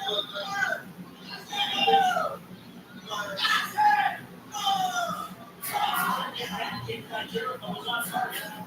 And he escapes away from the across the throat of Bobby Dublin Jr. Jericho reaches down, grabs the young Gibson by the hair, and going on the rope. Still tight left and Bobby Dublin exploded down the corner with the clothesline. The cradle legs came to miss. Come out of the corner all the way. Coming off the offensive line that time, opening up a hole for a running back, and just cleared out Jericho. And there's a drop kick on the side of the head. Jericho continues his assault on Bobby Dublin Jr. And taking over the. Now, once again, let's go back to the point we brought up earlier. Do you think now that Grant and better shape than to be a road free compared to Knuckle down Jericho? One of the things so funny is also the physical toll that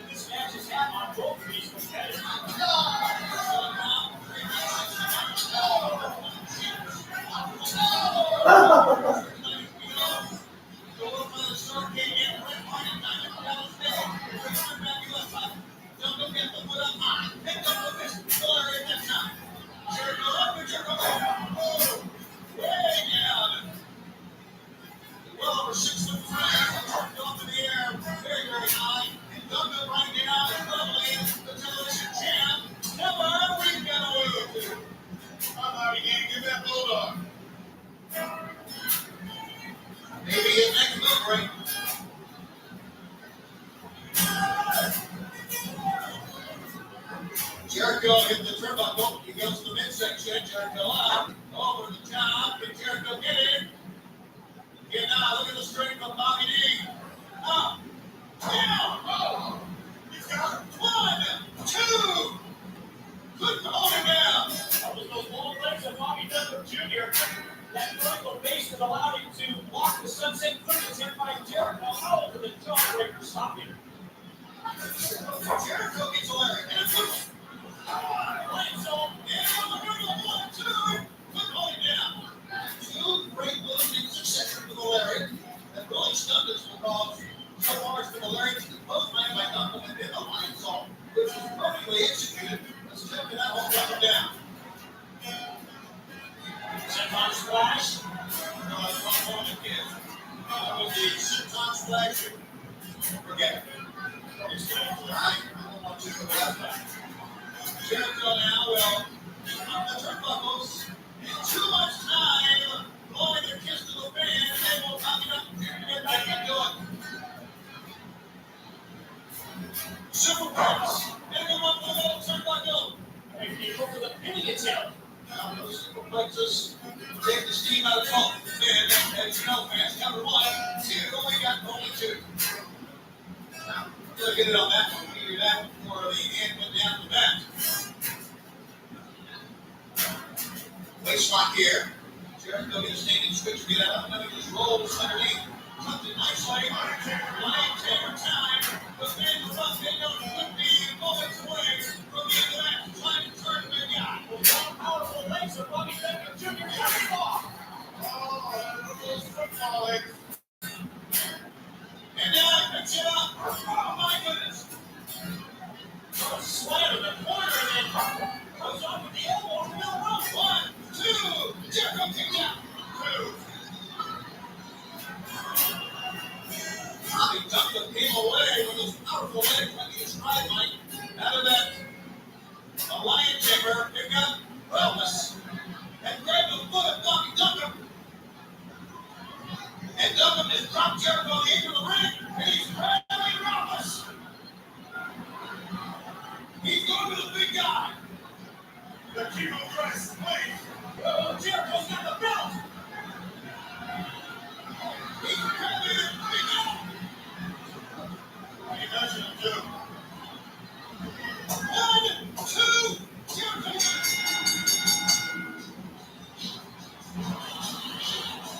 And Douglas was tied up with the Wellness. Jericho using the television belt.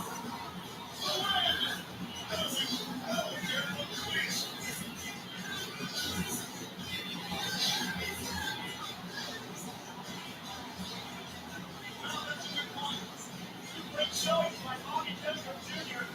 When he's going to count out victory. And tonight, well, we're going to continue to win. Chris Jericho is the team for TV time.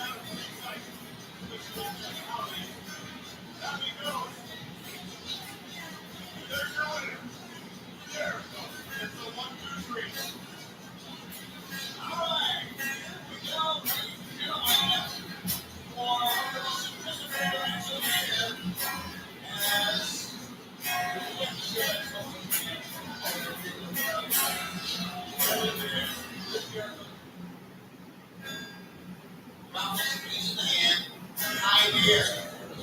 9.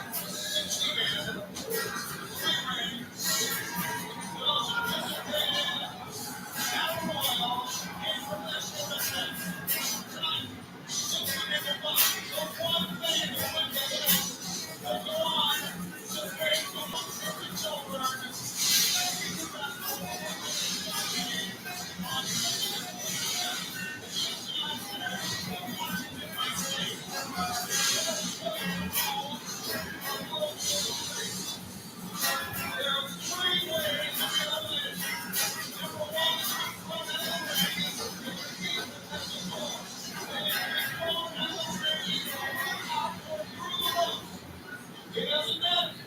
Out of the ring, your feet on the floor, you're out. Another way to get fit. The man trying to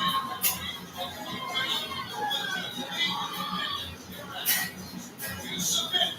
You're out. Give up. There's submission. You're out. Once, 20 men remain. Under the field and down to the third, only 20 men remain. All 20 men will go in from one ring. And then the last man left standing. Moving the winner of the World War III in Northwest. It means that we won't take him and only he can do.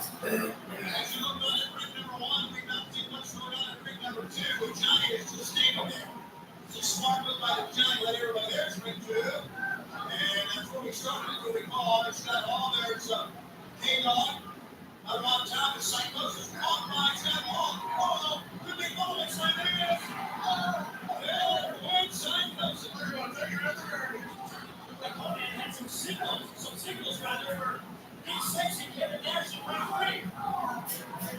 The carnage continues. Today, 3 legs to the right, each 3 there.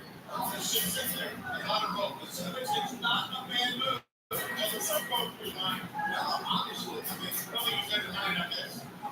Yeah, that's Scott Hall in the corner down to that bottom moment. Mario Jr. and Scott Hall going at it. Yeah, almost record time. You almost cut this field in half. With 15 more to get eliminated, all 20 men will go to 1 ring. And then we will conduct the final 20 men to see who won is over in the Super Arcade for the World Heavyweight Championship. You guys see what Nash is doing right now? Now Nash is standing over there in ring number 3, watching on. And as we said, what's he doing? Well, he has a game plan, didn't he? He wasn't going to win out anybody. He was going to be Mr. Rock and take charge here for nothing. He executed that game plan to perfection, standing alone in ring 3, waiting for 15 more competitors to be eliminated. See, most people get the last right. This is the first thing you think to see what we got. You look really out, see what they're up to, see what they got. That's just black light. I'm going to go ahead and get my hands out of there as quick as I can. I'm going to take the lead. That's very smart. Great strategy, or exactly right. That's what I've ever seen. I agree. He certainly is right course. You've seen hundreds of battle royals through the years, Bobby Heenan, and you've never seen anyone just clear a ring that quickly. No, never in my life. I've been in the country with giant. I've been with some big guys. A-Sex, Calhoun, big guys.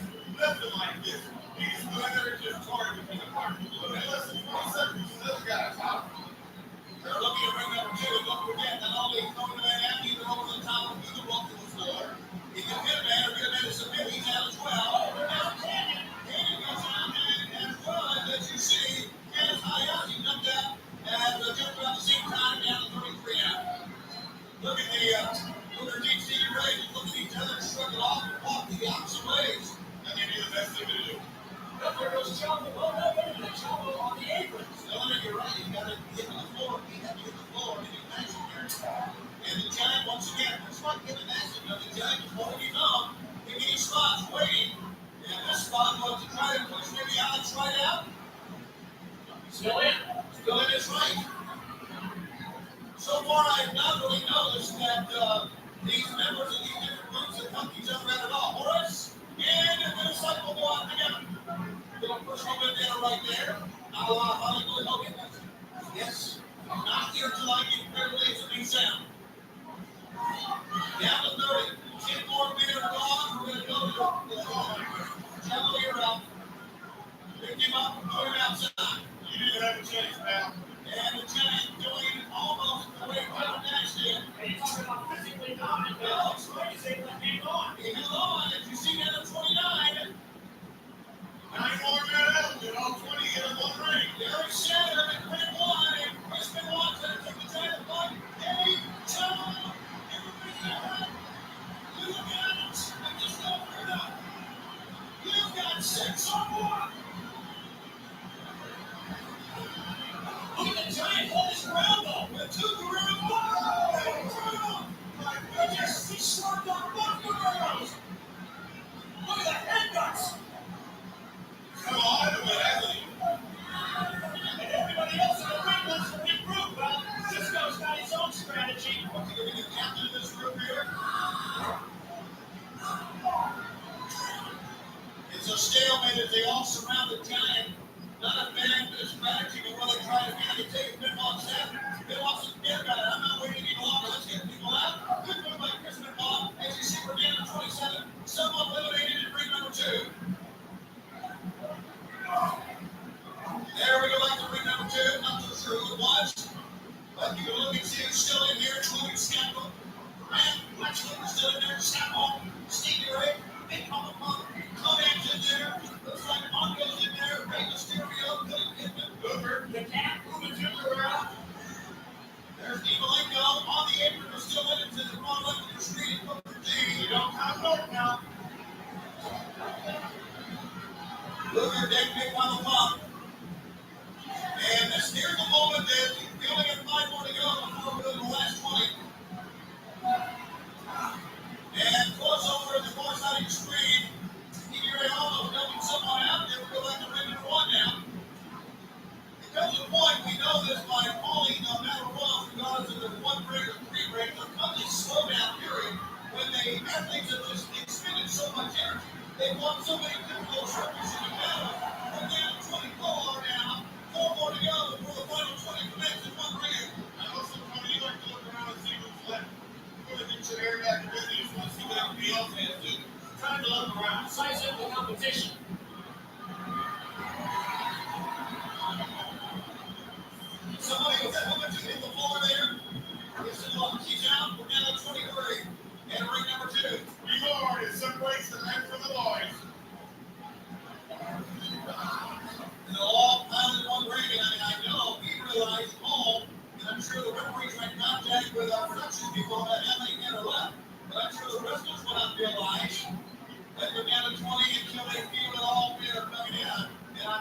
you to all go to ring number 2, and that happens. So pick up steam again, down to 22 and 2. The final 2. A 2-man warning, if you will. Next, still taking it easy. In ring 3. I'm on submission hold to get away here. Alright, to eliminate one man, I should say. The Giant doing the same thing he's done. Walking around the ring methodically, dominating the action, he reaches across to another ring. Oh, someone had that. Look at the cameraman. This Mongo has Scott Hall. Another man is eliminated down to 21. One more man out, and we're down to the final 20. Look at Scott Hall. And look at that ring of studio still in there. And look at how Scott Hall hooked the ropes, arms and knees, legs. On his skin, no touch. One more man goes out and put him on that one ring. At least on the 10 2. That's got to be a call. Did he call out? It was Rangers. 20 minutes.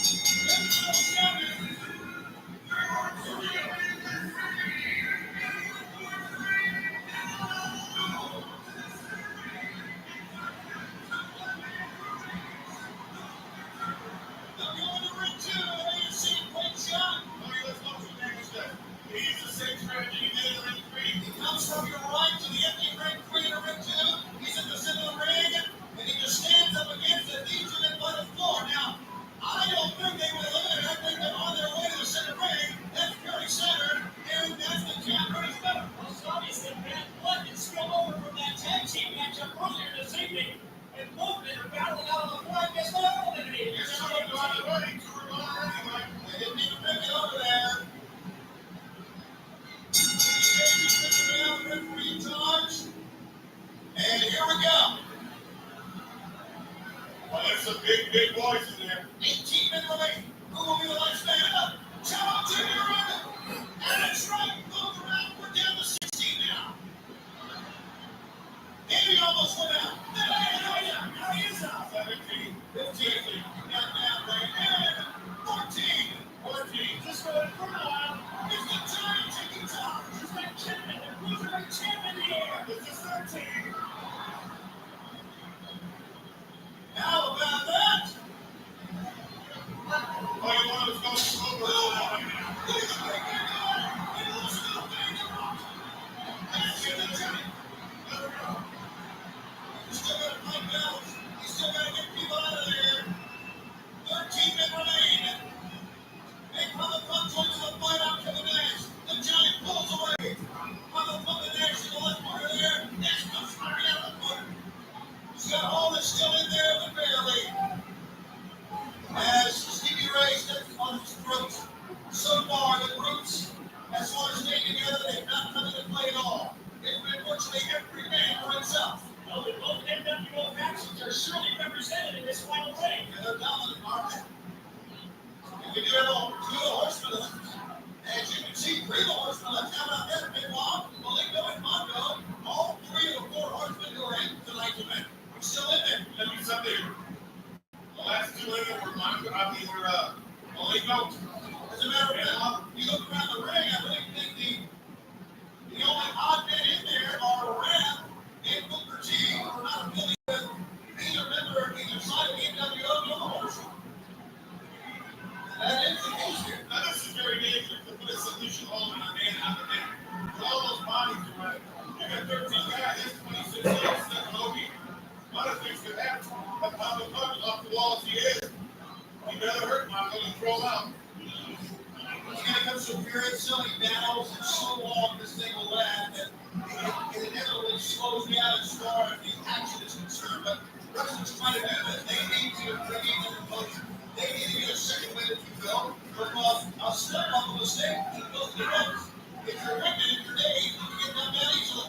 One would think in terms of win, that Kevin Nash would have a huge advantage. It cost what was it, 6-7 wrestlers out immediately and then just stand back and watch. Well, he can sit around the roll and sit back for 2 other wrestlers and he can another 3 or 4 out. And then I think to win this is in that ring, ladies and gentlemen. There's no chairs. What happened to the Giant? Kevin Nash go out of the jail.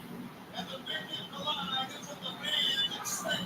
And look, it's got all. And Kevin Nash will turn.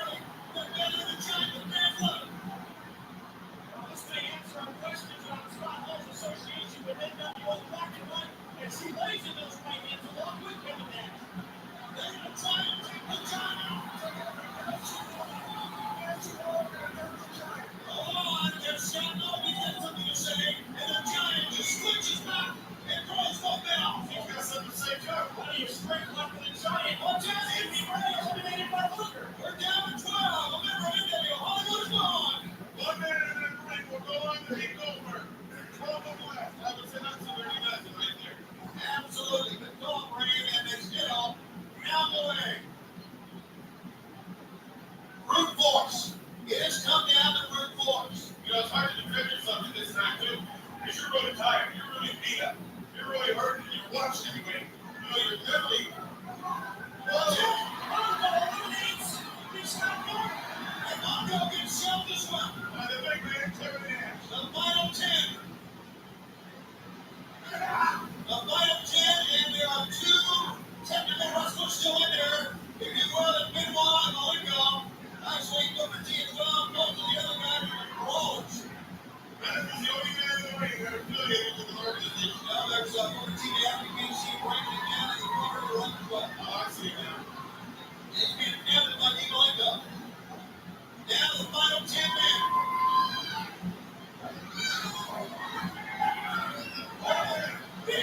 Bigelow's back! Man, Bigelow, the beast from the east. What's he doing here? He's done. Hey, the referee's gonna get a heads up. We're gonna get out of here. We need security now. Security, please come to the ring. Don't disrupt this. Don't move this. He's not part of this match. He's not part of any organization. Hey, Bigelow, get it up here. Here they come. How do you get security out here? Big man Bigelow.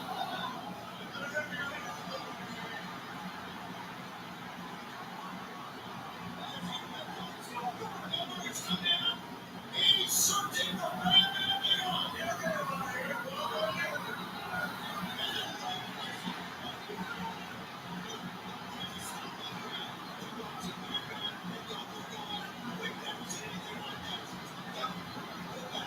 Stop! Just like Monday, dozens of security personnel trying to pull them apart, but they're not having much luck. And I believe the match will continue, and someone's been thrown out on the far side. He is winning, and I think that was Big Papa Pumper was eliminated, although I'm not sure. We're waiting for a confirmation. Look at this man. Look at him. It's a takeover. Here goes. Into the arena here. Just like on Monday when we turned Nitro upside down. Big Man Bigelow has made his presence known the worldwide ring. 8 minutes remain. Well, Brad was gone, and Big Papa Pumper gone. They were the first two eliminated for the final 10. What a great camera work by him. That's Yeah, they've done a great job. Now you're totally right. There's Big Man Bigelow. Thank goodness. Extra security provided tonight to get this guy out of the ring. He is so dangerous, so explosive.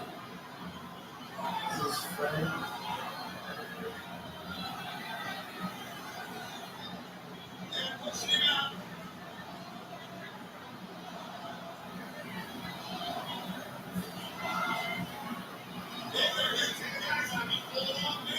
He really stopped things back down, as we said.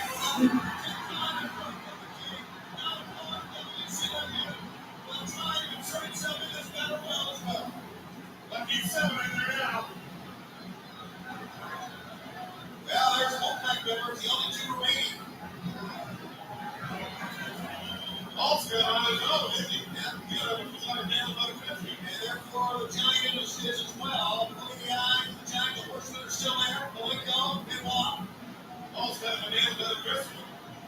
3 members of the Wolfpack actually, K-Dog, Luger, and Hall. It comes down to groups having groups. Obviously, with the numbers looking big, big, big. Into this arena. The stage is done. Here we go. Let's see what the strategy was. All the groups went to their corners. They come out with a game plan. K-Dog's going out there. It's got one, two, he's out. 6. 6 men remain. Who's it going to be? Look at Kevin Nash trying to quit trending here. We got 2 horsemen. Couldn't have been over. Looks like Kevin Nash is calling for the troops to get together and try to eliminate the Giant. The Giant says, bring it on. He's at a 5 on, he's at a 6 on one already. But that 6 get this size. Maybe puts him away. Look at fight him off. They're still going in, though. They won't stop. They won't stop. They swarm the giant. The giant going over the top. These guys are like 50 plus pounds. And the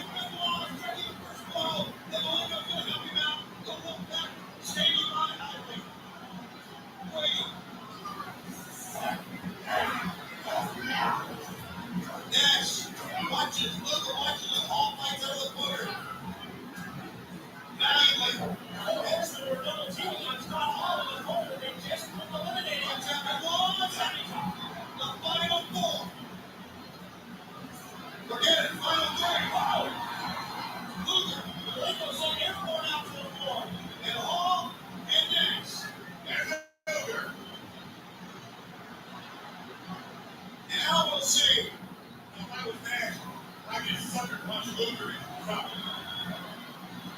maybe long.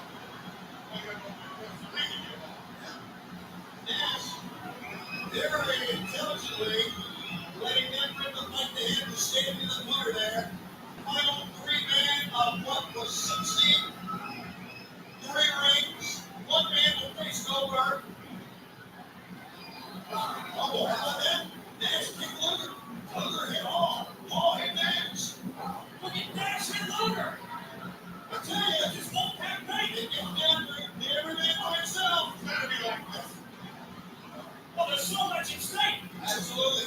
I'm going to get right down to it. If who wants it bad enough, forget about Brooks. Forget about leadership. Forget about friendship. President past. It's all down to who has Goldberg. Who wants the world title in Starcade. That is just smart thinking. Yes. But if all affiliations are out the window, it is every man for himself in the final 3. We're going to hold on for dear life. Now, one of these 3 men are going to meet Goldberg. If Bennett gets down to a mistake, or if they get down to the back where it'll be a double team, so many times we've seen. How about that? Now, Bill, big sexy. I believe the first time taking off his feet in this entire event tonight. Goldberg nailed you with that bionic forearm. Scott Hall on days. He goes down. Look at Mike Hall, years back, was one of the last men remaining. Taking a things change. Is there title back? Or is he? Or just jump out? Big sexy takes down. Scott Hall.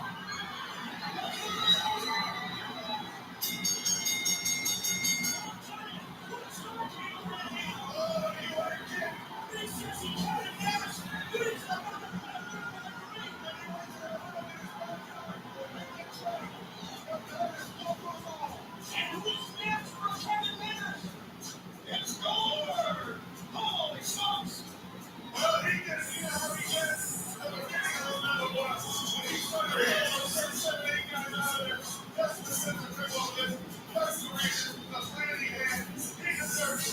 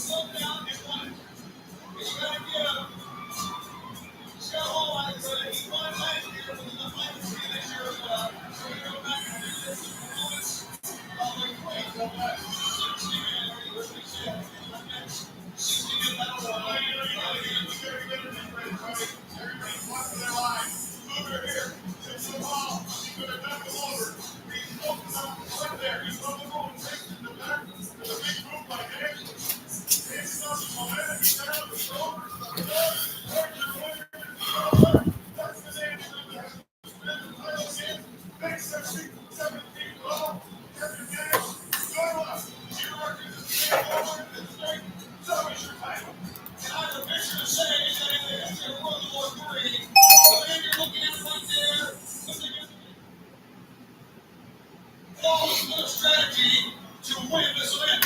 Taking charge earlier, laying back, and then going in with a kill. Let's go, Michael Buffer in the ring. Ladies and gentlemen, here is WCW NWO World War III 1998. It's time for the final battle. This is for the United States Heavyweight Championship. Are you ready? Motor City, Detroit, Michigan. Are you ready?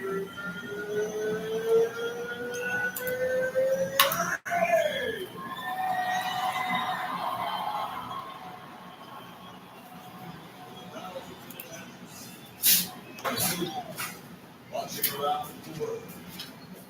Ladies and gentlemen, let's get ready to rumble!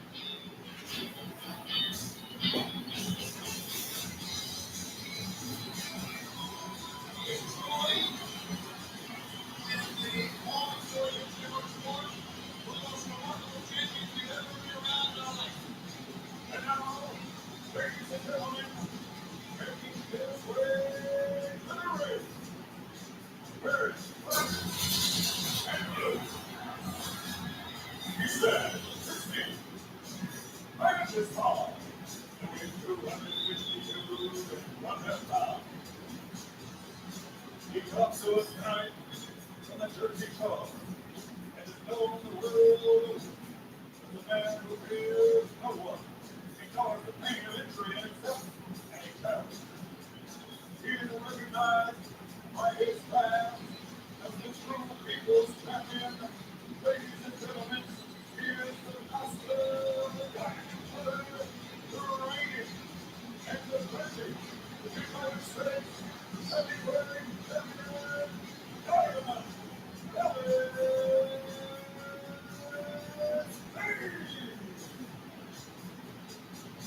Well, you know something to me. Right, it's hard to say because I would say most of his career, most of the successful parts of his career, the late 50s, he thinks not been 100% say. A 9-ounce page, you mentioned his 9-ounce page, but it's also that he thrives on that kind of adversity. You know, DDP strikes the first ball, right? Maybe even before the opening round. That's here. Now,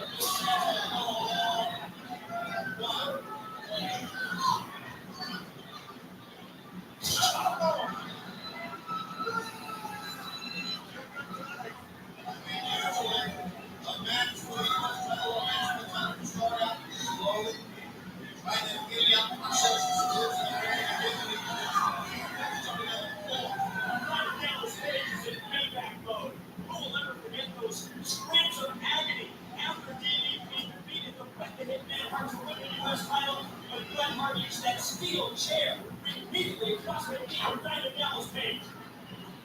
I tell you, during those screams, it was very apparent what Bret Hart wanted to do. To brutally injure DDP, to never wrestle again. And then time Hart had just lost the title to Page. Page had went to a remarkable win. And it was, you'll recall, in Phoenix, Arizona, back on the 26th of October, that 3rd. And now here, on the 22nd of November, less than a month away. Dallas Page, a week off, a couple weeks ago.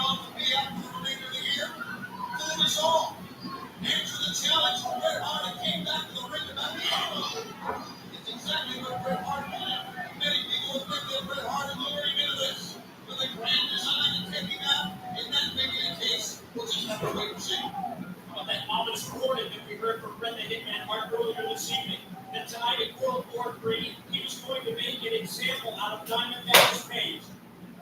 Sometimes it's opportunity. You look at Page's body. He's holding out a Page. He's grabbing the hair, and Page will just swinging wildly connecting to the midsection.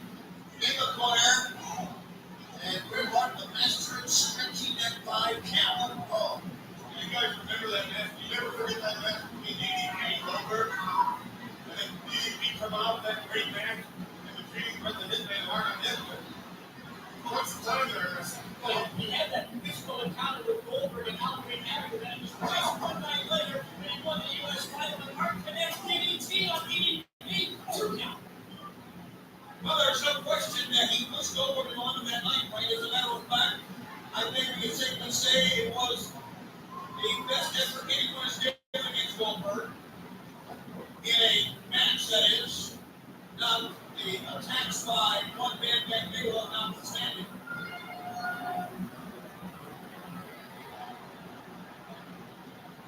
Trying to get me sweet. Page is such a fighter, but here is the axis of execution. It's like a guy going on. Page had both legs up. And John, one with his arm, one with his far leg, but Bret comes back to the other. Bret Hart is just so difficult. It's so difficult to get an advantage on this thing. Because they can brawl and wrestle. Wrestle all his life. Where you want. I'm the man team rolling around all around. And the managed to advance. We're talking about Bret Hart here. You are watching one of the true greats, a surefire Hall of Famer in this sport. Decades as a pro, gives him quite an experience edge over DDP in this matchup. The thing about Bret Hart, and here's a snap there and here's Jim on. We all have seen Bret Hart in the locker room area. We all have spoken to Bret Hart, although not too much lately. He is in many ways very mild-mannered and soft-spoken. But when he gets to the ring area, it's almost like he explodes. He becomes another man. Almost like he has a split personality. And the man in the ring has become one of the most hated wrestlers in many decades of WCW. He has exhibited a level of violence that we've never seen before, and all of us have watched the career of Bret the Hitman Hart for really the early stages, but that hitless that he seems to have had for the past couple of months, he's really turned it up. Page back into it now. Swinging that regularly. And Page rolls over, tries to get away, tries to hit him, but cannot. The resiliency of Diamond Devil's Page, nothing less than swing out there, going to the Diamond Cutter, and Bret Hart just slipped away from it. It was a well thought out counter to a Diamond Cutter that he had planned all along. Now, the excellence of execution, Bret the Hitman Hart is a thinking man's wrestler. He was prepared for the Diamond Cutter at that point and able to escape.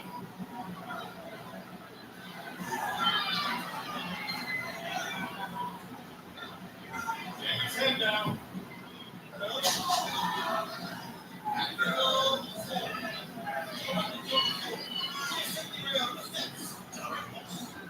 Giving you some all. There he is. And the aliens, that's one of the things that you want to do. That's what most things this sports is all about. You got it, use it.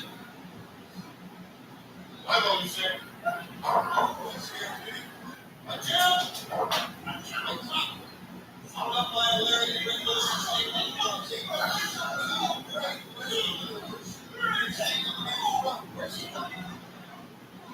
Oh, a true in pro wrestling is Bret Hart. Russian leg sweep here. So precise. Here's a count. 1, 2. I don't think he really wanted a penny there. Just got a press on the shoulder. Did not have a penny combination at all. And Diamond Devil's Page. Bret Hart knows this. He won't go down that easily. You pick up the tombstone, I'll put a man down. Page. Oh, for a count. And then he knows the desperation goes. He rolled over, now rolled back on top, and couldn't keep him down. It was an easy escape for Bret Hart now. Excellent counter by DDP. What looked like a tombstone pile driver attempt by the Hitman. You know that Page has prepared for this matchup, not only physically, but also mentally. He has spent hours of time watching videotapes of the Hitman Hart's matches. I'm sure not just about with Page, but other matches through the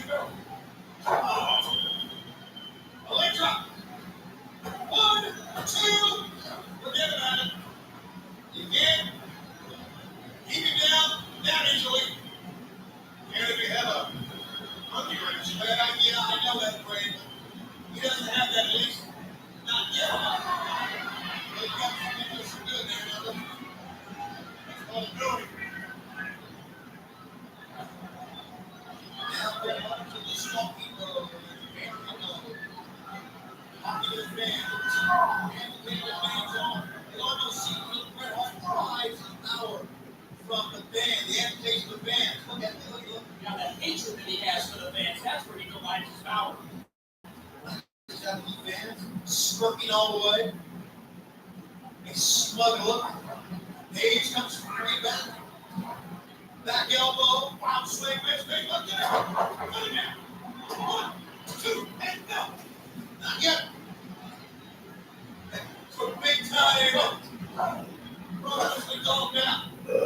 Look, this is Larry, put him down here. Page, trying down. Come back here. Back to his feet. I'm so sure he's had a pound on him or something. He kicked him. Red got the knees up so he didn't get flush and he kicked out of it. I think he just waited for the opportunity to get knife cut. The man gets the prelude to the knife cut. He missed the lariat, but Mark did not. Both big spill on the outside. Watch it out here. There's turkey here. What is it? And it's dangerous. Huge advantage to the first man that gets to his feet. That's Brett the Hitman Hart, the challenger. And tricky. You said tricky before. I need to say twice. Hey, whoa. Well, you talk about monkey wrench. I don't think he's got a monkey wrench, but he got something in his hand that he dug out of tights. And did he connect? No, he didn't. I thought maybe it Page was on the way down. Page, 1, 2. Brett, you believe has something. Exactly. Look at the W on World War III. The W. Charles Robinson reached down and picked it up because when Page came off, he had dropped it. Robinson and all somebody threw it in. Where it came from? Let the match continue. It's a good move. Look at this. He's going to beat you with the short center. I don't believe it. Look at Bret Hart's still move. Well, of course, who would know better how to counter it than Bret Hart? But it looks like he's almost in no man's land here. He's got to make it to the ropes. And that's what he's doing. That's like You do the shortest distance in the world. That's professional. That is why he's the excellence of execution. absolutely great. Look at all that is. I figured out he knew what to do. Not only that, we had never seen Page execute that one, but it was a darn good sharpshooter. Now wasn't it? Very good. Page not done yet. I say how good it was. He could have reached close and couldn't get out of it. That's right. He couldn't give it up. We think. In the corner again. Page down. Yeah. Like Page paid for it. He was just holding on. He was really trash talking in the face of Bret Hart. And by doing that, enabled Bret Hart to grab in a quick win. And one kick has neutralized the offense now getting big. So Page made a real mistake right there, guys. After the substitute.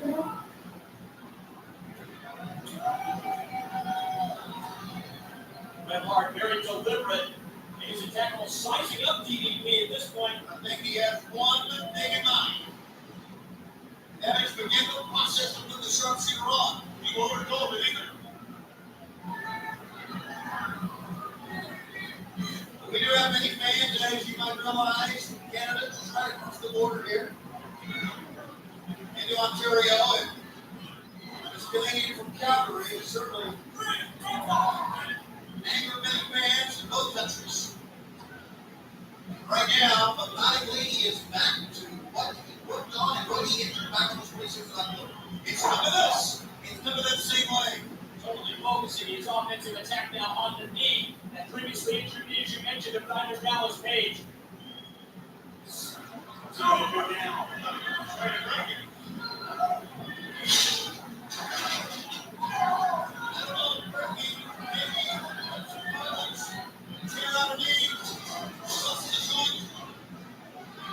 It is so wonderful right leg, especially the knee. And there's what it is. He disrupted the knee. He already injured me around that steel wing post. Look at this. Oh, right there. He loves this move. Figure four. Oh, the pressure that figure four wrapped around the steel. He can't take this. Can he win the title? I'm not going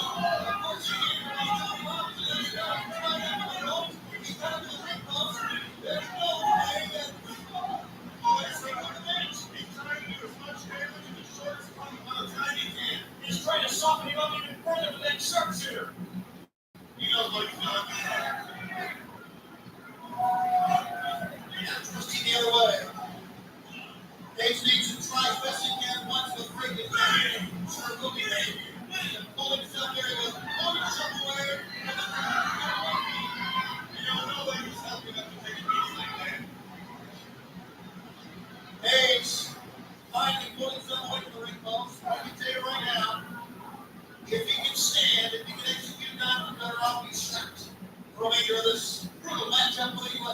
Executed like it better from right there.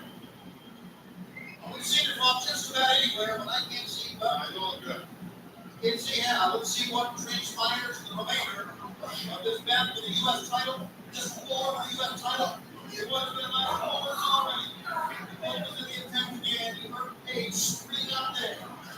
Stakes out the leg of DDP on that bottom spread and just cannonballs with all of his weight directly onto the knee. You know something I noticed as well? Usually the referee is writing down the man in trouble, asking the man if he wants to give up, drop bottles, and there's not that much of that tonight. Now he's in there, taking in, figure 4. I think Robinson realizes that Page can take a lot of punishment, but can he take this figure 4 after what he suffered around the ring post?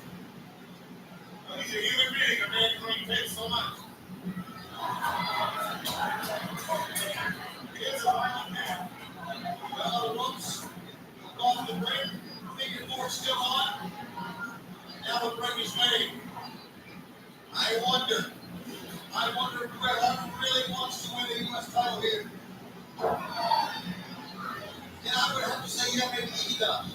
2-time United States champion. Of course he does. He wants to make the man pay. He wants to make the man suffer. Judging from what he said earlier, he wants to regain that U.S. title, but in the process, make an example out of Dr. Dallas Page.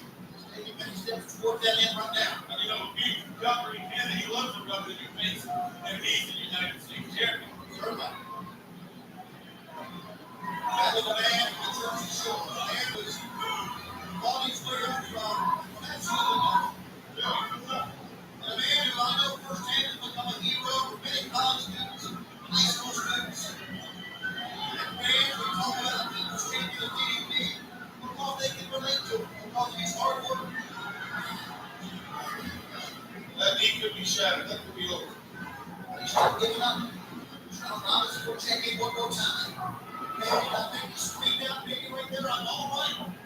And now look before that move was executed. Now I'm not so sure. No, it's all right.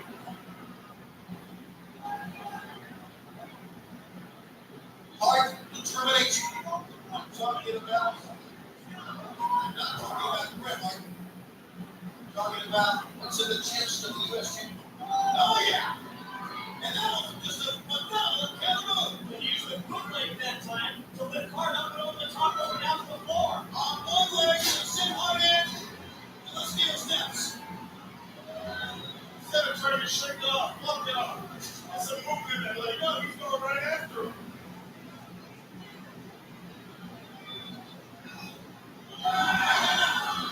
DDP. Well, somehow he couldn't get out of height. He's enough strength. That leg's gone. Yeah, that power, that strength, that move comes from your legs. Power in the strength comes from your legs, but the reserve of DDP, who knows where that comes from? And now, put it up there, play. You believe so? Oh, yeah.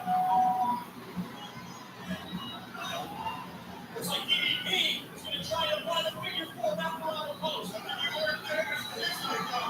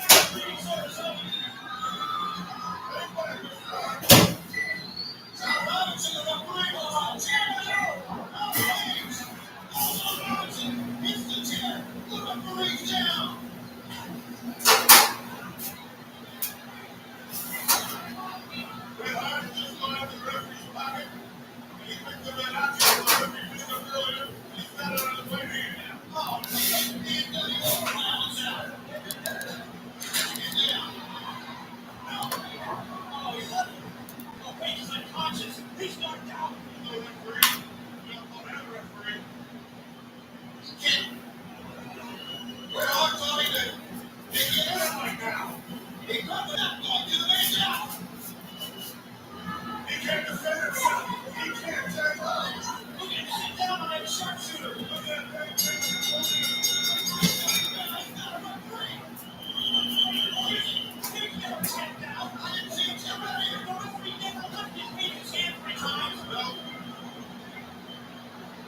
fans let you know what they think of that decision. Unformed. No. That's as late as it can go. Here comes the DJ. Singer, pitcher, back down.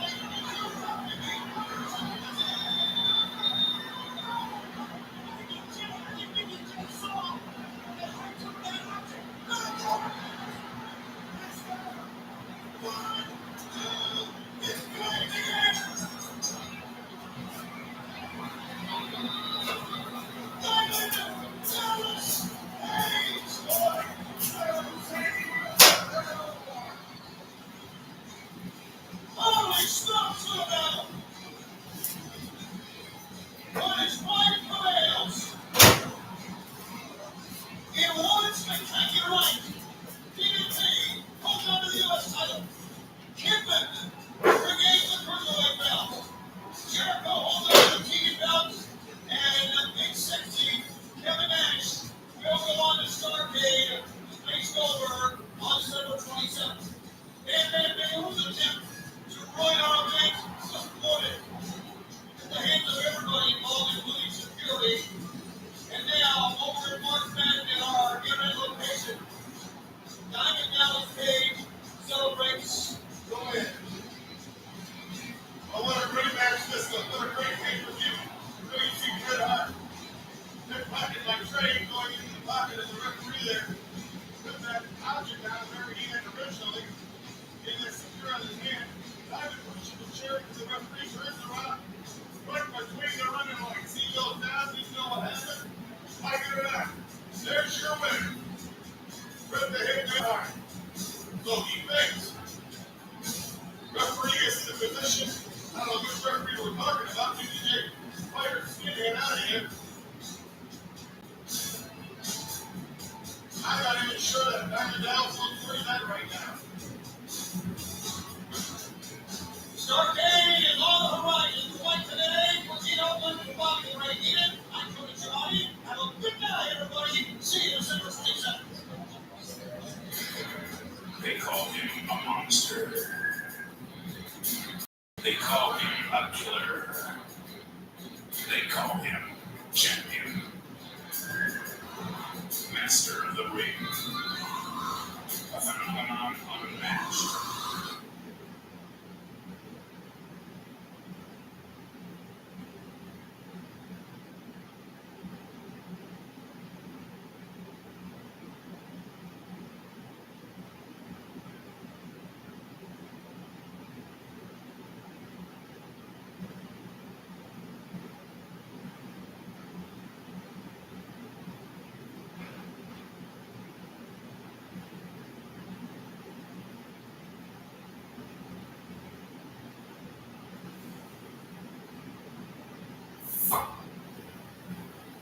California isn't following their plan to transition to cleaner energy, shutting down local oil production 4 times faster than estimated. Eliminating local oil and gas production without adequate replacement power means an unstable energy supply and higher gas prices. In the facts. Changes in everything. We can never allow any more bad air. Never. Ready? I didn't do it. Yes. I was not able to forget murder. No truth. Not too much.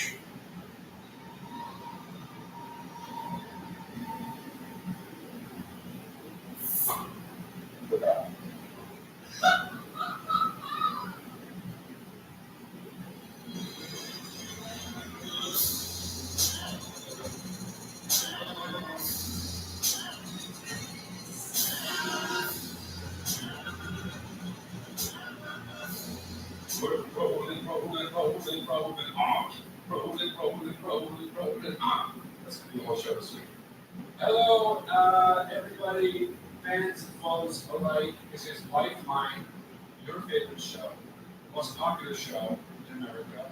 on TV or the internet. As you can see, I'm here alone. There's no one in the chair next to me. You might have noticed Chris, my brother Chris is not here. There's a reason for that. Am I allowed to say the reason? Yeah. He is at the hospital having another baby. Actually, Kristen is the one having the baby. Chris is there spectating.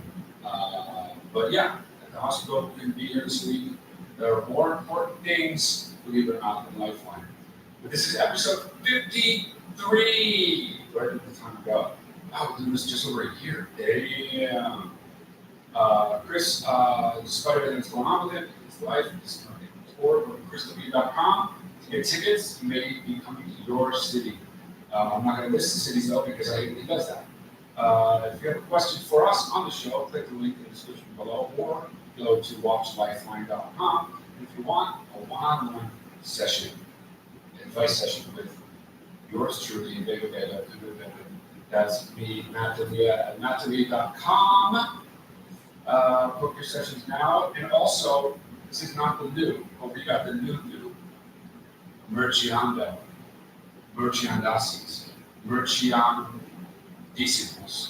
at the store, and it's fucking pimpin'. That purple one is just so good. I wear it all the time. But we're on an episode, so I can't do it.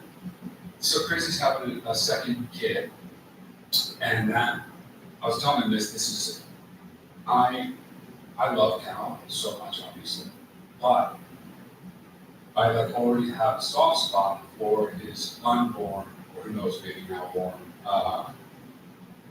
son, because I was the second born, and I've been thinking about what it means to be a second born as this whole thing has been on, and it's so different. You got things easier because your parents have been on the block. You get away with fucking murder, but also, at least in my case, the older brother, by way of the fact that he can just the fact that he can speak, there's this dynamic that gets established that he's the one that is louder and sort of more advanced, and that set me and Chris on the path of him always being the one that just never shut the fucking fuck up, and I kind of took a backseat and laid back comfortably and chilled. But also, at least in my case, the older brother, by way of the fact that he can just the fact that he can speak, there's this dynamic that gets established that he's the one that is louder and sort of more advanced, and that set me and Chris on the path of him always being the one that just never shut the fucking fuck up. And I kind of took a backseat and laid back comfortably and chilled and would let him get into trouble. But there's all these different dynamics that I'm really curious to see with his kids, especially what Cal's going to do with a little girl. Can't wait to see that. My brother spent, and I can say this because he's not here, he spent a large portion of my infantdom, I guess, pushing me into doorways. There's all these old videos of you're running into one room, and then he was faster, obviously, so he would pass me, and in passing me, he would just fucking elbow me into the door, which was cool. There's one on Christmas morning, one video that's on Christmas morning. I was a little bit older, so my head was at the height of the doorknob, and he just bulldozes me in the doorway, and fucking does it. He's almost so fluid, it looks graceful, and maybe he didn't mean to, but he definitely meant to. He elbows me directly in the door, and I'm so happy and smiling, and my head slams right into it, and I don't, dude, the best part is I don't miss a beat. Usually I would stop and fucking cry, but it was Christmas, and all our fucking presents were there, so nothing was gonna stop me. This is on video. That's on video. That is actually on video. We should get that and make Chris see it. Do you think that Bill has digitized You know what? I know he has. In fact, that's why I've seen it. He digitized so much shit. Deeper for Chris, but at his first marriage, there was all this shit, the videos of his kids, and it's deeper. Speaker, even though he's not here. Yeah, so he did that, and I now can tell the world that he ruined my life. That's how he ruined my life by doing that, and I'll never forget him. And yeah, hope you're doing well, Chris. I'm sure everything's doing great. Can't wait to see you again. Can't wait to meet second one. Let's just, and also apologies for the last week wasn't here. And COVID, which was fucking cool. Dude, how about when you know, this is my first time I had COVID, when you know who gave it to you, you like want to fucking kill them, dude. Even though that's not true of like the flu or the cold. You know, that's never been a part of my life. If I know who got me sick, I'm never like furious. But with COVID now, it's like crazy 3-year shaming of like if you spread it anywhere. And I picked up on it, dude. I spent the whole fucking time so furious at the guy who got me sick, fucking Julian, calling you out, dude. Did you know that? Yeah, dude. You fucked me. Julian, you fucked me, dude. And you're lucky I don't tell people your last name, because they'd be coming after you. On my behalf. What's happening? Are you actually mad at Julian? Like, how do you know? So the way, because I was in a room with him for 2 hours. And then the next morning, first thing he calls me and says I wasn't obviously positive, but I woke up feeling bad and I had COVID. Then 2 days later, so that's how that went. But the way it worked was while I had COVID, I wanted to fucking kill him. But then when I got better, that immediately, right? I couldn't hang on at all to break his neck. Buried 6 years old. Somewhere nobody could ever find me. But yeah, so I'm back. I'm stronger than ever. I think I still sound like a little nasally. A little bit, right? Well, what are you gonna do? All right. I survived COVID. Woo! Woo! Okay, let's do it. Videos?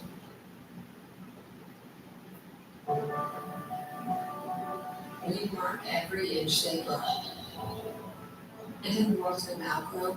Well, everything. But the Oh, hey guys, sorry I am not there. I can't be there because Kristen and I are in the hospital and she's having a baby. So I hope you're doing well. Yeah. I hope I'm doing well. I'm saying this morning because I was doing the video here before that, and I just hope I'm doing well. I hope I'm doing well. So when you watch this on the podcast, I hope I'm doing well.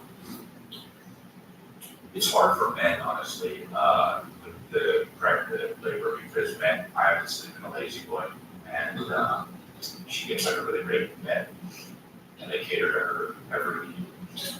And I don't get that. I just get a lazy boy, and they go, excuse me, sir. So anyway, Matt, I'll hold it down. Okay, I guess you are. Yes. So worried about you. So yeah, I need advice. Thanks. See you. Well, very wise. He's still doing well. We've been in touch a bit. I don't want to blow anything out, but I don't want to ruin any fucking surprises he might have, so I'm not going to say much of anything about it, but from what I've been hearing so far, so good. How did he get a lazy boy now? He doesn't have a fucking lazy boy, does he? What is a lazy boy? So lazy guy, like a little boy that's just super platonic. Well, yeah, that seems like pretty much shit to get a lazy boy. Usually there's some like really uncomfortable furniture. Yeah, okay. Yeah, okay. That makes sense. Cool, like grandpa chairs. That's okay. All right, now I know what a lazy boy is.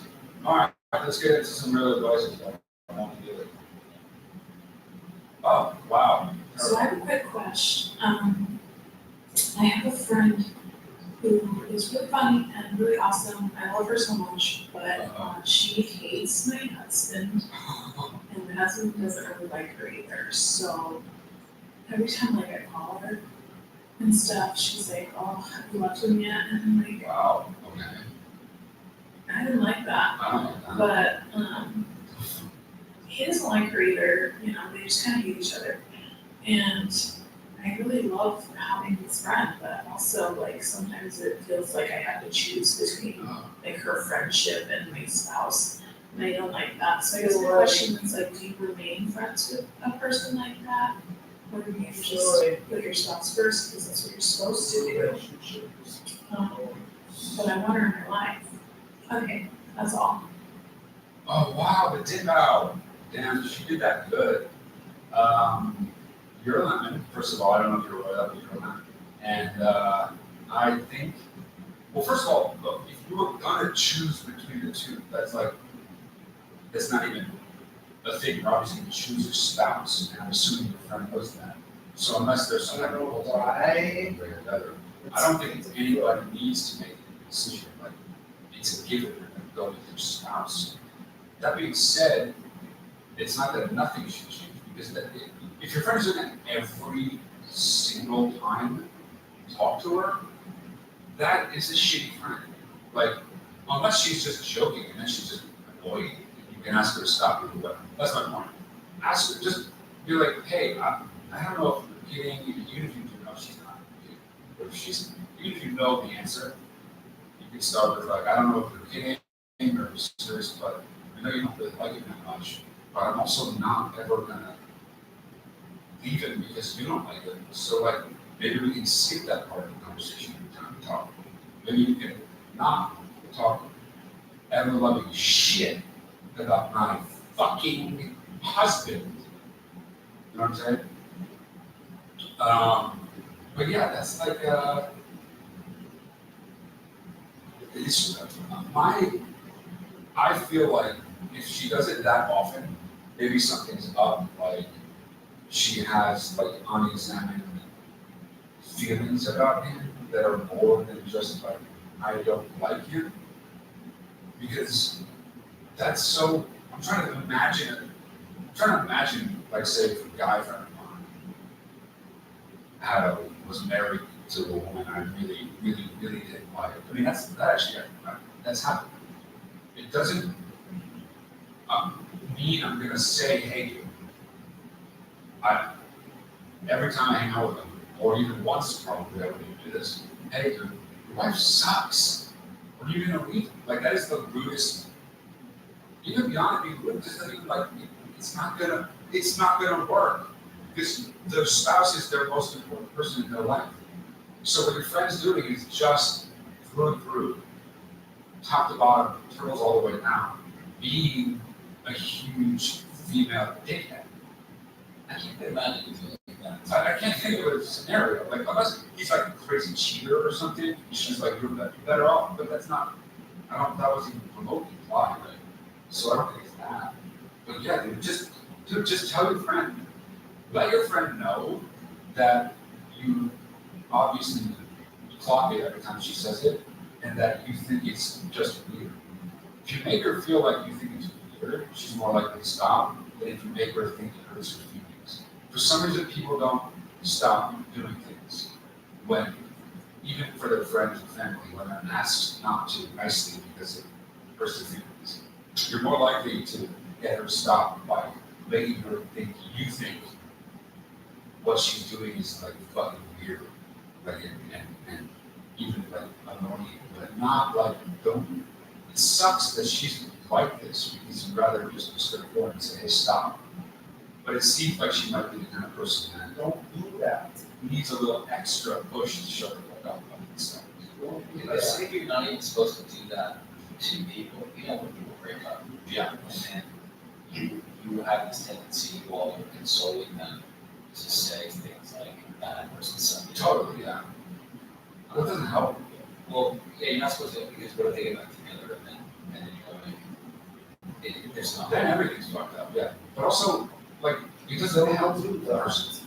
Yeah, I understand that in that situation, you're trying to be like, oh, she's positive still, like, at the same time, that person spent ostensibly like years of their life with that person.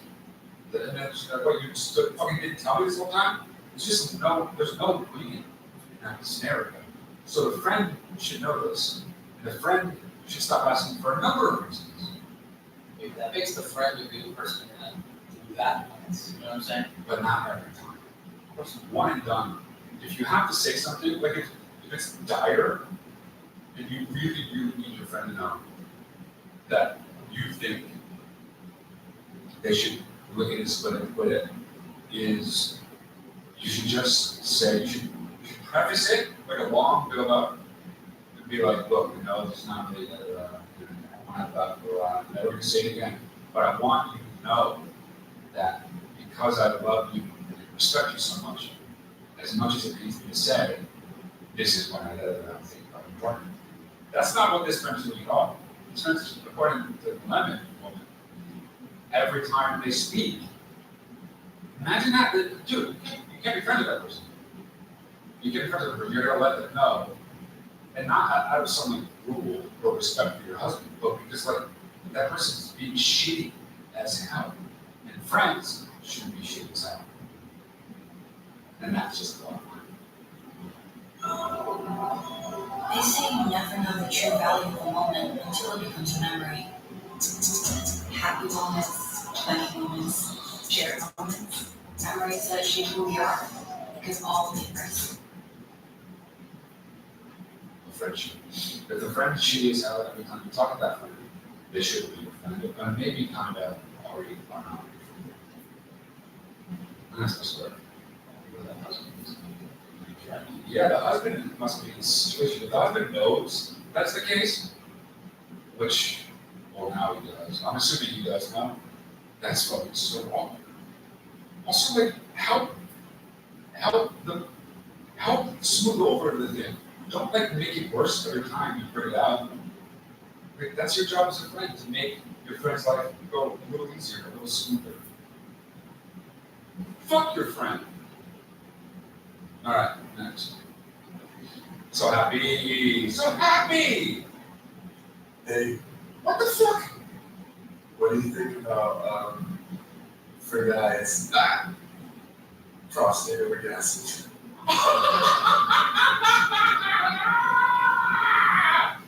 Wow, dude, that might be my favorite submission ever. Wow, he was having a prostate orgasm when he did that. He's literally, I bet he's actually having a prostate orgasm. Just watching him. Just started. What do you think about It's rising. The intensity's rising. guys prostate orgasms? He just keeps so hard right now. And prostate orgasm. What do I think? What do you think about for guys? He says. Well, I think it's not a very expensive thought on the subject, but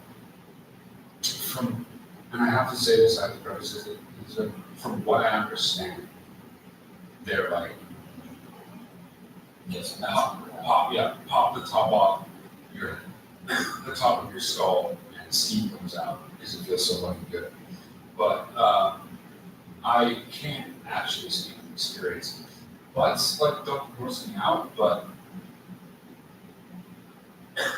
I'm good without butts. Butts, you know those fucking, there's so many guys that are like, I can't wait to fuck her in her butt. You know what I mean? And you're just like, why? It's not better. It's not better, first of all. Second of all, it's not really what sex is. You know what I mean? Yeah, I don't understand anybody who doesn't. Obviously, two gay men, these people don't have a choice.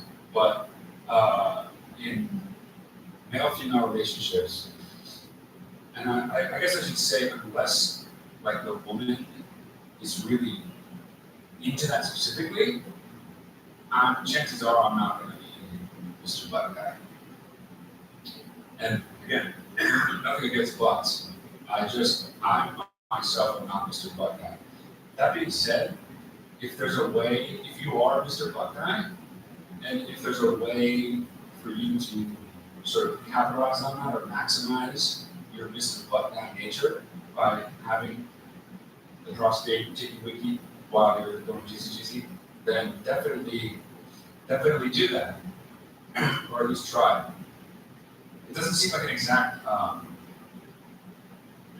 process. Though. I feel like it's kind of like you got to have the right, you got to have the touch, you got to have the finesse to make that go down right.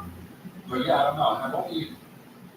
I've only seriously dated one woman who was like little Miss Butt stuff, and I again wasn't put off by it, but it wasn't. It didn't come after me at all. Are you? He's talking about. I'm expanding into butt stuff. I know what he's talking about, but there's not much to say besides I feel great about it if you feel great. You know what I'm saying? I just don't have any experience with them. And from whatever I've heard from the guy friends is that it's quite the jism experience. You know? It's like you see a movie in a regular theater, you see a movie in IMAX. You have the IMAX experience. When you have an orgasm, it's like seeing a movie in a regular theater. But having a prostate orgasm is like having an IMAX jism. So it's basically the IMAX of jisms. You should try it. I think if you're on the fence, you should try it. All right. If you have a partner who's like, is willing to take you there, you should try it. That's what question. Anybody? Any takers? I'm not saying. He's not saying. Anthony, have you? That's it. Yes, dude. You haven't? Three virgins, eh? All right. Well, maybe not for long. Huh. If you're the person to access my prostate, an orgasm, let me know. You know how to reach me, I think. Actually, please don't do that. I'm serious.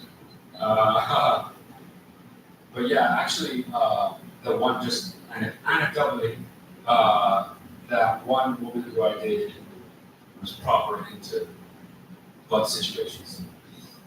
After we broke up, in my next relationship, my next serious relationship, my girlfriend at that time found all these fucking butt plugs around my place, and every time I had to be like, oh no, that's not mine. And in my going, oh no, that's not mine, I never felt more like a liar even though I wasn't being a liar, you know what I mean? So by like the third butt plug, I was just like, I don't know what to say anymore, you know. Also, why was that previous girlfriend hiding butt plugs all over my wall? Is the real question. They were nice though, they were like jeweled, you know. One was a purple crystal. They even had like tails on them. Yeah, actually, one did. Dude, the butt plug thing is like a whole situation. Butt plugs, I don't really get it. I don't know. See, but I don't know what stuff. I know butt plugs do something exciting, but I don't.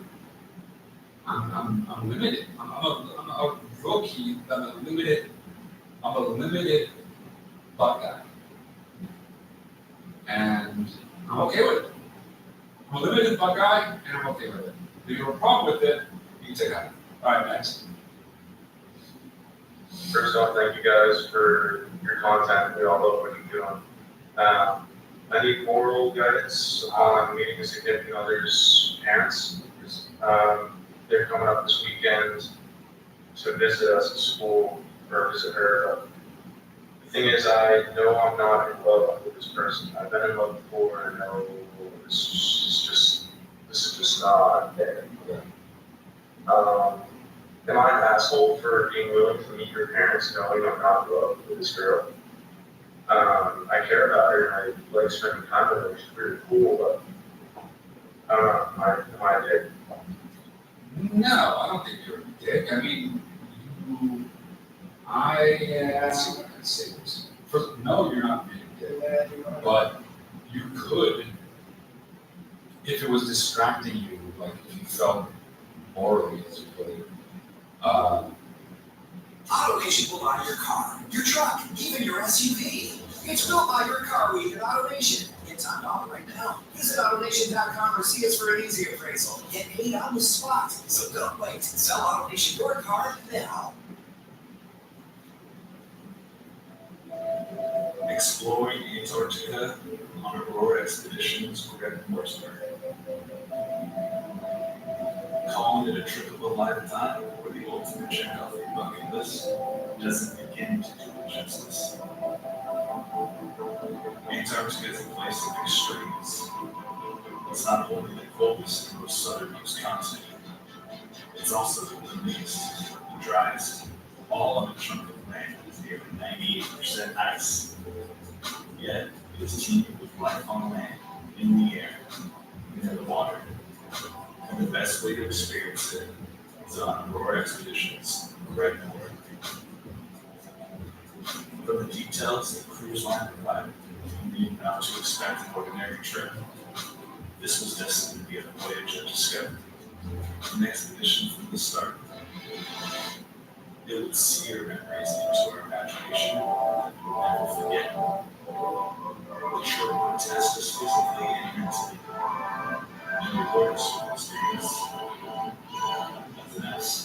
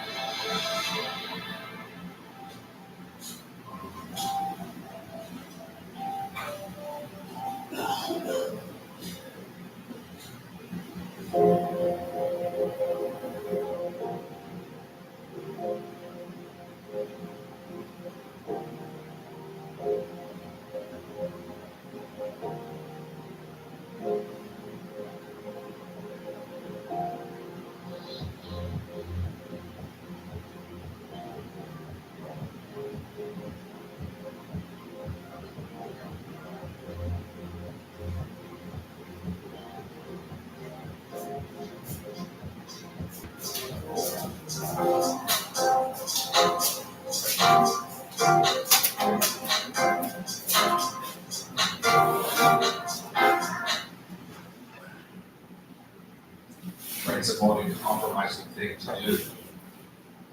Maybe, and I don't really recommend this, but if you want to, you can talk to the girl and say, it could be a good opportunity for you to actually get your feelings clear across to her as like with the, through the lens of really auspice of like, I'm sure that your parents, how serious are we? Like, it could be a good reason to have that conversation if you're looking to have it, which I think you're looking forward to having that conversation, but like at a certain point, the relationship is far enough along, and you sense that the person you're with likes you a lot more than you're into them, it at a certain point is your responsibility to put that out somehow without being a total fucking shit. It's hard to do, but it's impossible. What you don't want to do is string someone along the entire time and blindside them after, wasted a lot of their time and your own time. Sorry, I said some better things. But you're not a dick if you just are going to go hang out with a girl that you're kind of seeing and her parents. Like, that's totally a normal thing to do. It's not written in some manual that says you can only meet someone's parents if you're serious about them. That's like 18th century chivalry nonsense. That doesn't really seem like a thing in 2023. But if you're having doubts about it, then maybe she's implied that it means something really like important to her. In which case, again, you should bring it up, and you shouldn't be a dick about it. You don't seem like a dick, but you want to lay it on easy and bring it up as like sort of a practical thing. You want to have it be as like high, as low tension as possible. But yes, actually, I would casually bring up her. Here's my thing.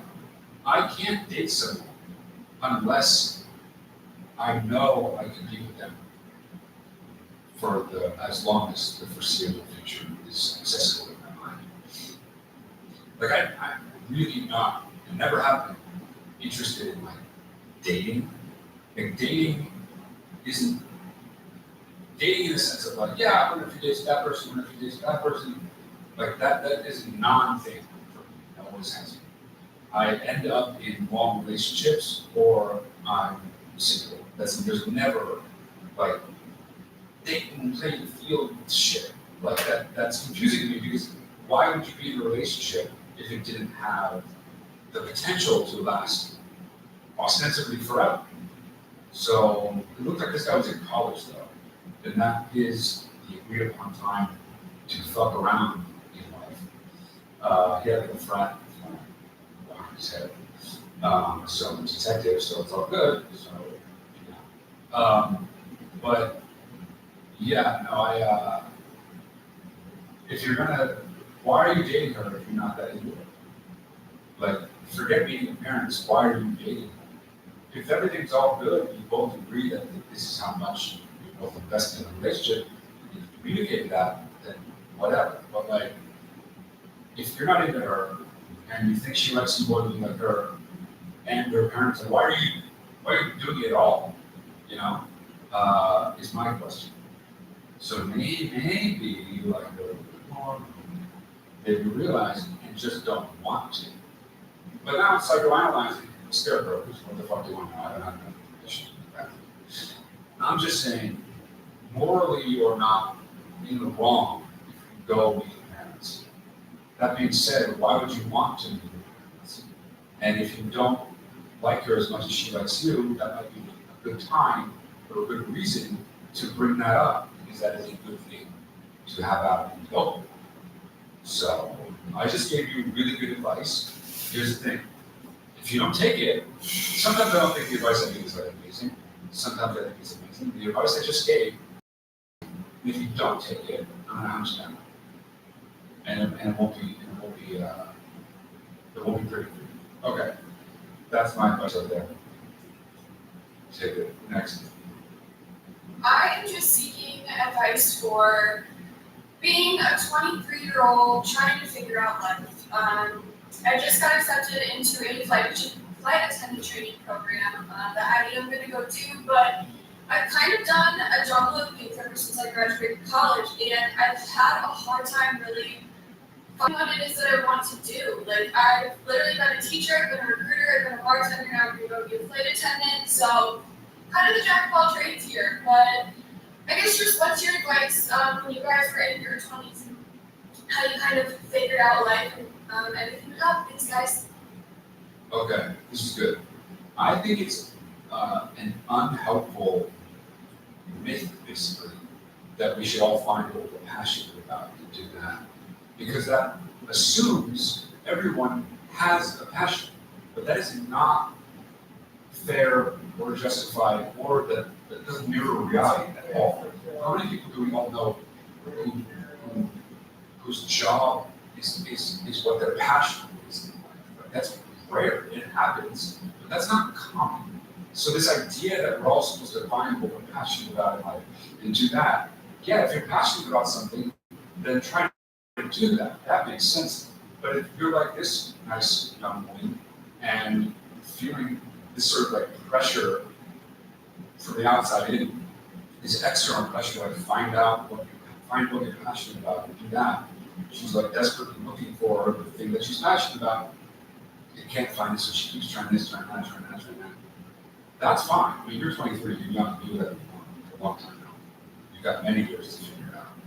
But don't feel so much pressure to find a thing that you're crazy passionate. Settle, I don't mean settle life like throw in the towel, but settling for something that you're good at that provides you with means to make a living it will be rewarding. The rewards, let's say, are rewarding enough to make that a worthwhile thing to do in your life. Like being a flight attendant, it might not be your passion, but if you can get a good position and you can make a ton of money, like that is a viable career because then your success at it will lead to a kind of happiness. And your passions, like they should be for everybody, for most people, your passions lie outside of what you do for a living. Like this is a misconception I think people have all across the fucking world. The passion, again, if it ends up being that you can pursue your passion while making a living, great. But everybody feeling the pressure to find what they're passionate about before they settle into some career, good fucking luck. And I'm not being pessimistic, I'm just saying this is the fucking way it is. California isn't following their plan to transition to cleaner energy, shutting down local oil production 4 times faster than estimated. Eliminating local oil and gas production without adequate replacement power means an unstable energy supply and higher gas prices. Hit the facts. So you should have put the bad back together, huh? But no, we can't do work on that. Shout out tonight, you don't miss it. I mean, the trending, the cheers, the tips, the tips. I do, but I ain't gonna get up for today. But that's is over, but I got a big one. I am not I'm a magician. You need to tell your face. All right, where you looking at? I'm tired of sticking men in. The last one I had there was so loud. When I let him come in my back door, I'm scared he's gonna wake you up. I got you something you need. Oh, thanks, what's the one to keep us on one way you're gonna do this, man. Your way. Find something that you're good at that you can more than and just do that. Over time, you will build satisfaction and be proud of yourself, and you'll have money and less time to do things that you're fucking passionate about. Occupational passion. Maybe 1 out of the 30 people I know, or 1 out of every 30 people I know, is passionate at work. Like that's the same thing. Think about it, dude. Think about all the people that you all know, everyone watching the show. How many of them are super passionate and fulfilled by their job? That's not something that we should be expecting. It's great if it comes along. You're lucky as fuck if you get to do it. But that is not even a realistic goal for most people. So don't feel like you have to find something you're passionate about. Don't be crushed by the fucking bullshit cliche world that's trying to force down your throat. It's not realistic. And you should certainly not feel bad about not finding passion. At least when it comes to the workplace. Yeah, also, just to come back to this real quick, you're 20, she said she's 23, right? 23 years old. That's so young. And I'm not saying like, I used to hate when I was that age, people would like, tell me to slow down or whatever, because I wasn't where I wanted to be in life or whatever.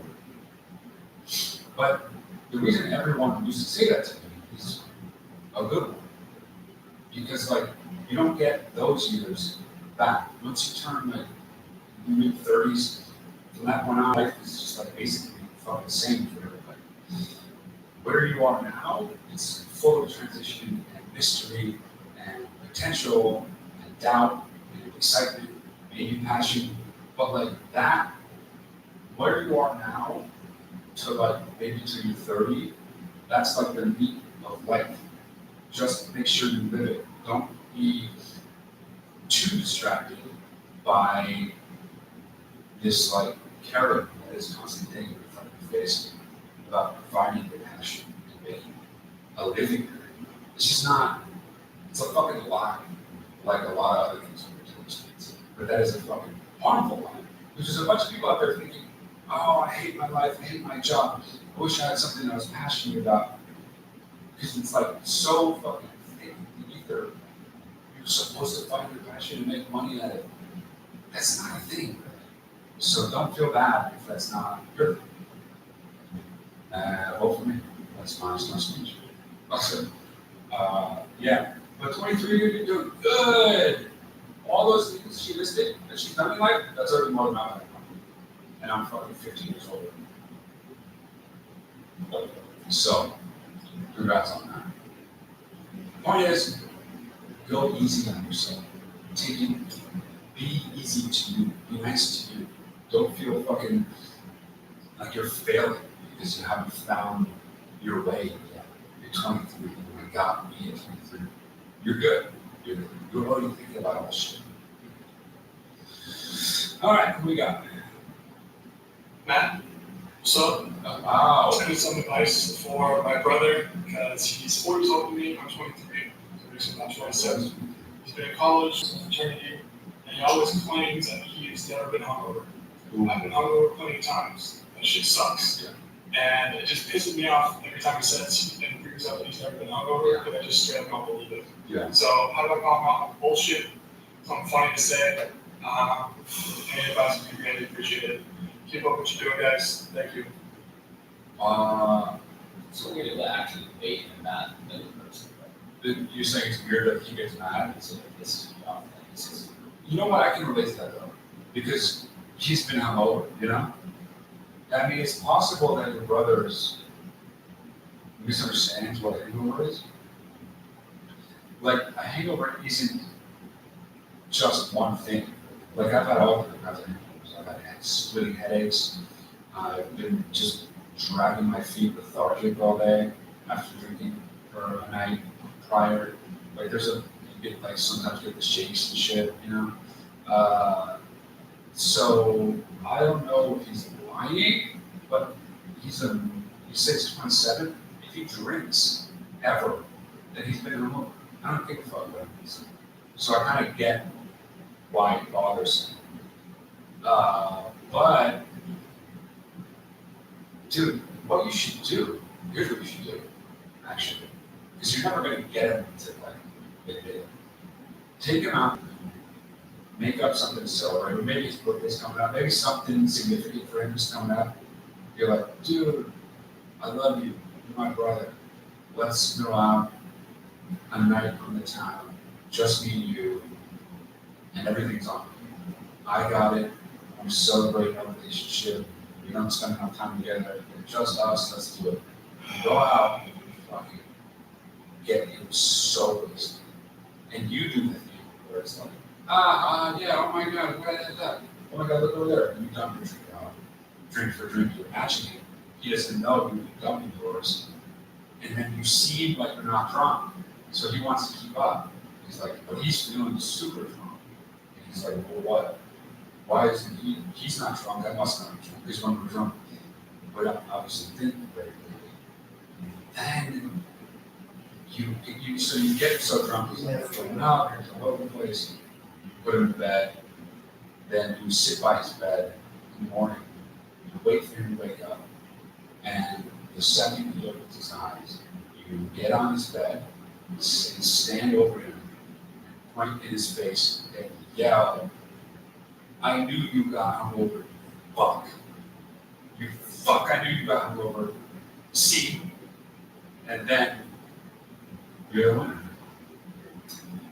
You know what I'm saying? So manipulate. Well, here's the thing. I totally sympathize with the guy whose video that was. Because it's so frustrating when you know someone has experienced something and they're insisting that it's not true. And it's like, you don't know, there's no way to know if they're lying or if they're like misunderstanding what the thing is, you know what I mean? And I get being really, really, really frustrated with that. That's like a character flaw in me. Like I can relate to that. It shouldn't upset me, that kind of shit, but it does. Because it's like, dude, you're preventing us from bonding. Like, you have had a hangover, so now let's talk about it. You know what I'm saying? But this guy's like, no, I've never had one, so you're going to bond about it. You know? I remember when I was in 8th grade, I was hanging out with two of my friends who happened to go to Catholic school. Feeling healthy by leaps and bounds. Making a dinner that tastes. They went to, it was John and Brian, and they both went to the Catholic school. So they weren't like goody good kids, but like they were kind of more repressed than we were at the fucking public school. And I started talking about how I masturbate, which is in 8th grade, okay? And they both, at the very beginning, they were both like, "You do what?" And I was like, "What do you mean I do what? Like, what are you asking?" And they were like, "What are you saying you do?" And I was like, "What do you mean? Like, I dig it, jerk it off." And they were like, "What? Like, you're weird, dude. Like, what are you talking about?" And I was like in backwards. Because I was like, whoa. It's not weird. It's not gross. It's the best feeling in the world, and you guys have never done it? You know, I was like, losing my shit kind of. And then slowly but surely, like fucking, I was in like an interrogation room, you know, and I was the detective. I got them both to admit that they do it too. And they had crazy stories. They were like, "Yeah, you're in the shower like this, and and I used to do it. My parents was like, but they were, and I was just like, yes, dude. I cracked them. Yes, we all jerk off. Woo! Yeah, it's a detective. That's you're sorry. Okay. So it has to do with masturbation, but not. You ever have you ever had like the meaning of a word like messed up for you for a while because of circumstance? I have a friend when I was young, like 8 or 9. I was standing around on the playground. One of my friends was telling a story about something that the song is like a bad something where some young woman was found unconscious somewhere. She was alive or whatever. And it was like, yeah, guess what? They found a pubic hair in her mouth. Whoa. And I was like, whoa, yeah. And then he said, yeah, masturbation is what he said. Who's he? My friend. He said, yeah, masturbation? Like, he said, he told this story, right. And then he said, he was saying, yeah, that's what masturbation is. And so I was like, whoa. And so for, I don't know how long, I thought masturbation was this thing where you knock someone out and put a pubic in the mouth. That's the worst practice ever, you know? I just had this supremely negative connotation with masturbation. I thought it had to do with, assault. Right. Or doing something to someone's mouth that they didn't want. Unknowingly, I was like, damn, that's upsetting. But yeah, being a kid is so bad. It's so confusing. It sucks, man. Especially if you're like an aware kid, you're like, you know, there's shit in my mouth. Oh, I fucking hate that thing so much. I just always wanted to know what was going on. Being the youngest person in my house, being the youngest person in my grade every year. It's like, I always felt like I was outside of the game. But, yeah, just so you know, that's not what masturbation is. Yeah. That's not what I was doing. That's not what I got those kids in 8th grade to do. Knocking people out and putting pubic hair in their mouth. That wasn't our thing. No, but like that, just to get back to that, your brother does get hungover. And you're right to be annoyed that he says he doesn't. And, you can do the thing where you manipulate the hangover for him, which would be good. But you can also, if you are as good as me with putting pressure on someone in an interrogation style setting, you can get into it if you're as slippery slimy good at that as I am.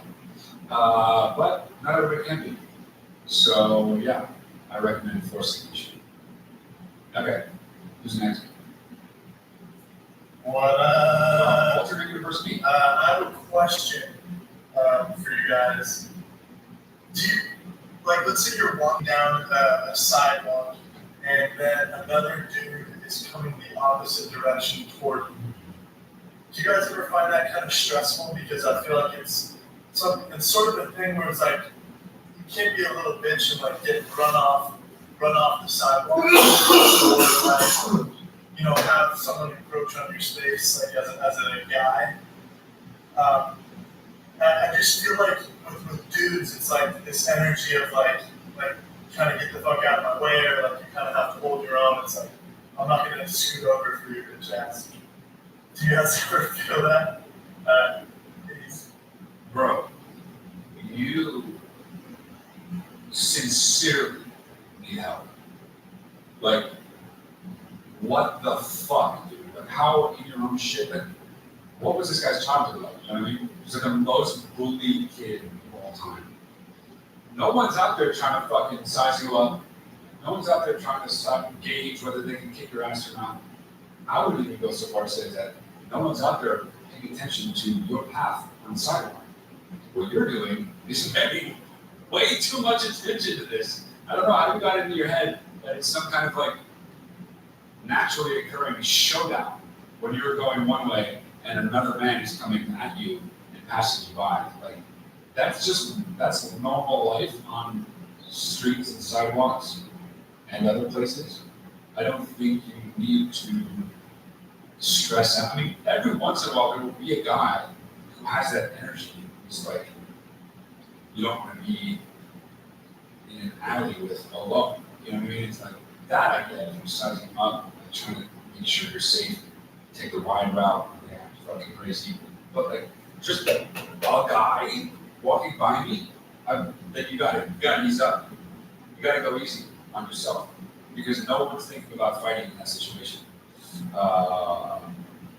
What I will add to that is that video is possibly the most deeper submission you've had because that sounds so stressful, dude. This guy's walking around thinking about everybody wants to kick his ass. He's got to be all puffed out and not be a pussy and go around. Like, dude, you're thinking about this too much. Everything's fine. That guy, whoever that guy is not thinking the same things you are. He doesn't want to fight you. He doesn't want to fucking make you think he's stronger than you. He doesn't care about you at all. So yeah, I think, have I had versions of that experience? Yes, but only when the guy is acting in very obviously, potentially violent or whatever kind of way. Like, if I don't size people up as a threat, then I generally don't pay attention to them if they're strangers. But yeah, I think sleeper, be serious help. I think that here's the real thing. If you want to talk about switch, that's what it is. You want someone always with a little stress, but using it in your team's personally. That's because that's like a really good question. If you're so in your head about like the other guys and like what they think about you in a physical threat sense, like sleeper, switch, and you did it. It's hard to do both. Sleeper and switch, but in one fell swoop, this guy comes in, takes this sleeper switch title belt. So that's impressive in a way. But yeah, dude, relax. No one cares about you. In a good way. No one's trying to do anything bad to you, and you don't need to worry about guys walking past you. You need to worry about other things that are real and really affect your life. But not that. You know? We got one more? All right, yeah, let's do it. Hi, Jack. I'm from Salt Lake City. I was seeking advice on how to cope, reconcile, or just handle sibling that's been addicted to a certain thing. That's going through rehab and making feel better, but obviously relationships and constraint, and how to slowly step toward getting a better relationship with that sibling that you once loved. So, hope you guys have some words and say. Well, actually, it was the same, but I'm a little. He's saying, "How do you play it again?" Actually, My name's Eric. I'm from Salt Lake City. I was seeking advice on how to cope, reconcile, or just handle a sibling that's been addicted to a certain thing, that's going through rehab and been doing better, but obviously relationships and constraint, and how to slowly step toward getting a better relationship with that sibling that you once loved. So, hope you guys have some words and say. yeah, I think that you want to make it clear that I think it's good with anything recovery, whether it's addiction or just even something like major surgery, any kind of thing like that, where like people take stock of their life and they look at it and they are in a particularly reflective place, which I think is what one is certainly a place that people that are recently sober find themselves in. I think it's good to talk to people like that while their mind is sort of receptive to it, to sort of be very open and honest about where you're at in terms of what you foresee as a potential relationship working between you, in your case, your sibling. I think that more or less I would recommend, obviously in a different way, but to basically say what you were saying on that video that you submitted, which is like, obviously there's some kind of contentiousness in the past, but this seems like a great opportunity for like a new start, and I would love to reestablish our relationship in a way that is healthy for both of us.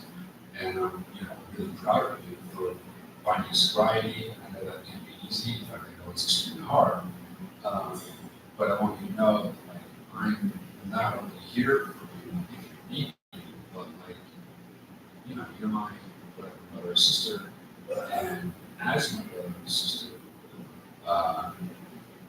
you're extremely important to me, and I would love to be able to have a relationship with you that is not like it has been between us in the past. The past is past, water under the bridge as much as it possibly can be. Now we start over, and how can we have a positive relationship? We want to frame it as full of possibility too. Like, you really want it to be forward-looking and not even so much an examination of where you guys are at now, but certainly not where you were at before. Everything's forward-looking. And if you frame it that way, forward-looking and sort of hopeful about that future, I think that is the best way to start piecing a relationship back together. Because that's just hard, because like, people, even if you forgive and forget, there's still that like lingering emotional shit that is really, really hard to fully shed. Especially with family. It's just those ties run so deep. And it's really easy to develop some legit severe shit with family. If you're not careful too, years go by and suddenly it's like, oh, do I even know that person? But yeah, that's tough. But what I definitely also know is that your sibling will appreciate you doing this. Again, if they just got sober and they got they're coming out of it back into the world, re-entry, so to speak, I think they can use all of the very clearly supportive people in their life They can use me totally that as much as you're willing to say it. Disagreement that you're talking about, they sort of probably feel a lot of things like shame and many negative things about him or herself. And your job can be to help them not see things negatively moving forward. I'm sure whoever, typically when there's a fractured relationship and one of the people had an issue with either drugs or alcohol, it's probably going to be that person who was the source of the problems in the relationship. It's not saying you were perfect, I'm sure you were not. But your sibling, what I'm saying is your sibling's probably feeling more guilt, shame, embarrassment, whatever, than you are. So be cognizant of that. But you don't need to really have kid gloves. Just be hopeful and forward. That's a lot for someone who comes. It can mean a lot.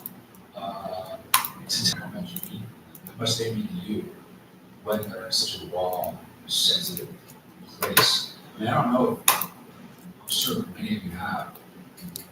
Discover unforgettable travel experiences at getyourguide.com. In sports and in life, you miss 100% of the shots you don't take. Take your shot, and you can score big savings on auto insurance. AAA Insurance offers competitive rates with our most trusted roadside assistance service. It's fast and easy to find out how much you can save with AAA Insurance. Visit AAA.com now. To figure out someone who's drugs, shit, gambling.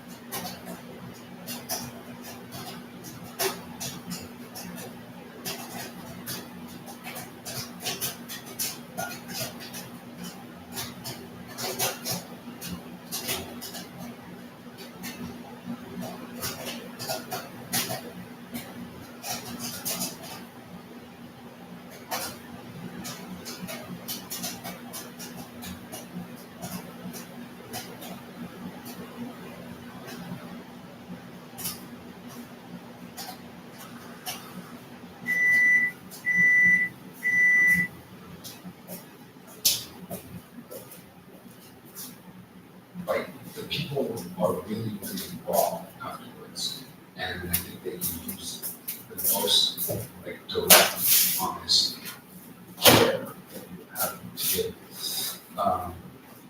But yeah, it's just tough. I wish you luck. That's just never easy. But know that it's even more your sibling. So I think it would be wise to open the dialogue. That you open yeah, when's the one coming out? This episode April 16th. Hey, cool. Happy April 16th, everybody. If you want those tickets to see my brother, he is still on tour now. Get tickets at christopia.com. And if you have a question for next week, we'll be here. And if you have a question for us, click the link in the description below. Or go to watchlifeline.com. Also, subscribe to this channel. Subscribe, like, and subscribe. Like, subscribe. Like and subscribe.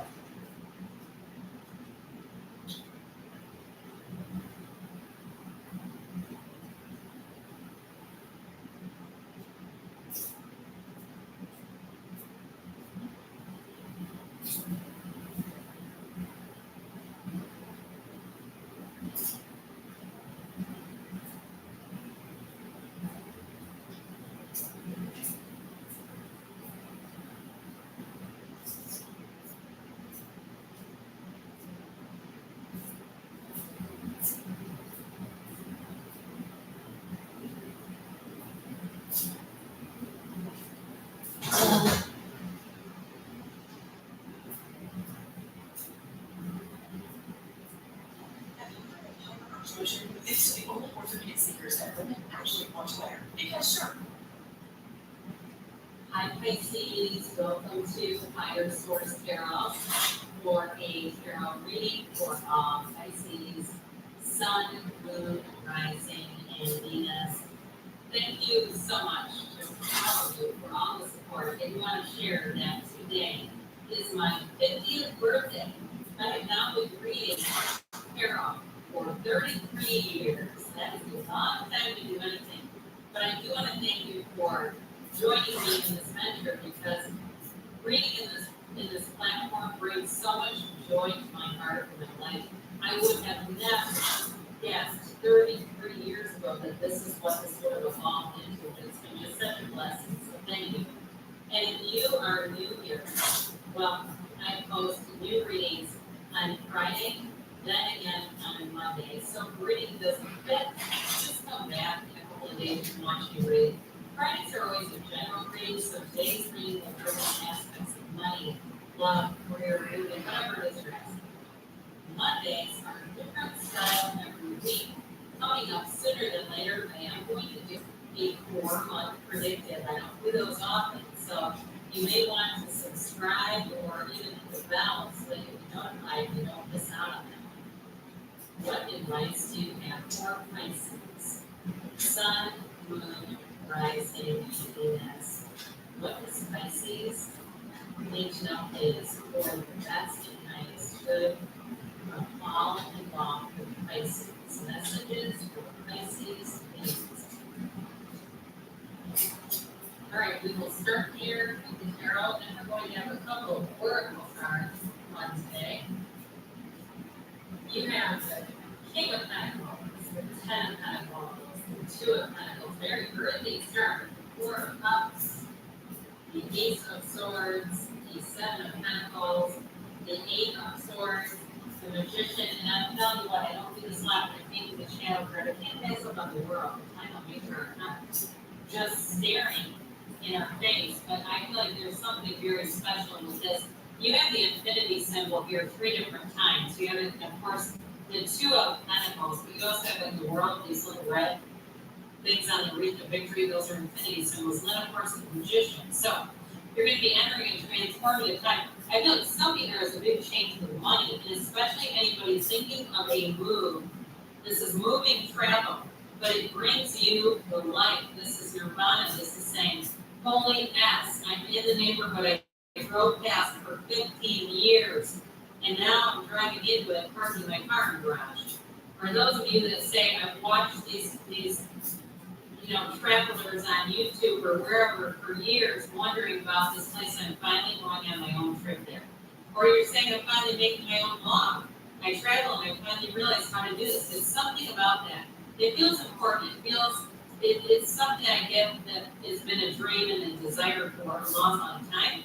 Now, I will tell you, for some of you, you've got a relationship moving in, or if you're in something with that 10 of Pentacles, it's going to get serious.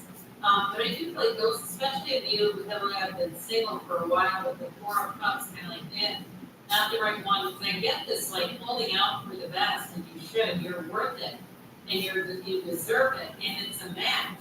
So, with the King of Pentacles, this is a great card. I absolutely adore the King of Pentacles. Everyone should have a King of Pentacles in their own lives. This is like the partner that everybody looks at and goes, where do I find one of those? How did you meet this person? Intelligent, humble, together in every area. spiritually, mentally, emotionally, physically, financially. They've got their act together. Now, with this in terms of work or a job, though, for somebody it's, and we've got a new opportunity coming in with money. And so I do feel like it feels more autonomous. It feels like something extra, like some kind of a creative endeavor that's going to pay off. Now, those of you too, if you are moving and you're going to sell a house, I do feel like you, or even sell possessions, I get that too. If you're looking to move and you're saying, you know, I'm going to start this, I'm not going to wait and do, you know, some kind of big sale at the end and then just dump everything. You know that when you say, well, I held the sale and I didn't get, you know, everything sold, so I'll just give it away or whatever. And you feel like for somebody who's doing that, it's going to be more of a process. I do feel like you're going to start seeing money right away. So if it's a garage sale or on marketplace or something like that, you're going to have buyers. So get ready. So with the 10 of Pentacles, you've got unexpected money coming in here. But this is also, it is the wild card. You know, the 9 of Pentacles is like you're almost there. The 10 of Pentacles is you have arrived. So it is a very important card here. So I do feel like you're telling you, you've got a new cycle coming in and it feels like perfection. This is brilliant. Now, the Pentacles are also about the physical body as well. So it's manifesting, but I also feel like too, you're going to be entering a chapter here. If you've had some kind of health issue, and I don't want to get too far into this on YouTube, but I do feel like this is a cycle. Sphere Boost raised my credit score by 12 points instantly, which is insane. So I raised mine. That brings some relief. So the 10 of Pentacles is harmony all the way around your life. I also feel like somebody here has some kind of a reunion or gathering coming in. You have some kind of, it feels more like family to me. A family reunion, a gathering, or a time we're going to get together. Like, you know, great grandma's 90th, great grandma's 85th is what I really heard. But I get this, like, getting together and seeing people you haven't seen in a long time and just walking away full. Your heart is full. I also feel like, too, it may be a time of indulgence, so be aware that's in my stomach felt full, and I don't know why. But I do know why. But this 2 of Pentacles, you are going to have opportunities and options. You have it a bit here, too, but with the 4 of Cups, that's more like, you know, not really liking the opportunities. But I do feel like here, you have something good coming in here and something you wanted for a long, long time. 2s are about partnerships also. So I do feel like there's been a little bit of stress around a partnership. I do see that as getting resolved. But I feel like there's going to be a choice. That's what this is telling us. Is you've got a choice coming in. But the 2 of Pentacles delivers. I mean, that gigantic infinity symbol is an ancient Gnostic symbol. It's bringing heaven to earth. It's manifesting with the symbols that are here. Now, if I say too that you have Leo, Taurus, you've got water, put it earth, like we talked about, of course, Virgo, Cap, you do have air here too. And the Magician actually brings in all the elements. But this 4 of Cups may find you a bit contemplative here. All right, so with this, for some of you, it's important because it allows you a minute to say, no, I'm not going to settle. Well, you know, why settle for the rest if you can have the best? And that's what's coming forward. But this is also a card that encourages you to go outside a little bit, be outside in nature, meditate, quiet the mind, get yourself into the stillness of your soul. Allow yourself that, because that's when you can really see things clearly. And lo and behold, next we have the Ace of Swords, which makes total sense. The Ace of Swords is all about clarity. So any new goals that you set, you're going to surpass. So if it is about your move, if it is a relationship too, you've got great communication coming in, but also too, like we were saying, that clarity of mind where you say, I know this is the right one, but you also feel it in your heart. Your heart whispers the truth every single time. So this cuts through that proud ego, but it also brings the truth. And so I do feel like you have a deeper understanding, and maybe an understanding about someone or a situation that's really going to help things out. I feel like you're going to get communication regarding a relationship, and it allows things to move forward, but it's definitely upright, it's forthright, it's honest, there's nothing hidden here at all. And so with the 7 of Pentacles, your time is now. This is your harvest time. You love the 7 of Pentacles. You've got, you know, most times we've got that money rains here, money rains down in the tarot, And also, money grows on trees in the tarot. So this is saying that your manifesting is coming true. So those people that are out there being single, and you're saying, where is my person in 8 billion people? Somebody's made a comment that, yeah, but they've all got their face in my phone. It's hard to even make eye contact. Well, here's where it comes in. And so it has been worth the wait. That's what they're saying. It's going to be worth the wait. You're manifesting.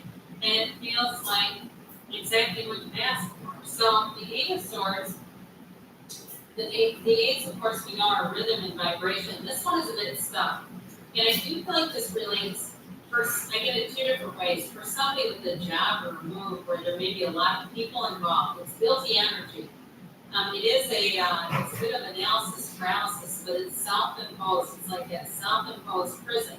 So for somebody, it's just too much thinking and being a bit concerned about people around you, but not in a way that's just every day, in the context of every day, taking care of people around us and our family and things like this. This is being more worried about long-term ramifications that we can't see from like leaving a job is what I really get here. If I leave this job, and all these people are going to be disappointed. That's what I get. So with the magician is time for you to really be in charge of your own life, to follow your dreams, to follow your heart. It's bringing heaven to earth. And so this symbolizes too that you're consciously doing this. So using your conscious mind, clearing your mind of any worry, any pervading thoughts of anything negative. So if it is taking that leap of faith, this is also part of what they say, take it till you make it. So really feeling like, or if it's even that neighborhood, driving into the neighborhood before you live there, or going and test driving that new car, but also believing this is going to be mine, I am going to have this, I do have this. So with this, you are going to have communication coming in. Now this is a great card for anybody who does anything with teaching or any kind of management. It's definitely an upgrade. It's also great if you're a writer or any kind of a creative person that's looking to turn that creativity into something that's an income. And so with this, you're going to be in a place where you have a lot of power. So in a relationship, you're going to be attracting people. And even if there are 4 cups where you say, I know I attracted them, but I'm not that interested in them, that's okay. Still acknowledge the universe. I see you're sending me new people. Not quite right, but we're getting closer. So let's see here what the Fortune Oracle has to say, because the right one's coming. You're in the reading. What else does Pisces need to know, please?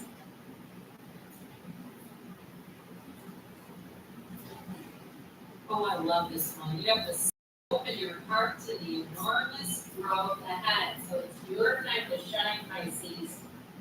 And then we have the Whispers of Love. What else is Pisces? Need to know, please. What advice do you have for Pisces, please?